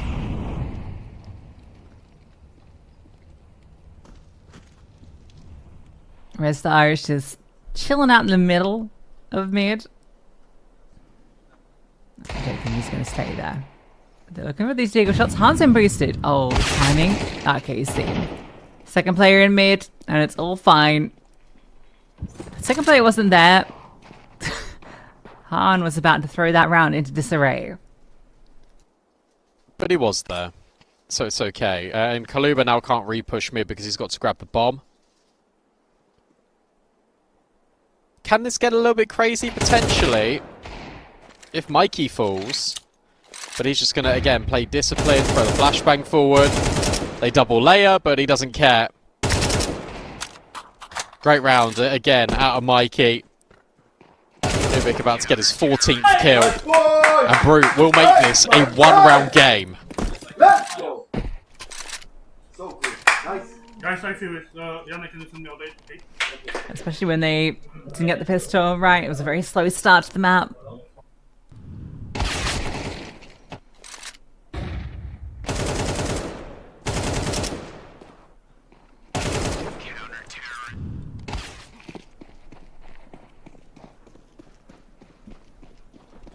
Could have been even more if that defuse had come through on B in that absurd round with the pistols.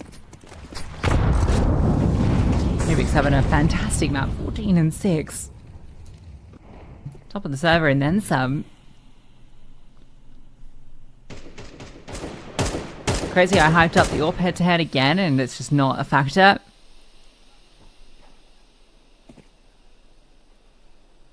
No. I mean, despite both of them being very good on this map. Yeah, that's the way it be sometimes, unfortunately. I see Mikey playing well. Scrimmo 2. Go try and lock down that A-bomb site. Very slow stage into this round. Out of Ascend. It's going to be a contact play in mid, and that's going to be to their detriment. 8kit on the angle. Scrimmo. Oh no. Hang on. Maybe it's not to their detriment. Although Nubik steps in. 8kit then can't find the follow through. And Nubik is still holding. Can he get another headshot? Can he do anything? Red Star can. And now this is getting a little bit dicey. They're thrown forward into these players. Kaluba and Red Star eat Brute alive. But in this... Oh, I was going to say 1v3. You now confirm where Nubik is, so you can go B. It's all okay. Maybe he gives it a look, but he's got 12 health. They just kept throwing bodies at the problem and it didn't work out. If Nubik had just tucked into his storage, he might have actually been given an opportunity to win that round. Now, it's very hard. Double main setup, he doesn't have a smoke. This is not looking likely for him. Especially as he sees no one home. He might just leave. There's an AWP to be recovered in middle if he wants to.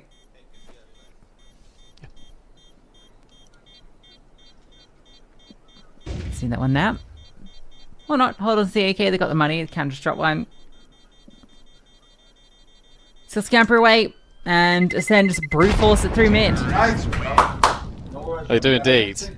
I'll tell you what, I can't believe the way that fight plays out, right? Like the utility to force Brute forward.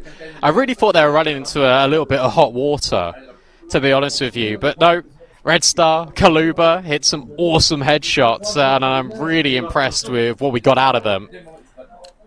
And that feels like a comfortable round where you just start to ease back into your T side. Still plenty of opportunity here. Hahn doesn't have an AWP, for example. 8kit does. He needed to hit that first shot on Scrimmo. Just wasn't ready for how close he truly was. So 6 goes 4. Smoke into block. Over on this A bomb site. And that's where Ascend are destined. This might be a quicker pop over towards A. And that means that Mikey's very alone. He doesn't even really have anything to keep them at bay at Sigma Flashbang, but these mid players are pretty close. In fact, A-Kit will be here. Smoke comes over and the execute comes through. It's going to be pretty straightforward. Warp doesn't fire. Scrimmo gets great ground, and there's Red Star with the open up. A-Kit keeping control of Heaven. Now Nubik swinging on out, looking for his kill, and can't quite find it. Surely, Red Star had him. It's Kaluba instead, but the kills are coming through. 2 on 3. And maybe, just maybe, gonna call it off. Yeah, they need the money for the next. Nice call. Really nice call. So, spoken a lot about how we see Ascend more often than not on the T sides go for like poppy plays, executes into sites, and it didn't work out. And when they were going in towards B, especially just here on Anubis, but actually just also A on Mirage. Like they've been shutting down pretty comprehensively. So I love the way they've been setting this up. It feels like they've been setting up this round to almost be a guarantee. The minute you pop it in towards the site, it is the moment that they're just not ready for. Good comms out of Scrimmo as well, because he saw Mikey behind that box, and Red Star was able to get rid of him. The AWP wants to swing Heaven, and the smoke comes in right at the perfect millisecond. Everything by the book, everything by design. Brute will call a second timeout. The difference between 7-5 and 8-4, especially on Anubis, is quite vast. Someone needs to help out Nubik right now. He's trying his darndest. 17 and 7. He's 10 kills above the next player on his team. So the form he's brought into this event has been fantastic. It can't just be him to keep them at bay. You really want to get this 5th round on this CT side. You feel like that's a great baseline to work with, especially without the pistol going your way.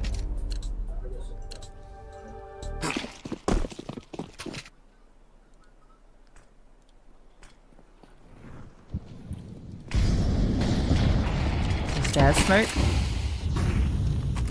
And the utility goes out. They're not actually committing behind it. But they are selling the idea that they are.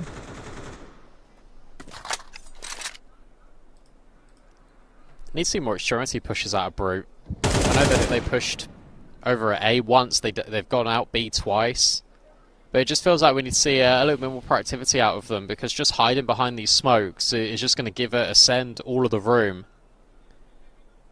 I'll be more than happy to take it. This is a much slower paced round. In actual fact, it looks like they're considering options of Brute, maybe forcing the issue, maybe looking for info. So it really hinges on the timing. When are Brute going to do this? Are they actually going to do it at all? You got Nubik up close towards the doors. You got Mikey taking the first contact on towards the window. Ascend settle in. The bomb's over at A. They've got enough utility to fake out as well between Red Star and Kaluba. Actually, they're just going to go through mid.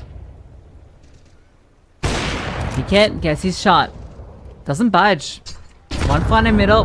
Still defenders here to help out A-Kit. Blinded. Drops another bullet. And oh, that's not the molly he wanted, but he still manages to get a kill. Puts fire at his own feet and uses it. That win, and there we go. Kaluba caught up by Zedko, Spellan into the 1-on-3. But A-Kit has done enough on A. They know exactly what's going on now. Spellan runs through the fire, spotted from CT, and it will be that 5th for Brute. Yeah, great round. I love sure, A-Kid gets blinded there and he mollies himself, but he does enough. He gets a multi-kill, and he trusts his teammates in middle. That's exactly what that setup is designed to do. It's designed to give A-Kid as much room as possible, just to lock down A. Really good recovery. They were down 5-1. They were down 5-1, Brute, and now they've been able to get 5 rounds of their own. You'll be more than happy with that as you swap over to the T side. And as mentioned, the T side is where they do their best work, at least recently. Yes, against different caliber of opposition. Had a very close game against Fnatic the other week. And Stake can't split the two. 1.85 for both Ascend and Brute. A reminder, it's the code Pulse35 if you want to get involved with us here at Stake Pulse Beat. As Brute push mid. Balan's looking. It's a reinforced A bomb site. Looks very good for Ascend. Balan can't find his kill, but 4 players here. Good luck getting in. Scrimmo already finds his first kill. The dual Berettas swing, and you're just not expecting this many bodies.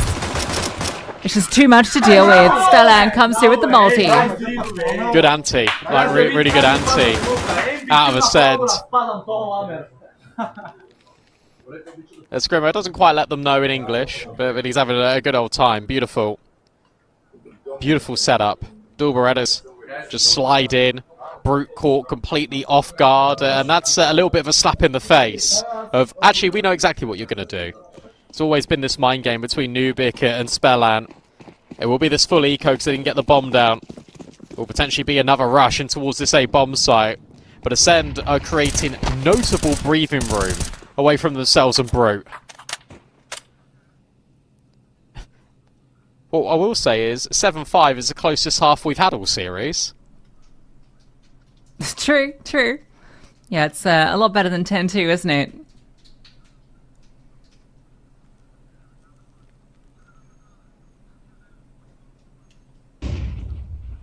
Good luck getting past this double setup. If you do, the bomb side open for you. So did get removed. And it's a rifle loss, but the FAMs get thrown away. The M4 scooped, and that formality is out of the way.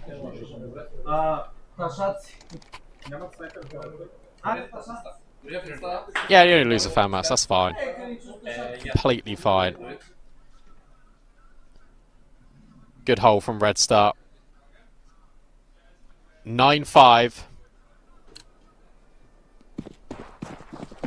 I'm interested in seeing if Brute will go in towards the A bomb site and really challenge Scrimmo. I think Scrimmo is a very reliable anchor on Anubis for Ascend. Flashbang just straight in towards mid. Just trying to push them back. And I think Red Star knows that his teammate, his opposition is in that corner. So he'll molly him. He'll bring Nubik low very early into this round. His little gun barrel sticking out.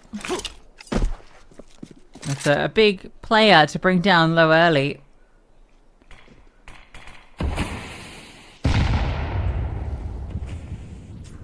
Does feel like there is some intent to take a look at this A-bomb site. It's being investigated as well.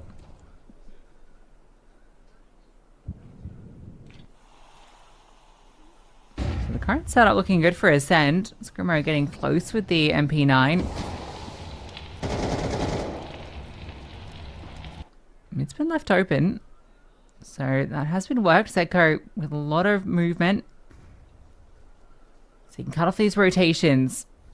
Can they just cut them off at the pass? Information, these players are coming your way. Scrimmo swings down, MP9 goes away wanting, and the FAMAS only gets the one. Now the flank's on its way, but smoke off.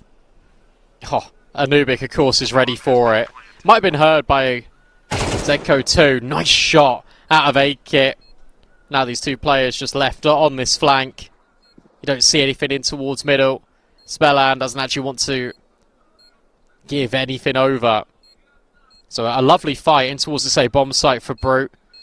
Wild wide swing out of Scrimmo, but he's doing that because he's got Kaluba in support. He thinks maybe he can do something. They walk away with nothing. So a nice fight back out of Brute. Good A-pop. I mean, they were given the fights, but hey, you got to win them. And that's the most important thing. And that's even after Nubik was brought down to 37 HP within 5 seconds of the round starting. That's just pretty straightforward, isn't it? MP9 walks away wanting. Reinforcement's just far too far away. Send in the dark.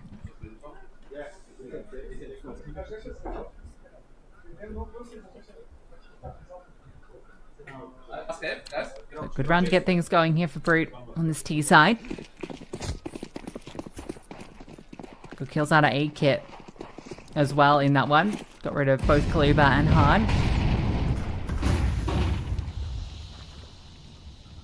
Oh wow, look at this. Little gap. Lovely. Oh dear. Did they block that? They must have. Wait, that's a CT smoke, right? Yeah, that's their info. Very nice. Look at this, Zedco. Flashed through. Kaluba, full blind, and he still gets the kill anyway. Watch out on your back.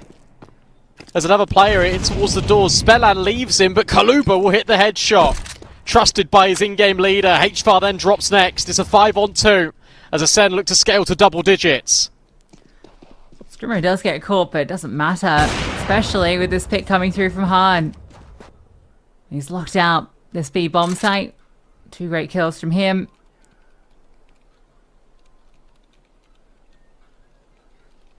And the bomb's not even on Mikey's back, so even if he found some space on A, there's no ability to plant. Feels like he's written off this round already. So this will be double digits for Ascend. Brute get one going, and immediately it's snatched away from them.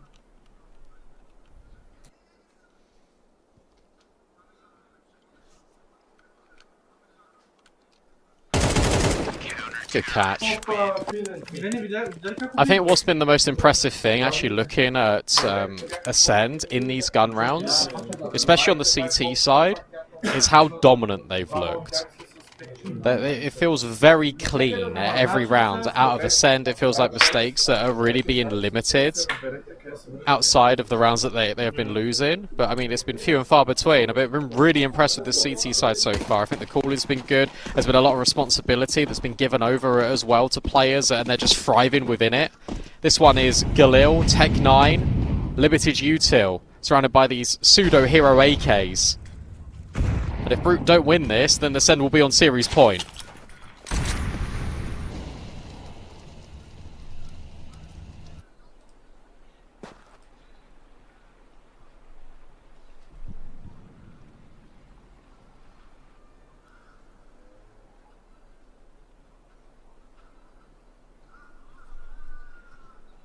Pop in. Scrimmo. Under pressure. Flames come down. Smoke 2, but the commitment now coming in. And the flashbang, so good. Kaluba can't do a thing. Scrimmo under pressure, manages to get one, but this A bomb site proving to be vulnerable. I think you just leave now.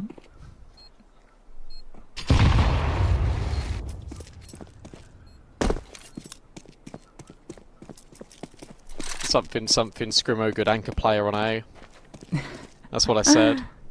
You did say that. You did say He's been that. getting caught off guard quite a lot, actually. The pop, the pace out of Brute has been really difficult for him to manage. I think he's been getting caught off guard by holding utility out a lot of the time. Had support with Kaluba as well, but he just gets iced out. I think Nubik is really recognising that this is a weakness that they can try and exploit. Terrorists win. We're gonna do it again, but I will try to go dead.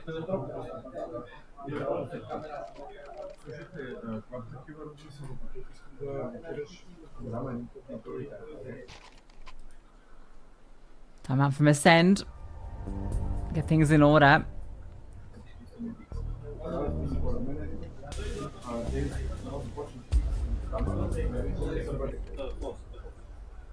lot of thoughts being shared. Perhaps to address some of these A-side concerns. It's interesting because you actually don't want to overcompensate it, and what I mean by that is you don't want to start pushing really dramatically out B and through middle to try and remedy the fact that A isn't working. If anything, I think you just put Han on A with the AWP, and then that gives you a lot more flexibility over towards mid and B with rifles. But I wouldn't overdo it too much. I think teams can maybe get into a little bit of a funk about, okay, well, A's not working, so we need to find info earlier so we can then put more players on that bomb site. I think it'd be nice if Han was just over there a lot earlier. That's mid. They love employing these smokes to play around, don't they? He will be leaning towards A. But really gonna try it again? Looks like they will.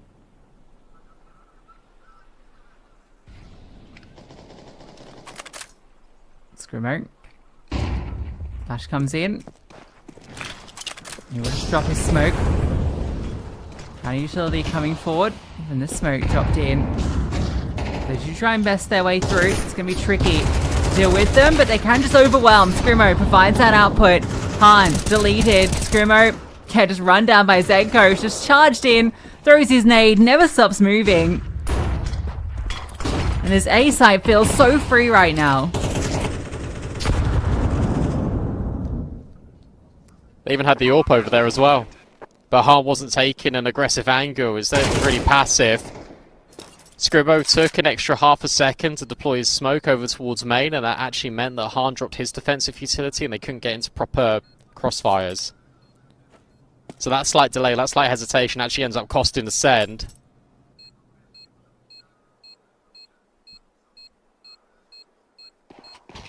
Nubik up to 18 kills. Aid Kit now starting to climb up. Important round out of Zedko too. They're digging themselves out the hole. I don't think the money's going to be in the greatest state of affairs either. Hard might have enough. With the rest, you could cobble together a buy, but I don't think that's wise. Yeah, they have the drops is the thing, right? So if Han can afford an AWP,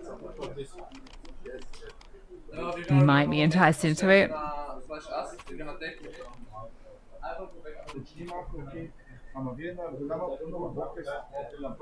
Maybe even the rifle, right? If you get 5 rifles out, it doesn't feel too bad. Okay, yeah, they get the AWP, so it makes sense to get all the rifles. Utility's okay. Find the kills.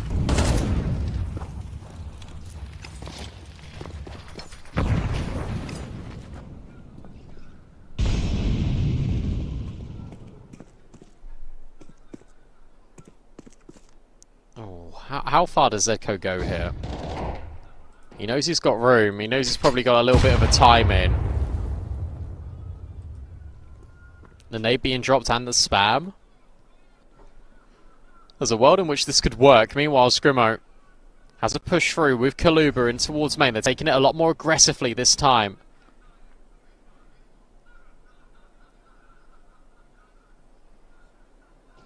Oh. And Nubik wants A. Han gets a kill. So too does Scrimo. And this time the double swing looks brilliant. Out of Ascend, they take the fight right to Brute. And they bowl them over. You still got Zedko on this fast lurk, but it looks like it's being considered. A tuck out. A step in for hard. Zedko can't do anything. And Nubik on only a sliver of health has just got to save this other AWP.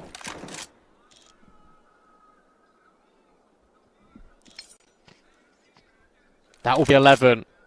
There'll be that step forward, it'll be that double layer, and in fact there was a triple swing eventually in A main, but that is enough to stop the onslaught from Brute.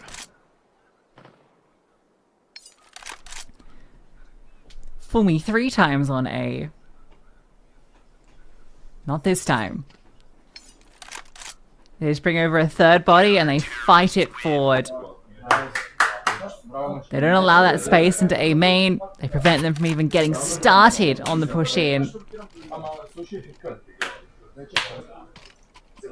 And maybe now you have to look Francis elsewhere. You can see they were trying there, that lurk player over towards B main. I think Han picked him out just before this A contact comes through. And HFL going down in main. So that kind of forces them into the A play. And 11th is found.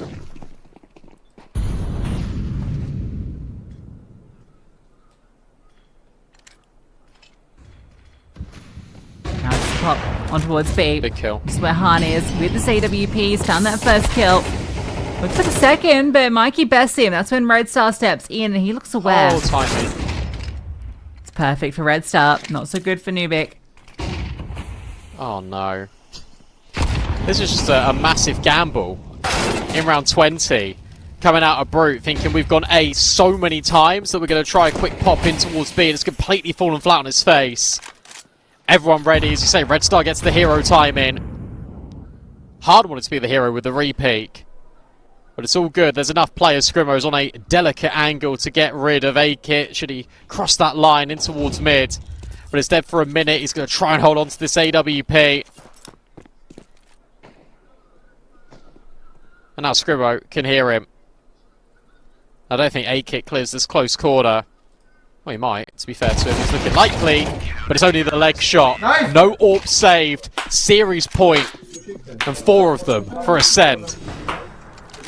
No up saved, and that's also money probably pretty dire here for Brute. Great position now to take this series. Brute take the timeout. Yeah, I mean, what are they going to be working with? Galils for the most part. Maybe even some pistols among it. Tech 9. H4 will be in a similar position. It's feeling quite tough.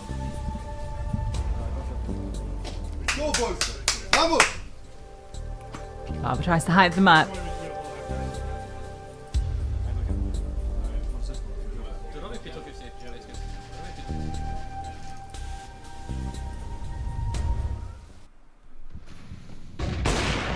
Yeah, this is... I understand the call, but it's such a risky one to make when you've basically had no info at B the whole half.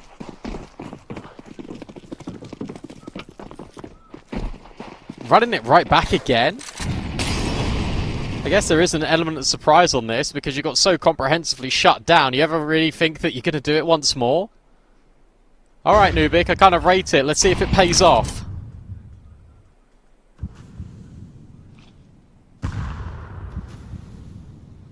Han's in the exact same position.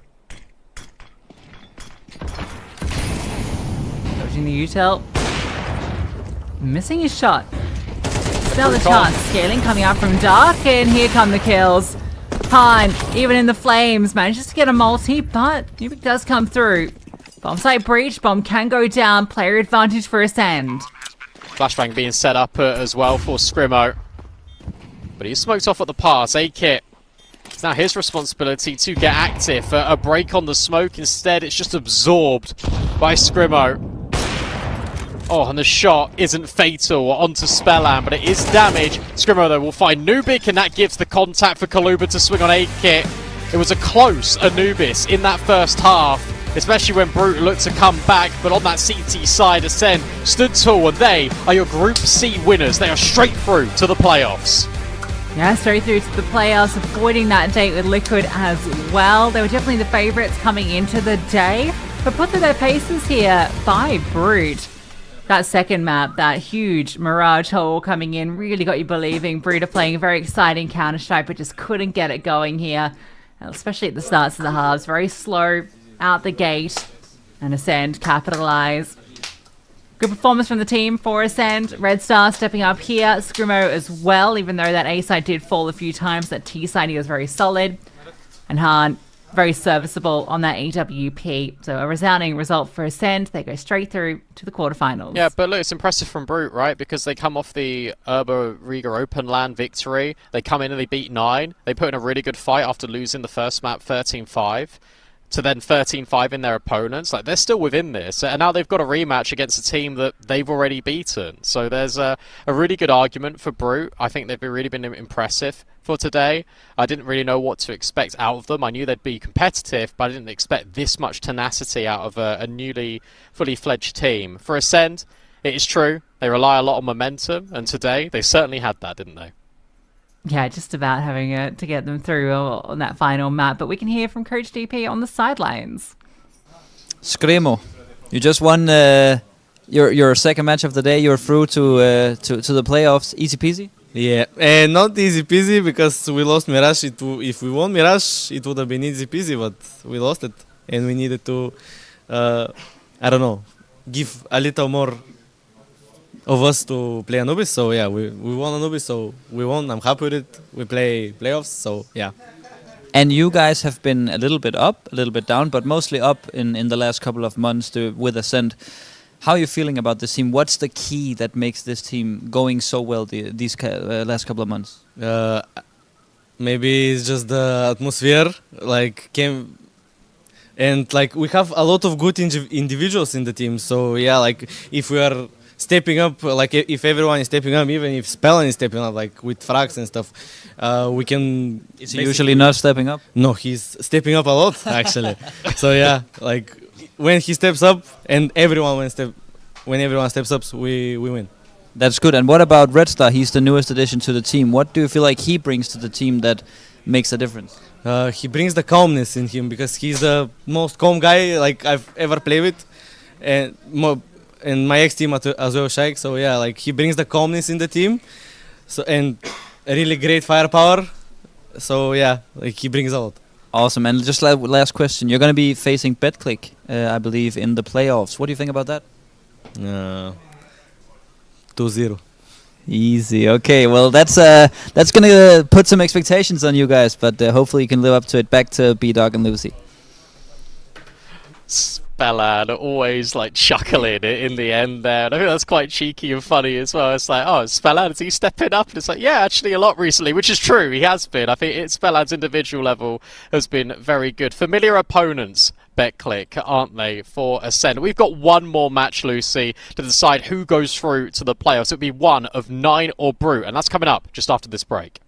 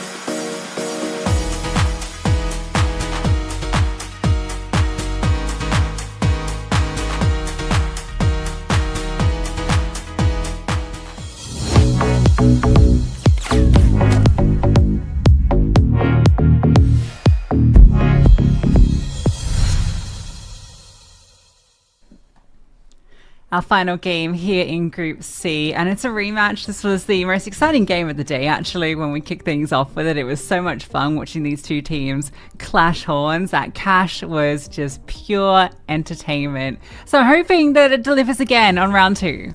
Yeah, I hope so. I think it will be a little bit different, though, this time around compared to last time. I do think Brute caught 9 off quite a lot in that opening best of 3, and I think 9 would have realised that. They've also had a little bit more time to prepare after Brute just came off of that long series against Ascend. Here's how the group looks like currently. We can see that Ascend have made it through as the top dogs, and now one of 9 and Brute will join them. Is it going to be a repeat of Group A, where Ho2, the favourites of that group, come crashing down, or are 9 going to just about get it over the line? And I feel like they should.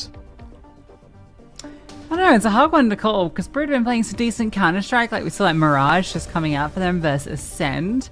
I don't know, I think it's definitely a good shot for Brute in this one. It's a very tough one to split, just because of how that opening game played out, but 9 had a real resurgence versus Quad 6, right? That was a very clean 2-0, 13-7, 13-6. Rolls having a fantastic series. He's been brilliant throughout. Do hope we get a bit more out of some of the other individuals. I think I'm particularly looking at Flay.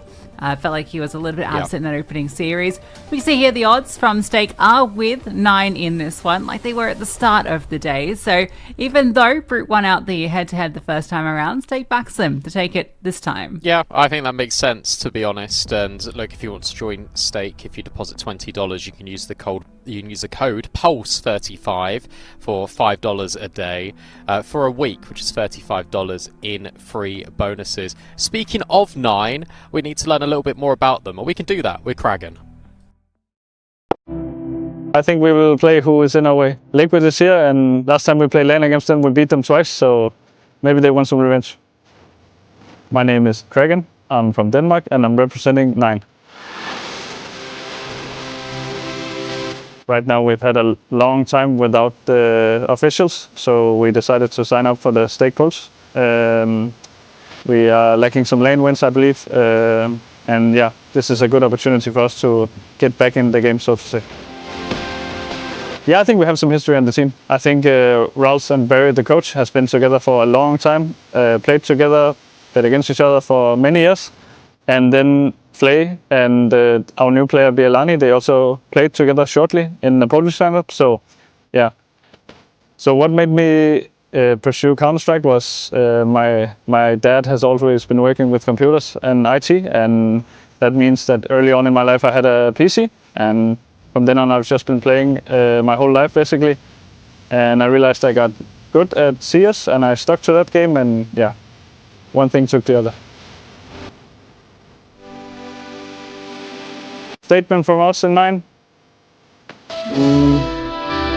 Look out for us. So look out for them. And Kraken himself actually had a great individual series earlier against Quad 6. So we are getting a bit more of that Kraken that you kind of come to expect. I thought he had some good moments in the opening series too. Just took a little bit to come online. But yeah, it's the team you definitely need to look out for. I did him a bit dirty with the dartboard, because the only shot that was actually put on the clip was the one that he missed, so unlucky. Yeah, it's fun. I really like this 9 team, and he's right, look, they are lacking LAN wins when it comes to VRS, and to catapult them up the rankings, they have to do well. That loss to Brute will hurt. If they're able to get their revenge against them, then I think it will look a whole lot better. Playoffs should be a bare minimum here for this 9 team, especially because of the situation they find themselves in, making a couple of those roster changes. Stomak, I think, has been a really serviceable substitute, though. I'm really happy to see that he is sort of stepping into the shoes of Rhyme, who he is substituting right now, and he's doing a stellar job. And when it comes to this team, I think the biggest thing that these players will have to manage in the nicest possible way is the expectations, because this is a team that I think should be challenging for the top spot at this event. I definitely think they've got the players to do it. They've got the name value, and Rolls has been at the grindstone for a very long time now, that he's hoping now with these 2 players that he's brought in, this should be enough to get them very close. And I know I was a massive fan of the old 9 lineup, but something clearly wasn't working there, so they had to make change. They did have to shake things up. And for them, I'm hoping that it is a different story. We can focus in a bit more on Brute too, because we've seen them an awful lot throughout the day. We've been very impressed with individuals, I think, all over, top to bottom, this Brute team. The one thing we haven't yet seen from them yet in this series, or today really, is every single player coming together and outputting a good result. We've had players go missing, we've had players step up. If we get a consistent footing for Brute, that's going to be really tough for 9. Yeah, I mean, Nubik's been the most consistent piece, right? And that's not really what you're expecting from this team, right? He's not the player that your eyes are on to be Mr. Consistency at the top of the table. It's great, absolutely, that he is putting that output, but you are looking to some of these other pieces. You're looking at A-Kid, who had a great series to start things. You're looking at Zedco, and you're looking at Mikey, who did have a good resurgence versus Ascend. And you're definitely going to need that entire thing here. Very much enjoyed the A-Kit we got in that opening series. It was very impressive against 9. We'll get that veto. I wonder if there's going to be any changes here. We had Dust2 and Cash. The first time around, I think 9 are going to feel like that Cash was stolen from them. I think it will be similar. I'm pretty sure that it will play out the same way. I think maybe 9 don't pick into Cash. They could lean into something else. They could go into a nuke, for example. But Mirage actually gets selected here. And that's probably based off how good they looked at against Ascend here, Brute. So I like that decision a lot. 9 have now got the flexibility, and they will lean into that nuke because their CT side was so decisive against quad 6s. And now this gets interesting because it's okay. If you're 9, do you want to go Cash or do you want to go Dust2? And I think you go Cash. I really think you go Cash here because the only reason you lost Cash is because you lost to 4 USPs and an AWP and then 5 Glocks. Yeah, this is really interesting. Basically a completely different veto. Like, this is kind of crazy. I love it. The variation, both teams opting to take this in different avenues. The Mirage feels like such a huge punish. And I'm glad they lean into it this time, because the Dust2 was a little bit dicey, and you already played such a great Mirage. So getting the pick of either Inferno or Mirage, whichever one 9 doesn't ban, gives you a great steading. And I like the nuke too. That's kind of 9's bread and butter. Didn't want to go into it last time, I guess, because Brute is a pretty capable nuke team. But Cash was risky territory. At least they get that as the decider. It's going to be fun that we get this rematch in completely different maps. This is a 9 that have only played Mirage once ever with the lineup of Rolls and Kragan. And that was in 2025, basically a year ago, in Star Series against NIP, and they lost 13-6. With the core, with this team, they have not played Mirage once. And that's scary. And that is very, very scary, I think, for 9. They will start on the CT side, at least. Stake have got it even. I'd give it to Brute a little bit more on this. At least Flay and Mylene played it together in Kalesi, right? Like, that was... They're not going to feel too uncomfortable. You want Flay to be feeling good? He's starting very aggressive, very forward setup in general, 4-9. Flay looks for this pick. See how good he's been with the pistols. Not the instant shot this time. He's trying to find it. It's Kragan that actually gets the opener. And Flay looks to continue to pursue. Will get punished, but it's in to be that they go. And Bylani has the chance here. It's going to be Rolls. You think to step in and he'll confirm it. 4-on-2. They got the kit. They got the smoke. This looks very good for 9 to take another pistol. Wow. They have been so good at pistol rounds. And that doesn't end here. Yeah, really clean rounds, to be honest with you. Stomac does brilliantly. Gets that double. Recognition from his teammates as well. I love that. Good swarm onto this B-bomb. So you give Brute nothing. You give them very limited options to do anything in particular. And as you say, another pistol round being collected. Another slow start potentially in the game for Brute. It's concerning. It is. And I think for 9, look, they've allowed this in the veto for a reason. Maybe there's something that they've been working with. I know by Lenny and Stomac are completely comfortable playing Mirage. Same too for Flay. Just whether the calls are going to be pretty good, but you don't need to worry and stress about that too much on the CT side. You imagine with 5 weeks out of the server, they've been putting a lot of work into what the map pool will look like, especially deviating away from Inferno. They have players that enjoy Mirage, so they will incorporate it. The Danes will just have to deal.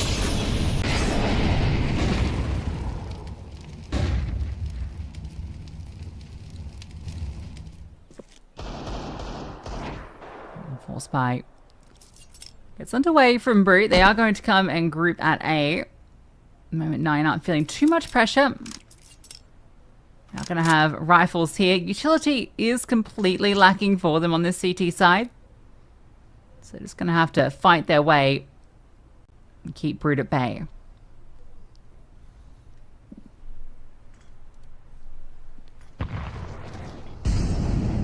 Yeah, a couple of pieces of util as well here for Brute. Spam. At least Flay can step in and be with by Lenny, but he loses his life to the Tech 9. How's the adjustment? Out of Flay, not amazing. And Zeko will follow through and rolls. This is completely collapsed until Kraken steps in. Spam on towards the bomb site, not quite connecting, but up over the top. He'll still find a kit. 2 versus 2. Stomac not known. And Mikey is so good with the Tech 9 in this position from Palace, but Kraken will get the kill. Zedko iced out. You know he was over towards Connector. And this bomb is planted for him. He now starts spamming. They know exactly where he is. Someone's got to go on this bomb. And maybe it's a low HP Kraken. Someone has to do something here for 9. Stomac will hold. And I think Kraken's got enough time. 9's retake is going to be bailed out by Kraken and Stomac. Yeah, Kraken's retake, really. Everyone falls on that side. Great lurk coming through from Connector as well. Completely catches them. But Kraken, he doesn't slow down. He knows exactly what he needs to do. Catches the player off guard in CT and then just keeps on going. Brilliant work. And good coverage in from jungle as well. There's a real chance he was going to get removed by Mikey. His timing looked good for the Tech 9. See this one here, but can't quite convert that kill. Force Spy again. Coming out from Brute. I know that one was close. They still managed 4 rifles, but utility completely lacking. They've got the better weaponry though. Rolls up close to this MP9, just jiggling, ready to drop. And there will be frailties just on this defense. Even if 9 have worked on it an awful lot, there'll be a way in. Look at this out of COD. A step in and a step up from Rolls. And he's only able to do damage by Lenny. Able to deal with Mikey. And it looks like Zedko too. Although, I say that, Zedko on 20 HP. Able to wrestle with him. So that is now this bomb site completely undefended. Kraken will have to try and retake it again with Stomac. Zedko's holding. It's about getting this bomb out. And then about planting it safely. The smoke on Con is going to expire very shortly. That means that Stomac might have a window, so you don't really feel comfortable planting safe. But then if you go into default, you can't plant there either because Kraken's here. This resmoke's very good. That will allow the space for a kit. And Kraken can't find a mark, but how about that from Stomac? Didn't see a thing. Full spam, and then Kraken's able to find Zedko. This is completely fallen apart again here for Brute, unless Nubik can clutch. 30 seconds. Bomb could be recollecting. He's just trying to walk. He's just trying to find Kraken. This timing is not very good because you know that Kraken's going to swing and confirm the headshot. No bomb plant, no nothing. And it's another Stomac Kraken wombo combo to keep 9 flawless. I tell you what, Kraken might be new to Mirage in the official capacity, but he's certainly looking very comfortable on these rotates. Even Stomac, flawless in these man disadvantageous retakes. That one's a 2-on-3. He managed to make it work. Kraken doesn't overextend. He picks and chooses his time. Stomac knows exactly the lineup as well in through Connector for that reverse triple plant. Just a thing of beauty to behold, and surely without the bomb going down, with everyone falling, that'll be the eco. All this hard work from 9 will pay off. That's sickening from Brute, because you had such a nice play out of Zedco to get the trade by Lenny. You've got Rolls that has done so much damage, and yet it's not enough, you feel, but that kill right there sends the round into pandemonium. And they can't catch a break. Of course they're going to buy back in. But I tell you what, you're not expecting an AWP.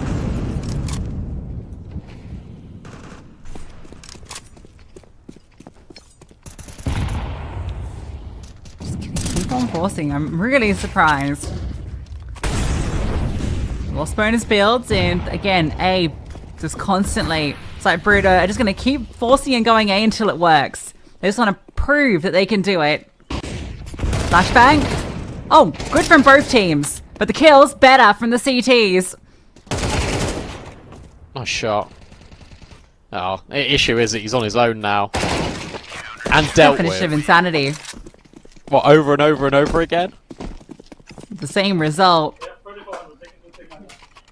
Surely, you have to just take this half by now. You will now. I think I just heard they're just running A. It's like, yeah, they are. I think that timeout was actually a really nice break point for 9. And I think Berry would have called it anyway. Because yes, they've been winning the rounds, but you want them to be cleaner. Lucy, they're doing it again. Hey, no way! 5 rounds in a row? Oh, they won't build the pistol. In you go. Running A. They're just running A. Oh yeah. Get absolutely owned. Clotheslined. He hangs him out to dry.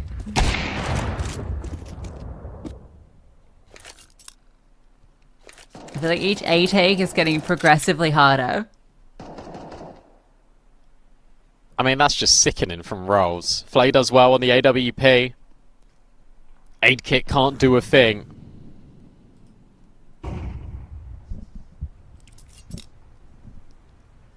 There's about to be 5-0. And remember Dust 2? That was 5-0, 6-1, something in that remit before Brute came back. It's unsustainable to be doing this every map. That's an easy kill for Stomac. He hasn't died yet. He glances over. He definitely thought about shouting something, but he changed his mind at the last minute. Go on, Stormac, give him hell. I'm gonna run through the window and I will clear it up with this one.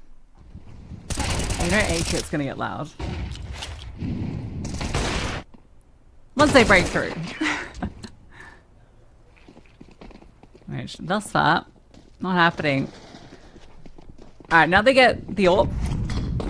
Rifles or the util. And they don't go A. Gets looking for his chance, misses it. Tough one to find. Kraken's come back to 6-0 each.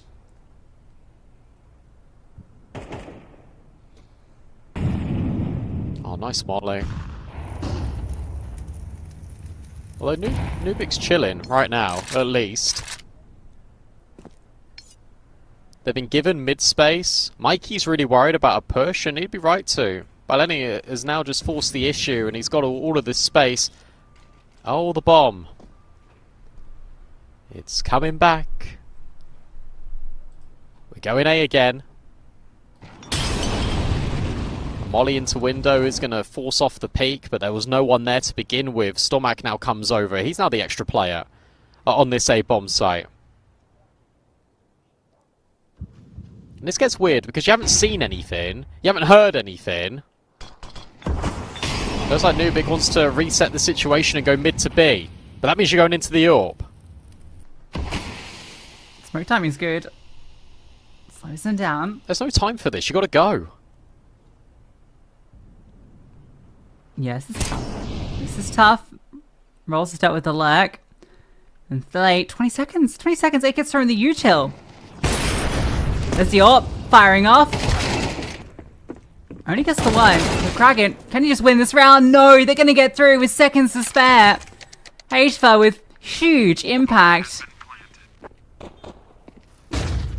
Flashbang. Perfect. Rolls. Just be careful, this AWP looking for him, but Rolls. He's the one dealing in headshots, and now it's A-Kid. Oh, no one gets a chance. He just peeks into the AWPs. And he was so good on Dust 2. There you go. So good on Dust 2 was Rolls against Brute. And here he is. Dap him up, bro. Come on. He's just won you the round. Can't leave him hanging. Insane. Absolutely ridiculous from Rolls. And I'm not surprised they take another timeout. They are getting trounced. I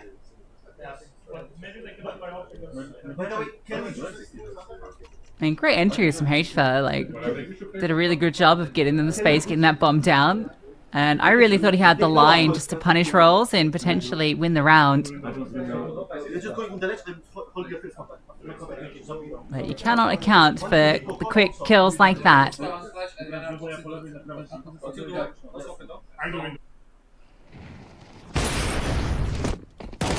Dragon gets his first death.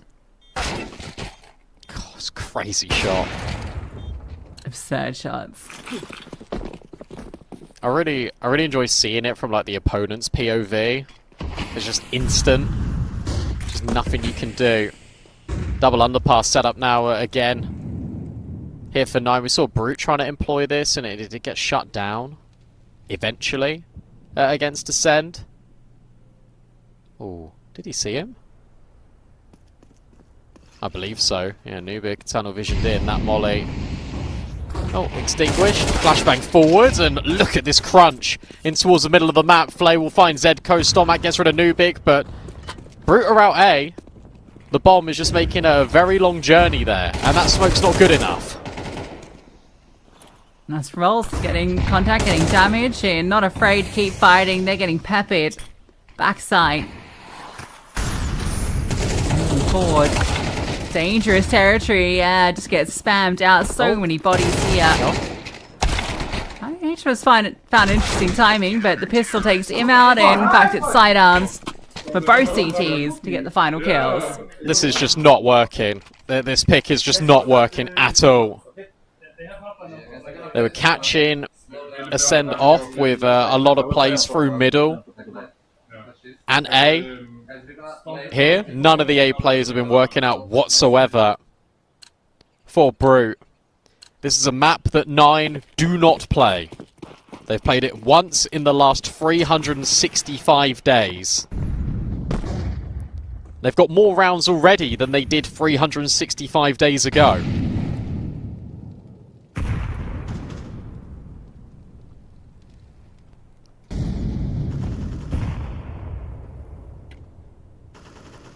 This is a disaster. An absolute disaster for Brute.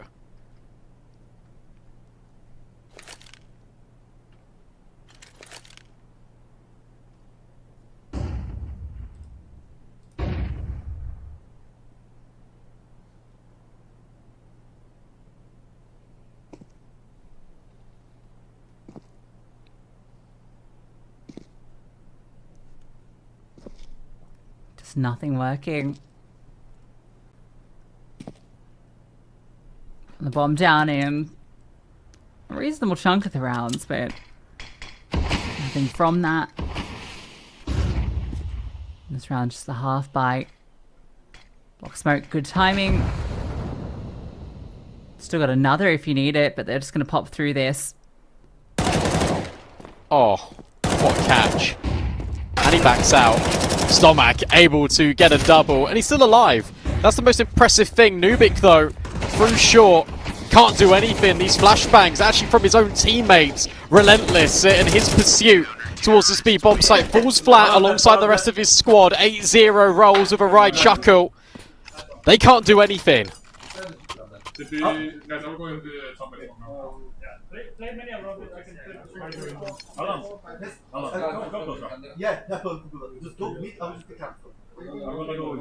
All too easy. All too easy.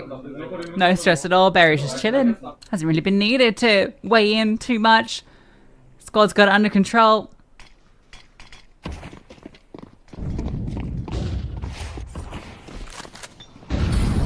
Roll's just running around killing people. He looks to do that here. 12 and 2. Why not? ball position in middle. It's going to be a flash through for him. Oh, there is, yeah. and it's perfect. Simple stuff, and a leg shot, but Oh, hello, Zedko. to get away. This timing is obscene from Zedko. And Rolls has dropped 2. Okay, this gets a bit interesting now. You got a player in jungle. Kragan, I think, has spotted a player in towards Con. Flay is solo A with an AWP pushed ramp. And the bomb's going B.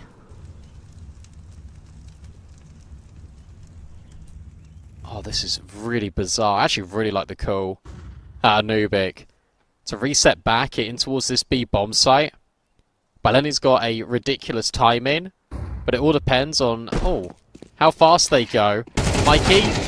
No! Not dealt with. Baleni can't believe it. And now you go. Now you rush into towards this B bomb site. Flay will get caught by Zedko surely. And that puts a lot of pressure on Kragan. In this effective 1v4. Drop down, kill collected. Zedko still waits. Kragan moved over, was seen. But not dealt with. Finally, A-Kit will hit the shot. Flay knows about Zedko and he's now burning. But he can't get rid of him. So he'll just ignore him. A 1v1 potentially on this B bomb site as more utility is dropped down, but Flay wants to move forward. A-Kit's holding the angle. Brute, break through.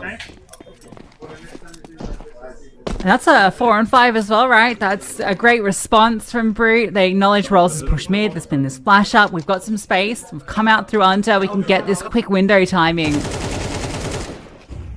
At the same time, Rolls gets caught off as well. And Baleni, I mean, that's rough. Don't know if it would have made as big a difference, but you feel like he was guaranteed that kill.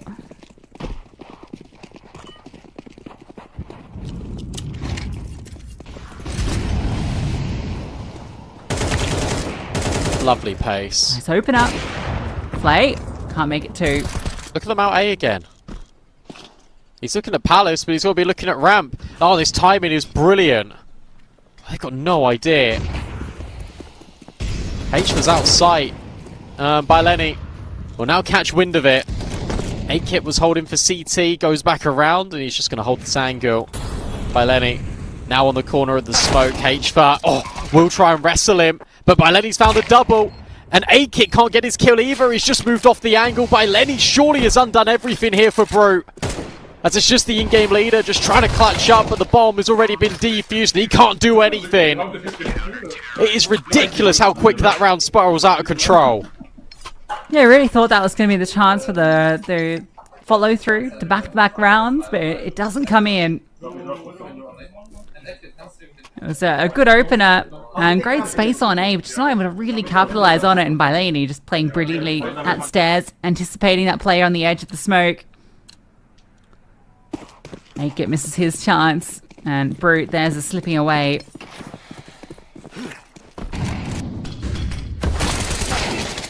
A wide swing, punished.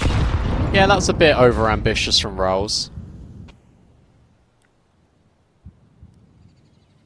Flay now holding ramp. He's got ants in his pants.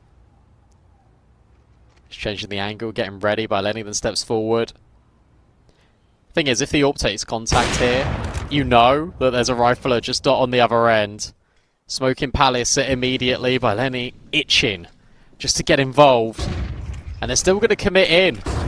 Flashbang, not good enough. Flay will take another, and that baits by Lenny in beautifully.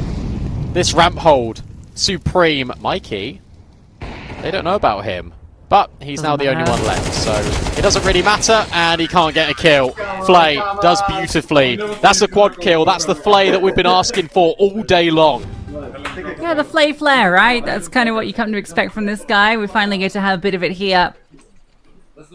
Nice aggressive stance being taken, and they disrupt Brute from even getting the round going.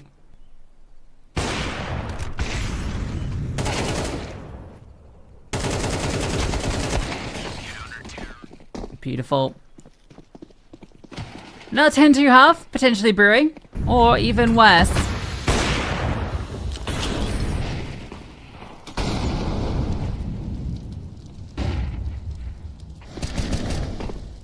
They are used to 10-2 half, Brute.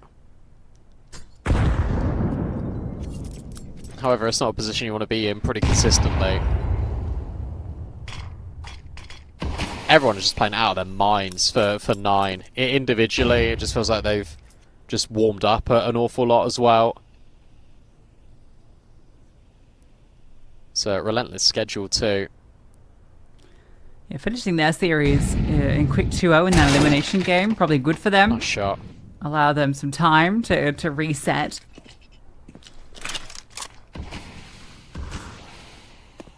Opening kill. But 3 players on A. So the call looks good for 9. Zeko's going to get boosted.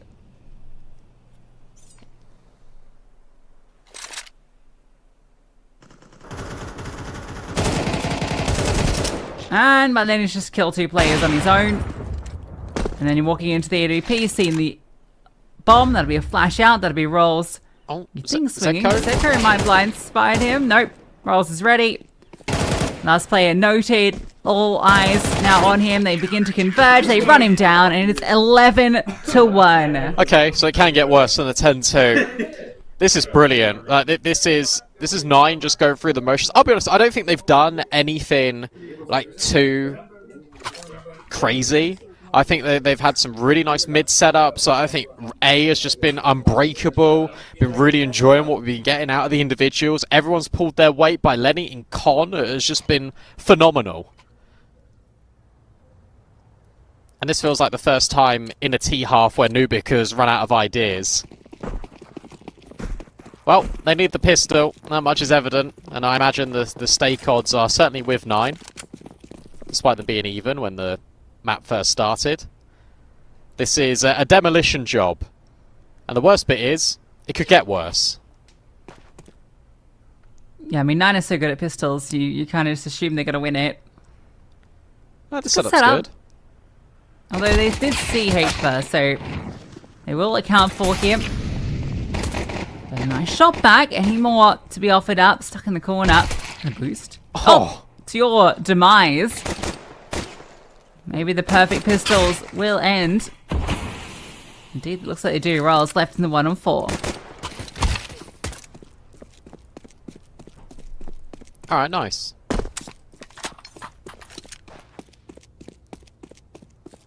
Let's see if he can maybe find Zedko. Dooley's at range, just do more damage than the USP. That's kind of funny. But if you can hit the headshot, it's a different story. Rolls patiently waiting, 40 seconds. Great shot onto Mikey. There you go. And he's going to try his best to win this. Aid kit falls into jungle. Rolls a scale-up connector. He's got a time in here. That's until Aid kit looks back around and... oh, won't get on the angle in time. It's messy from both parties, and Aid kit will just crouch to get rid of Rolls. There it is. Another round.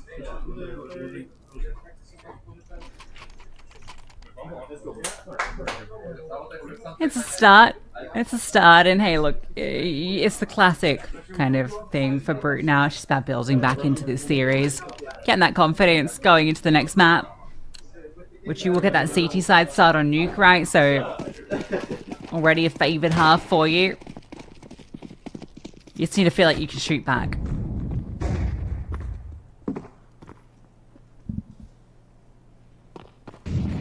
And they won't force.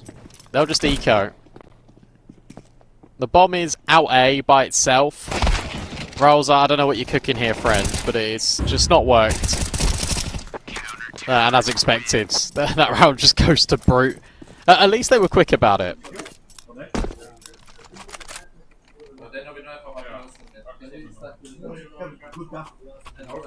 Yeah, don't keep us waiting. Something you go fast under. Or whatever. So yourself, I'm gonna go.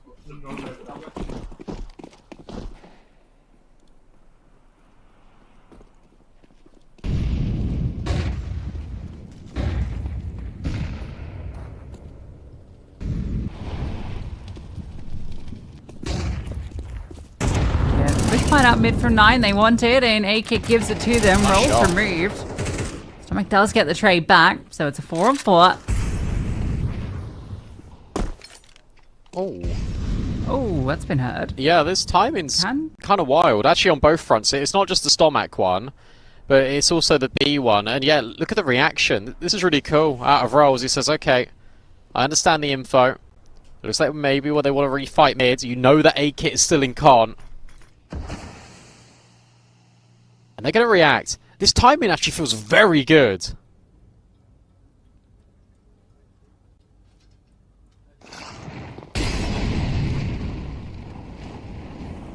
Rotate starts to move. Huh.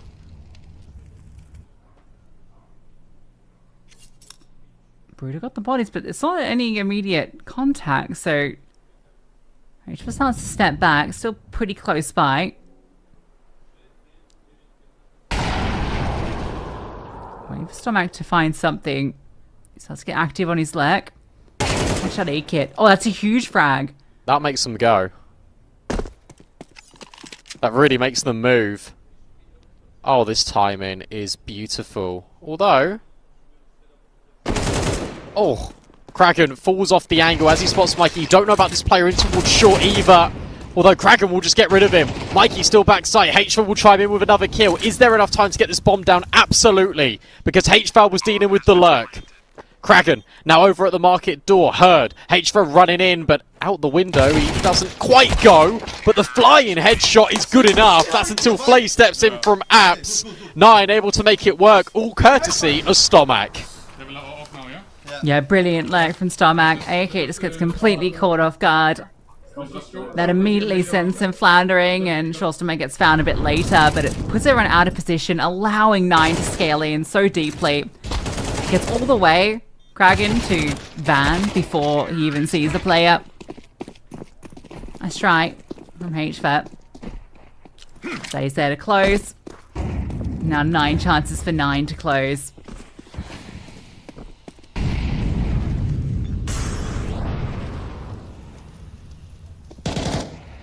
And how poetic is it that they might end with just an A play? Oh, flashbang, very good. Zedko's got to get out of there, spotted by Kraken. Stomach and Flay regroup. HVA's in a powerful spot, but he needs Nubik and he needs A-Kit to come and help him out.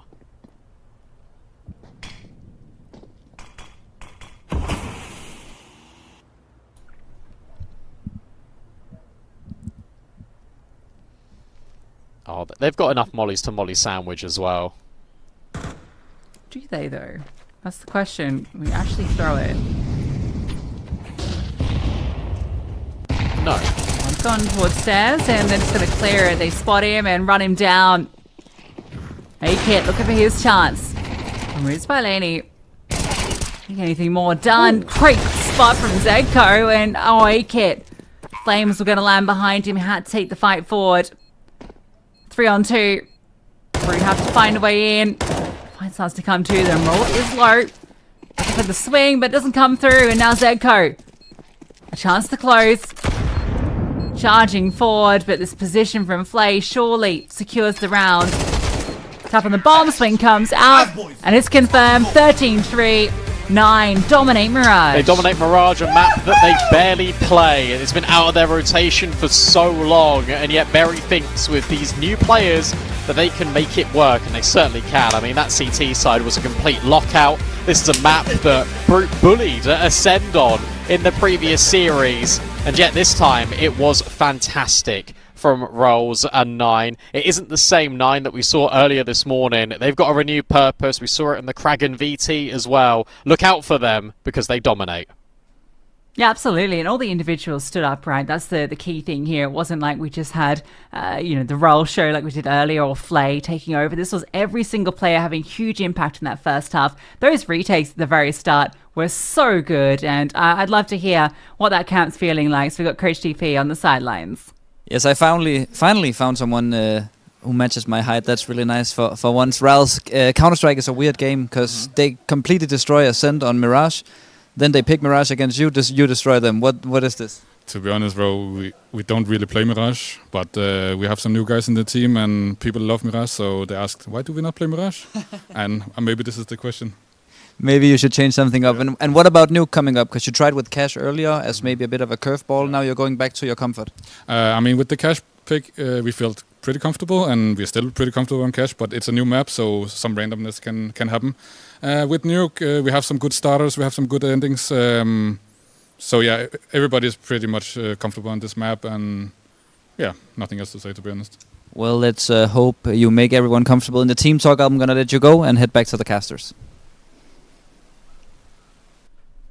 He is right. Like, randomness can happen, especially when you lose against Glocks and USPs. But let's not rain on Rolls' parade. And I love that he's just like, look, why don't we play Mirage, guys? Well, maybe you should, but maybe that definitely is in the wheelhouse, and that gives you a flex. Maybe they play all 7 maps now, 9. I think that would be a good look for them.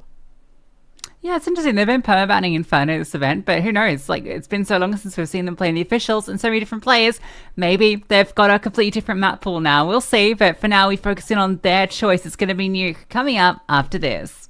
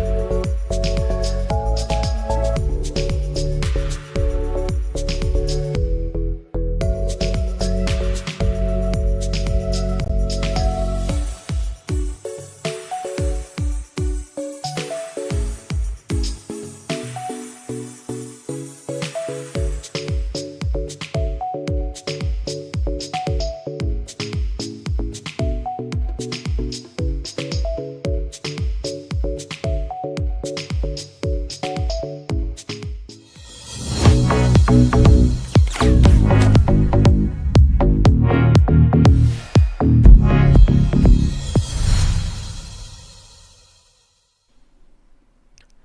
eliminate the randomness in the veto. They get rid of cash, they go to nuke, something they're very familiar with. And after a very destructive Mirage, if I'm Brute, I'm feeling a little bit concerned. Sure, you got the CT side to back up with on nuke, but it's a different story. And the stake odds certainly reflect that now. Yeah, very much in Nine's favour. And remember, guys, you can see above me the weekly reload. If you want to get involved, you can use code Pulse35. It's above me, not above him. If you deposit $20, you can get a $5 reload every day for a week. Yeah, pretty tough stuff here for Mirage. Lowest rated player for 9 had a 1.3 rating, highest 1.58. It's a real team effort. We look at Nuke, we look at their record on that. It's fantastic. Obviously, I haven't played a great deal recently because I've not played a great deal recently. But you look back to what this core's been doing on it, it's always been a very good go-to map for them. And for the side of Brute, they've had some okay games on it. They beat out Leo and Maz NXT over at Urban Riga as part of that run, but they were very close games, 13-10, 13-11. And these are teams that you'd expect them to be beating. Especially when they beat Maz NXT on Mirage 13-4, right? So it's definitely something that they are struggling with. I don't think you can play coach, to be honest, but we'll see how it goes. We just need to get everyone back in and sat down.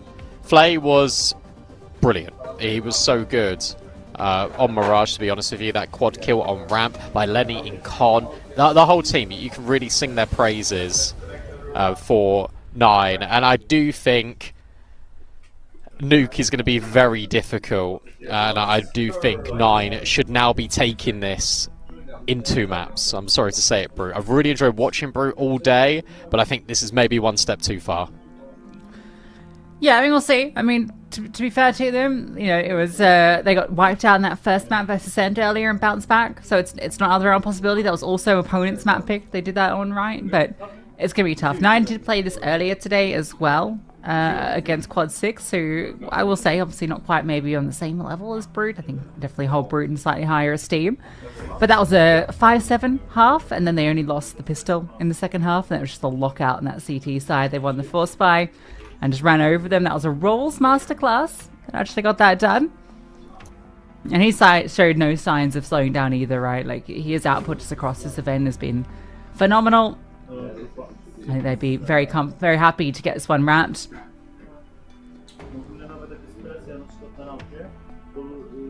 He didn't win either pistol and still walked away with a 13-6 victory. That's really impressive. Well, it's very impressive.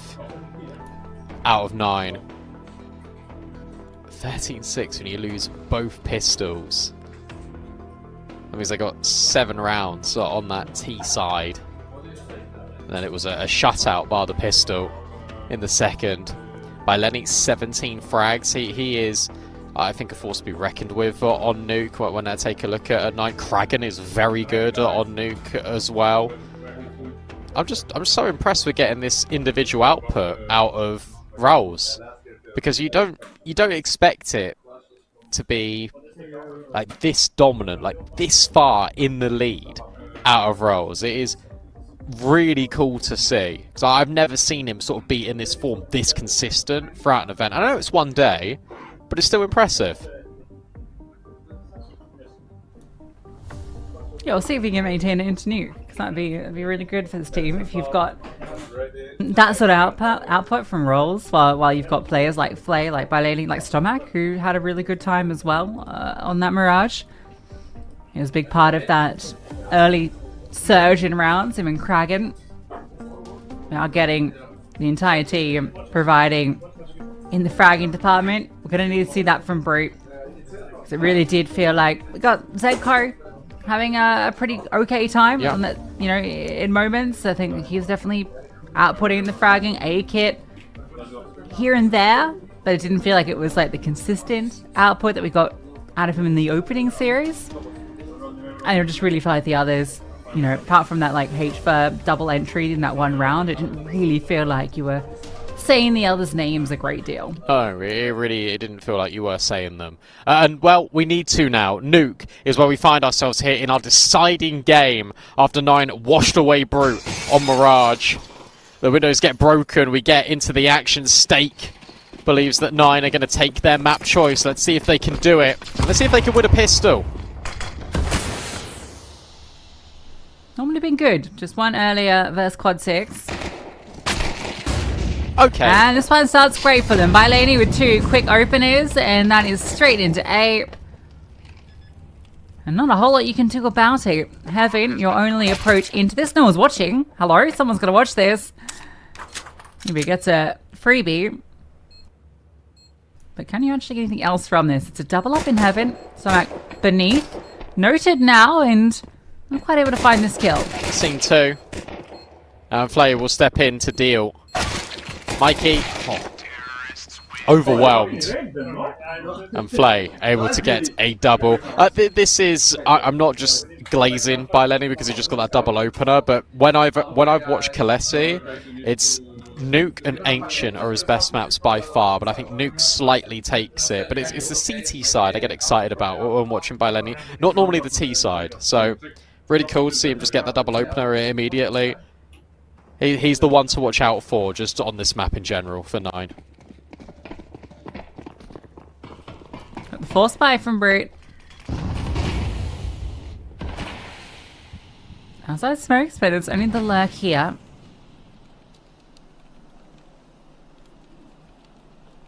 Kraken is going to work this. And we'll get across unharmed. No sound cues, nothing. It goes adventuring and catches out a player. Kraken surely can get this trade back. No, he's accounted for.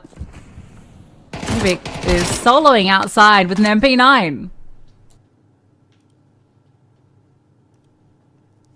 Oh dear. A-Kit misses the mark on the scout. You've still got the 5-7 and Mikey waiting.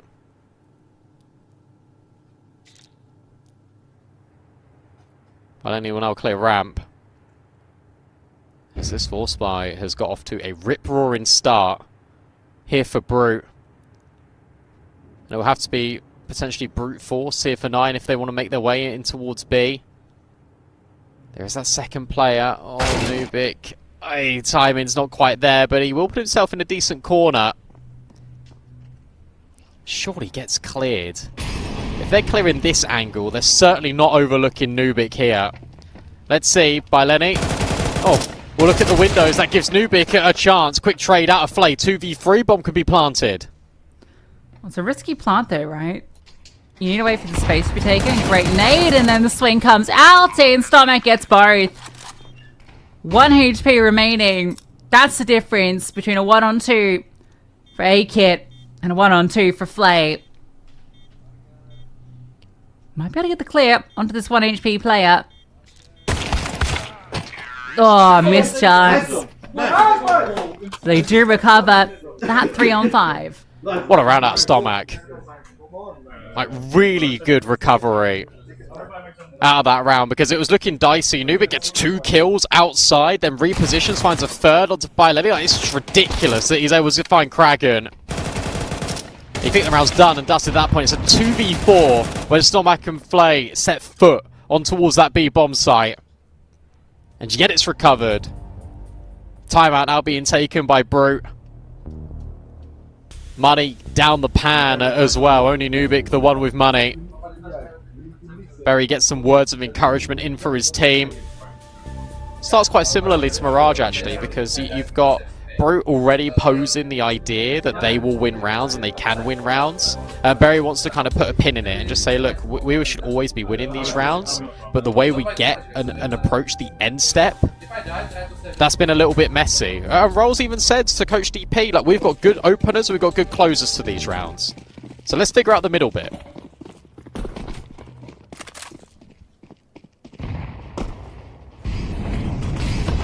I saw this employed by FaZe.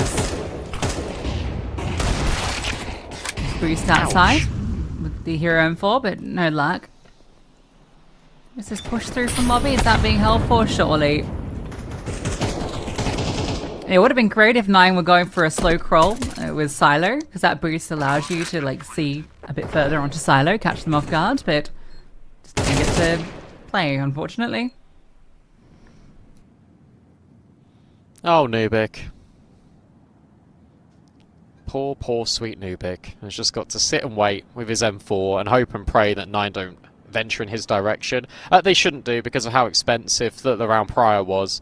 But 5 alive in a round like this is fantastic.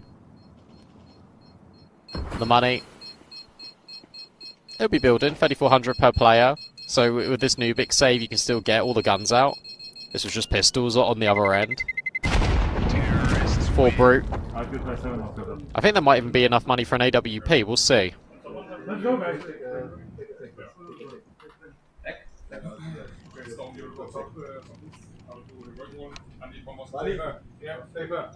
It's nice to see the VIP experience as well for 9. One lucky fan is next to Berry. Watching on.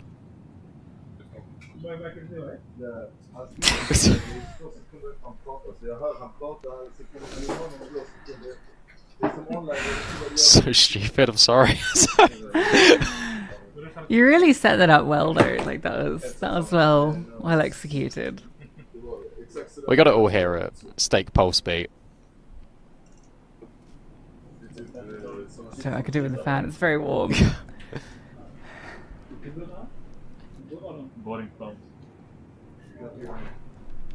Hopefully this is an issue that gets resolved quite quickly. 9 don't want their momentum to stop. Mikey's in-ear's fallen out, so he's got to put that back in. God, that reminds me of an event I was working a couple of weeks ago. And it was Favon, and he just couldn't... His in-ears broke, so he got given these new in-ears. And it took him, no joke, probably about 10 minutes to figure out how to put them on. And he kept like looking at tabs and like, Dad, please help. I can't put these in-ears in. I don't know how to do it. To be fair, some of them are really complex. Like, they have like a really strange way that they like clip onto your ear or like got, loop into it. Sometimes it is just a user issue though. It definitely felt like a skill issue at the time.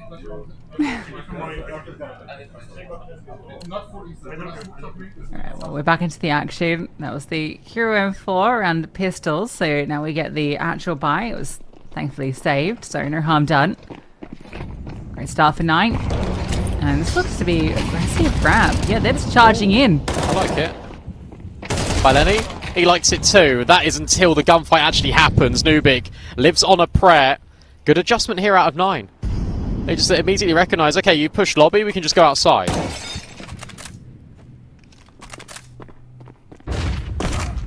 Yeah, but there are going to be players here. I like this. I'm like just rapping. A-Kit knows. A-Kit's going to be hearing it. But hearing it's one thing. You gotta deal with it as Timing. well, and timing is terrible for him. You can't believe it. Is anyone holding this? Anyone holding the secret walk? Rolls kind of, and oh, not really. And now you got an opportunity. Stormak, Kraken though, both answer back with kills. 2 versus 2, and Zedko holds his nerve. Stormak now thrown into another clutch, drops off. Mikey knows. But getting this bomb is going to be tricky, especially when you're on 7 HP, but how about that for a headshot? That's awesome out of Stormak. 9, let Brute know, and yet again, it's a strong start to a T-half. Look at the reaction I had. That's absurd. Brilliant kills from Stormak. What? That was a 1v2 right at the end. It was, 7 Gets that HP. lurk onto A-Kit, and with 7 HP... It was anticipated. Mikey wide swings is exactly the play to make. But you can't anticipate that. What a headshot. What a kill. 8-0. He started Nuke like he did Mirage. And he's the guy that we had question marks over, right? Like, obviously he's played Super Draculan with 9, but comes back in to help out the team. He's been brilliant. That would be funny if he's going to like every LAN with 9. Why don't you just make him play the online games as well? He's really slotted in very nicely to this team. Beautiful clutch.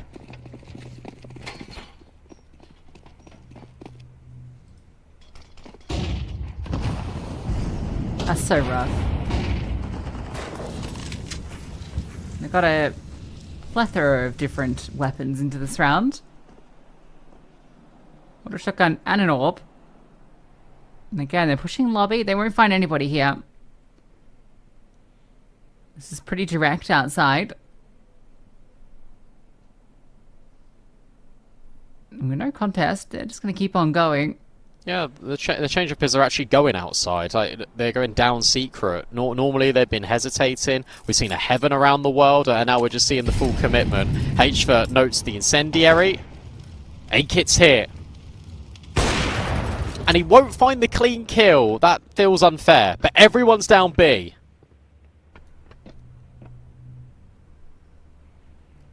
Do you just leave? Well, you don't have any info anywhere else. Well, then he could go on an adventure, but I suppose they're just going to commit to the play now. Well, the AWP has left. They have left, yeah. But can return. And does. Oh, that's a spot, but not a kill. Oh, I don't like this. This feels really, really nervy. Oh, Mikey's about to get this kill. No, doesn't swing through. Oh, they're going up the They're vent. going to go back up. Nice, big kill. Yeah, Baleni's found the opening. Massive out by Lenny. That felt really uncomfortable until the relief it is provided. That's a massive kill from main. I guess he just walked out the squeaky door. Or dropped in, actually. I think he dropped in from top main. And the garage player couldn't see him. That felt stressful. The spidey senses were going off for rolls. This is 5-0 on the T side of Nuke. And this is Brute just collapsing right when this team needs it the most, right? They've gone through the opening game. They beat 9-2-0. They then go into a really close game against Ascend. Dust 2 doesn't go their way, but they're still able to force it to a decider. Not able to get Anubis over the line. And now here you get blown out on Mirage and you're losing 5-0 on Nuke. On the CT side, no less either. Doesn't feel great.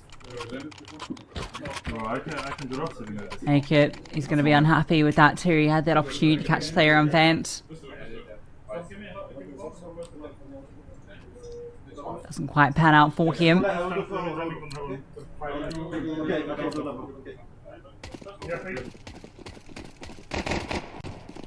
You want the reality?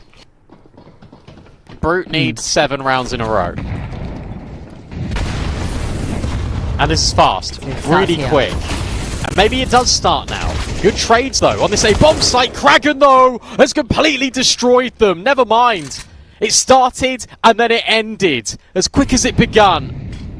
Because it's Kraken that cracks the skulls and the hopes and dreams potentially of Brute all over the A-bomb site. A-Kit's now got to back out and save onto this AWP. This is the fastest round of the lot out of 9. And it will mark their 6th on the T side. You talked about how good Baleni is on this map. I think Kraken definitely deserves a shout out. He has a lot of impact on Nuke. Brilliant trade kills. Just one after another. Nothing to be done here for these defenders against Kraken. Just when you think you're about to get something going, you've got all the guns back out again and you immediately get humbled.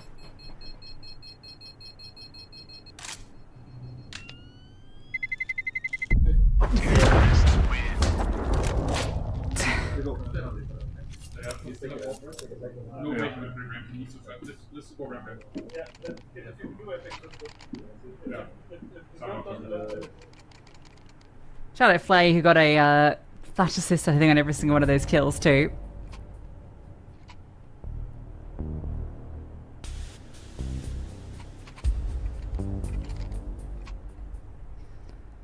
Timeout number 2. That 7 is now not possible, Brandon.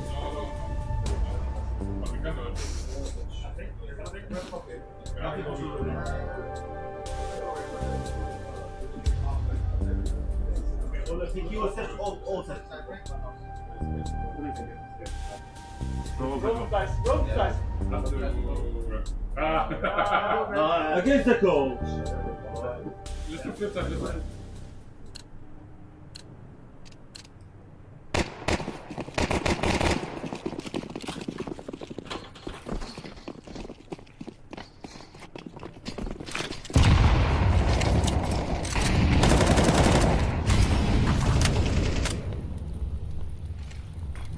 Right, we've got this monkey push again with the AWP, and it's being held for. Stomach gets his, and now the pressure is on A-Kit.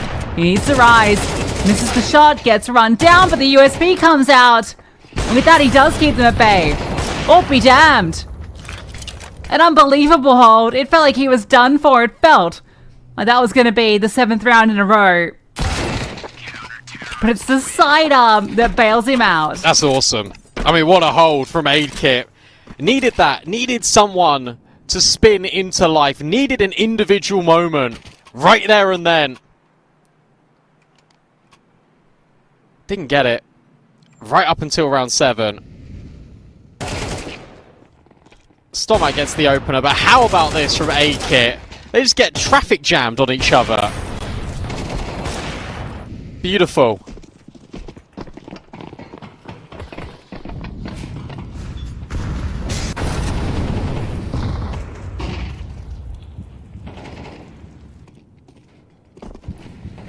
Start, but it's a long road.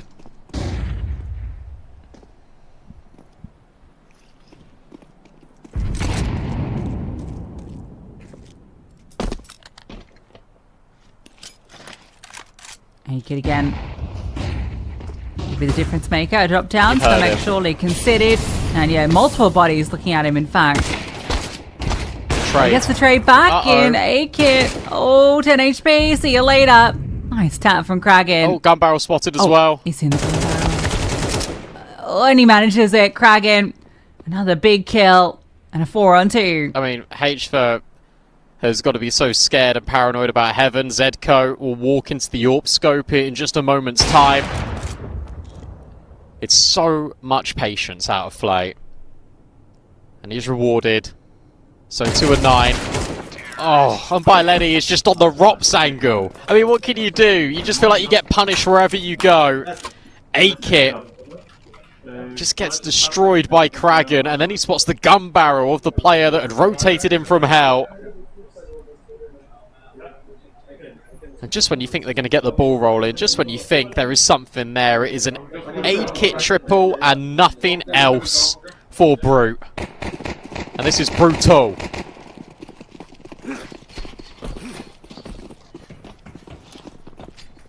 And it's moving with the output, but the rest not quite having the same appearance. Early A util, not the initial commit, but maybe can still go for this. Moving towards wrap after this initial pressure. Lenny lurking at the vents. And here comes that pop. They managed to take that space. No one's here to contest, and Lenny gets his lurk frag. A lot of eyes on him. Surely he can't get away from this spot. Or maybe he can. Gets a second. More than you could hope for, but A-Kit. Now it's his chance. Another opportunity to shine, and he can't quite get the kill. Kragan's limping, and it's a 3-on-2. Come on. Look at Zedco, though. Oh, Flay's holding him. Flay is holding for the Zedco door swing. Yeah, I've got this player in at ramp.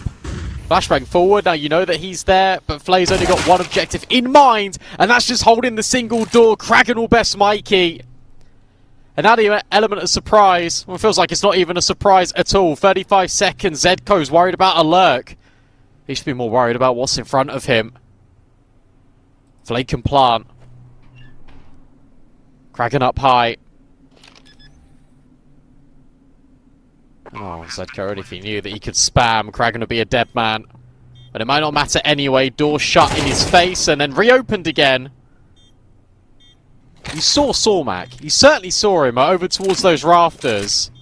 So smoke goes forward, not quite on the bomb. And now you've got no real room to work. A flashbang forward, a break on the smoke. Stomac locks it in. And 9 are running away with this deciding game. You gotta feel bad for A-Kit there. You think he's gonna hit that second shot. Kragan has been playing unbelievable though. Great shot on the ramp player too. He's just been lights out by Laney, over delivering on the lurk, and this is so rough. But Kragan doesn't give him a chance.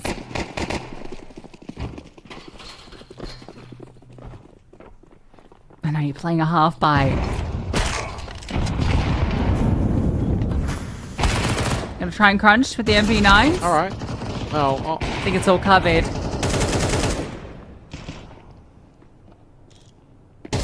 Ah.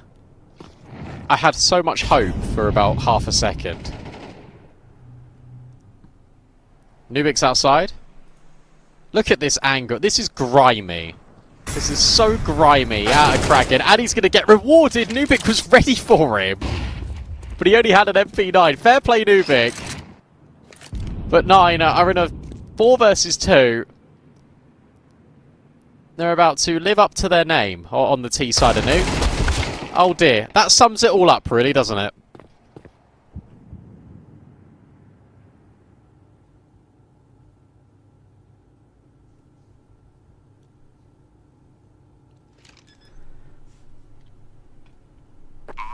Not the feel-good game for Brute. For 9, certainly. What a resurgence after the opening series. Who knew they just needed a completely different veto? Yeah, just none of the maps feature apart from Cash.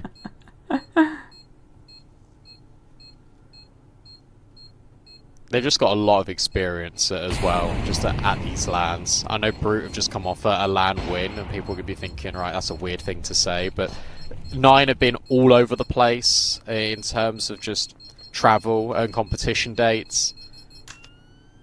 Rolls and Kraken have an enormous amount of experience. Flay's now gained a lot of it from playing on this roster.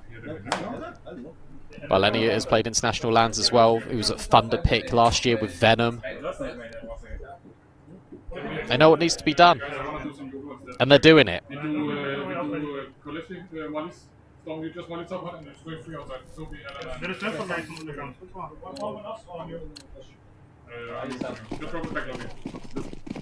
Brute need all 3 rounds.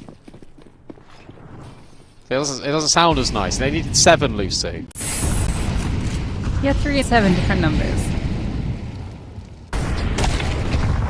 There we go. Alright. The issue is now you know the AWP's there, so you're just going to go outside. Like, the reactivity out of 9 has just been brilliant. Look, the bomb's not down, but we'll worry about that at a later date. Oh, there goes the AWP anyway.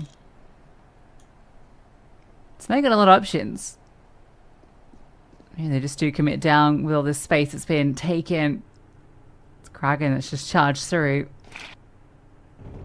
You might be able to catch off this player. Yep, Mikey gets removed. And now you just run down, join up with him. Got save. I know that sounds horrible, and I don't think you can save, really. But you've got no space on this site. You've got an AWP outside that needs rescuing because you won't be able to afford it in the next round. I guess Nubik can. Actually, that's a little bit redundant.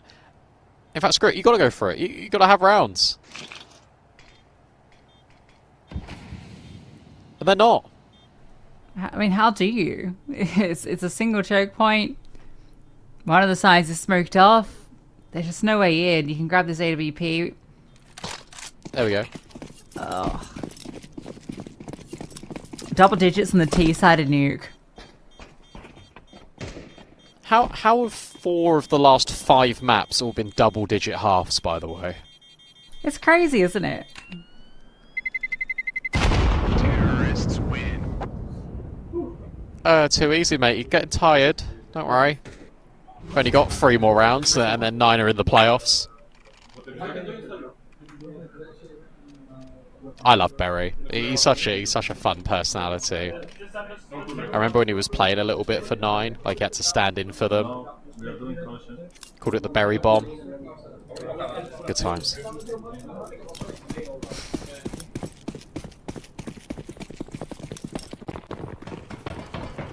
Oh dear.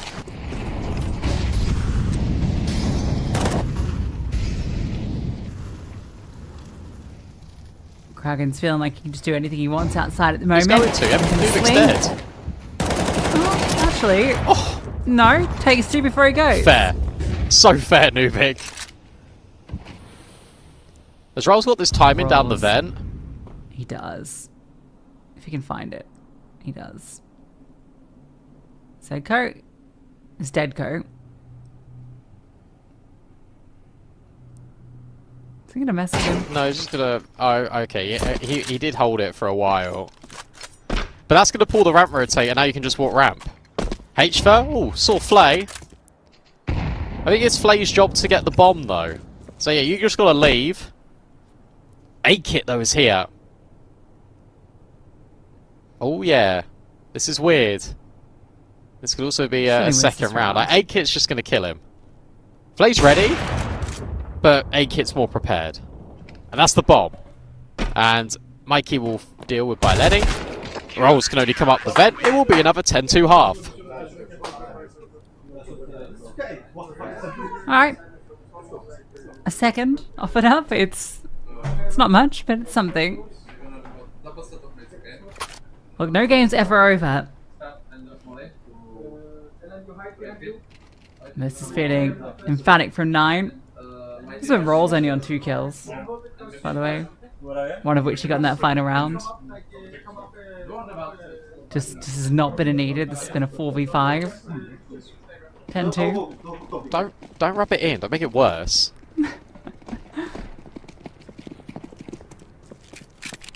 It's been dominant. They've just had the right read on every situation. Like the calls have been brilliant. The individuals have really stepped up here for 9. Brute, this bomb site's empty. So that's nice. Kraken, full blind. Can't step through that smoke. Rolls in at heaven. The plant has been disrupted. But only for a moment. He'll be playing anti. Stormak then starts to push in towards lobby, being held for by Lenny up the vent. There's a lot of moving pieces here, but it all is being accounted for, which is nice here for Brute. Oh, oh no. The timing. Stormak slides out. No. Can he make it more? He does. And now it's just an overwhelm. It's disastrous. The timing. Absurd. They let them in, and it's all a false sense of security. It's all being accounted for. Famous last words. That timing is actually just... I'm sorry. I feel like that was me. Brute, that's my bad. You were holding every angle, and then you all turned away for about half a second, and that's where they step in. WTF indeed, Rolls. 9 will get both pistols. Brute will take another timeout. They got the bomb down. They got to force in. But it really does feel like the end is near.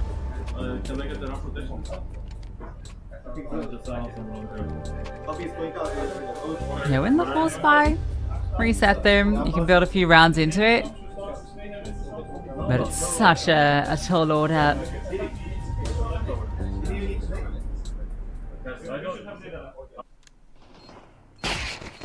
That's just crazy timing. It's just ridiculous timing on aid kit. So unlucky. Alright, these 2 Galils better get to work. Hop to it. Spam is unbelievable. That nade? Yeah, alright, on the money. So much damage, and Flay hasn't seen a single player. Kraken's down here. He's ready. Hello. Oh, and rolls. That is BM. A naughty, naughty angle. Top of the ladder with the MP9. You're stealing that. I know you're stealing that angle for future games. I mean, it's very cool. It's very cool. Obviously, anyway, the smoke's there, but...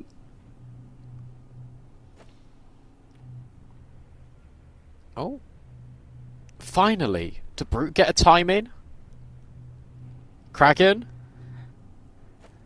looks back on the angle. Will actually slide up. He now sees the shadow. He drops down. He gets behind the box. There's so many little tricks when it comes to movement that are really starting to upset Brute. Flashbang forward, door open. Eagle not quite connecting, and that just baits Zedko into Kraken's waiting arms. It is just a kit left. And he's about to be removed. They know exactly where he is. They're not going to wait for the time to expire. Lenny is just going to remove him now. 12-2. And this could be even worse than Mirage for Brute. We just do the default like last game, okay? We play main heaven. If Nine can play like this, they might even give Liquid a run for their money. Obviously, it's a very different caliber of opposition, but that's who they'll face. I thought they would anyway. Quarterfinals. But before this morning's game, I was like, yeah, I expect Nine to do pretty good. If they play against Liquid, I back them. Obviously didn't expect them to finish second in the group, which means they have to play Liquid, but you know what I mean. This is just decisive. He's doing it again. Oh no, he faked it. He just faked the noise. That's cheeky. And it nearly worked.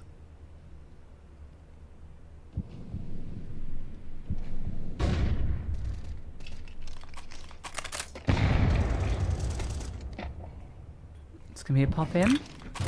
Yeah, looking like it. They got a main wrap as well. Looks alright for Brute. So we've got to find the kills, and well, this position from Rolls only good for one.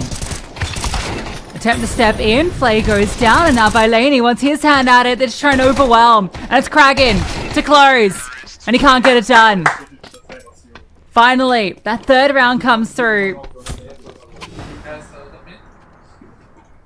There's just no reaction at all, apart from the coach giving a golf clap. Oh. Tough. You can buy. You get a pretty decent one. If you're 9, there'll be at least like 3 or 4 rifles. The utility won't really be there though, so that has to be the consideration. Maybe you can just half buy, maybe you can Fury it and just get like a few MP9s.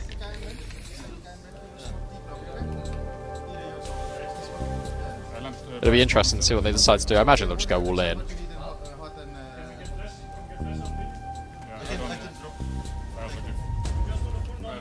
The good news is that it isn't worse than Mirage.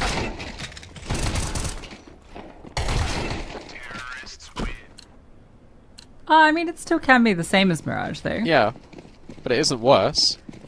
I think it might feel worse because the elimination. Oh, absolutely.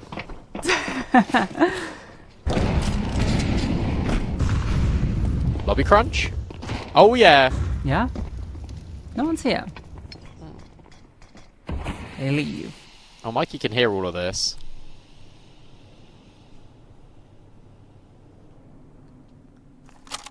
Stormak will just reposition. What are Zedko and Nubik up to? Looks like they want to get ahead of the outside smokes. By Lenny. Oh, did he spot him? Maybe going into main. Certainly heard now. Flay. That's beautiful. Gets rid of Nubik.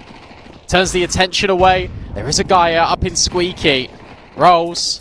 Dealt with. And Baileni is now going to reposition and go all the way around the world towards ramp. And they're going to crunch on lobby from outside. It hasn't been committed yet. They're just waiting. Yeah, they're waiting for this reaction. Zedko. Oh, yeah. Chance for 2. Oh, Stormak no. will at least get that one and fall back in. He's made it. He's over in double. Make it 3. And A-Kit left in the 1-on-3 to keep Brute in this. Up into the heavens. 2 players lie in wait. You've got this flank on its way as well. And out from Hut, it's revealed. The spam can't come through. Summit completes his 4K.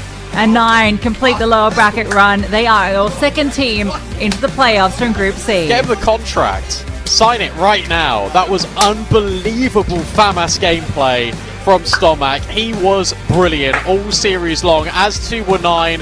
A long, tough old day for Brute, who took down 9 in the opening game, then fell short to ascend. But the rematch rolls around and 9 steamroll the competition. They are the second team in Group C to make the playoffs. It's night and day, isn't it, compared to the opening series. This is a 9 that we expected to see in that series. And one that I'm very glad that we're getting here. One that I think Liquid definitely will be scared about. We kind of touched on that topic there. If they're able to perform at this sort of level, this is the expected 9. They can give any team here a run for their money. Yeah, they can. Like, I was really impressed with what we got out of them, and I thought it was a really nice way to like turn over a new leaf after having a really rough and, to be honest, like painful best of three, especially the way that Cash played out. Dust 2, they got the momentum going and they couldn't generate it again. And Cash felt like they were right there and then they weren't, and it really fell out of their hands. This time, however, it felt like they were in control the whole way through from start to finish, which I think is probably the most impressive thing. And also a shout out to their mentality for just able to completely reset and go again. Yeah, a long day in the office for them, and to be able to come back and each game being elimination, it really speaks volumes for the K-pop. Commiserations to Brute as well, who obviously had a very hard-fought opening series, very fun, and the game versus Ascend also was very, very close. Unfortunately, we say goodbye to them, but we now have our second playoff team, and we've got Coach Defeaty on the sidelines with them. Yeah, I'm on the sidelines here with Kraken, I guess that's how you would say it in English, but at least a great performance from you. You did very well personally, but also as a team. Can you talk to me a little bit about your role on a nuke like this? Because you're in the star roles, but you are a very communicative player. You're a player who tends to connect the dots on the map. So how would you say you fit in a nuke like this? I mean, on nuke, I have a lot of responsibility, of course, because I'm the outside guy on both sides. So a lot of responsibility on me, like how to approach that side of the map, which is the most important part. And yeah, I've been playing this role for a long time now, so I think I have okay reads and on how to play it. So basically, I would say on CT, it's mostly up to me to call, what we should play for, what I'm starting, if I want to do a play, and so on. So yeah, on a map like nuke, I have a lot of responsibility for sure. And you have brought in some guys with a lot of firepower. You also, of course, have a stand-in for this tournament. But how does it fit with your style to have a lot of guys with firepower to maybe go around your more humble or selfless playstyle? I mean, I would say it fits. I mean, it has been hard today because we only had a small week with stomach to prepare for this event and the upcoming event. So a lot of it I need to talk a lot, and the guys who have been on the team a lot need to talk a lot because we're trying to help the guys make sure they know everything. And of course it helps when you have players that can just hit headshots. Sure. Like you saw this the start of nuke, we had some really good clutches. I think Stormak had some headshots. That 1v1 in main, that was he had headshots with 1 HP, 100 HP, it didn't matter. And with you've been in 9 for a while. It's been a bit up and down with you guys. How would you say, how important is a tournament like this for you to keep some momentum going as you're avoiding going further down the rankings? Yeah, it's very important. I think, it's funny, but for me, I didn't play almost a game for 3 months because we have been avoiding games and trialing players, so we don't hesitate or take too long. Or what am I saying? We don't just fast pick the wrong player. So we were trying to do it good, and that means we didn't play so many officials. And yeah, so now we're back on the lane grind, and the wins are of course important also. And this might be hard news for you, I don't know if you know, but you're going to be facing Liquid in playoffs. Of course you want to beat every team, but that's got to be a hard one. That's one of the favorites for the tournament. Yeah, I mean, they have done really good with this new lineup, but they have also not played together for long, so maybe we can use that. And if I'm not mistaken, Liquid has never beaten 9 when I was on the team, at least. Well, that's good to hear. But so congratulations, of course. We'll see 9 and Crown in the playoffs, and back to the casters to close out the day. Thank you very much. I think he's right. I don't actually think Liquid have beaten 9 since Dragons have been in the roster, so that's really cool to see. And it's nice that they're taking a very reserved approach. They don't want to make the wrong decision in terms of replacing players. It's hard to replace Beanox, isn't it, 9? Let's have a look at the groups and let's see how this is all shaped up, because you can see that over in Group C, we now know that Ascend and 9 have made it all the way through to the playoffs. Unfortunately for Brute, they've been eliminated alongside Quad 6s. Also, that confirmation of G2 Ares, EAC, Team Liquid and Betclic Apogee have also made it by. One group left. Before we jump into that, we can have a look at the bracket to see how it's shaping up, because, look, Ascend take on Betclic, Liquid take on 9. Now we just need to figure out who faces Group A. Yeah, honestly, these the matchups here are pretty tough for both these teams, right? Like Ascend and Liquid, Betclic and Liquid are really tough teams to be fighting. Going to be very fun quarterfinals when we get to them. And yeah, we've got Group D still to decide to see which final teams will go through to those playoffs. We've had some incredible games throughout these days and more to come. Hope you guys have enjoyed the action. Congratulations again to both 9 and Ascend for making it through to playoffs. 2 more teams will be joining them tomorrow. Come back, don't miss it.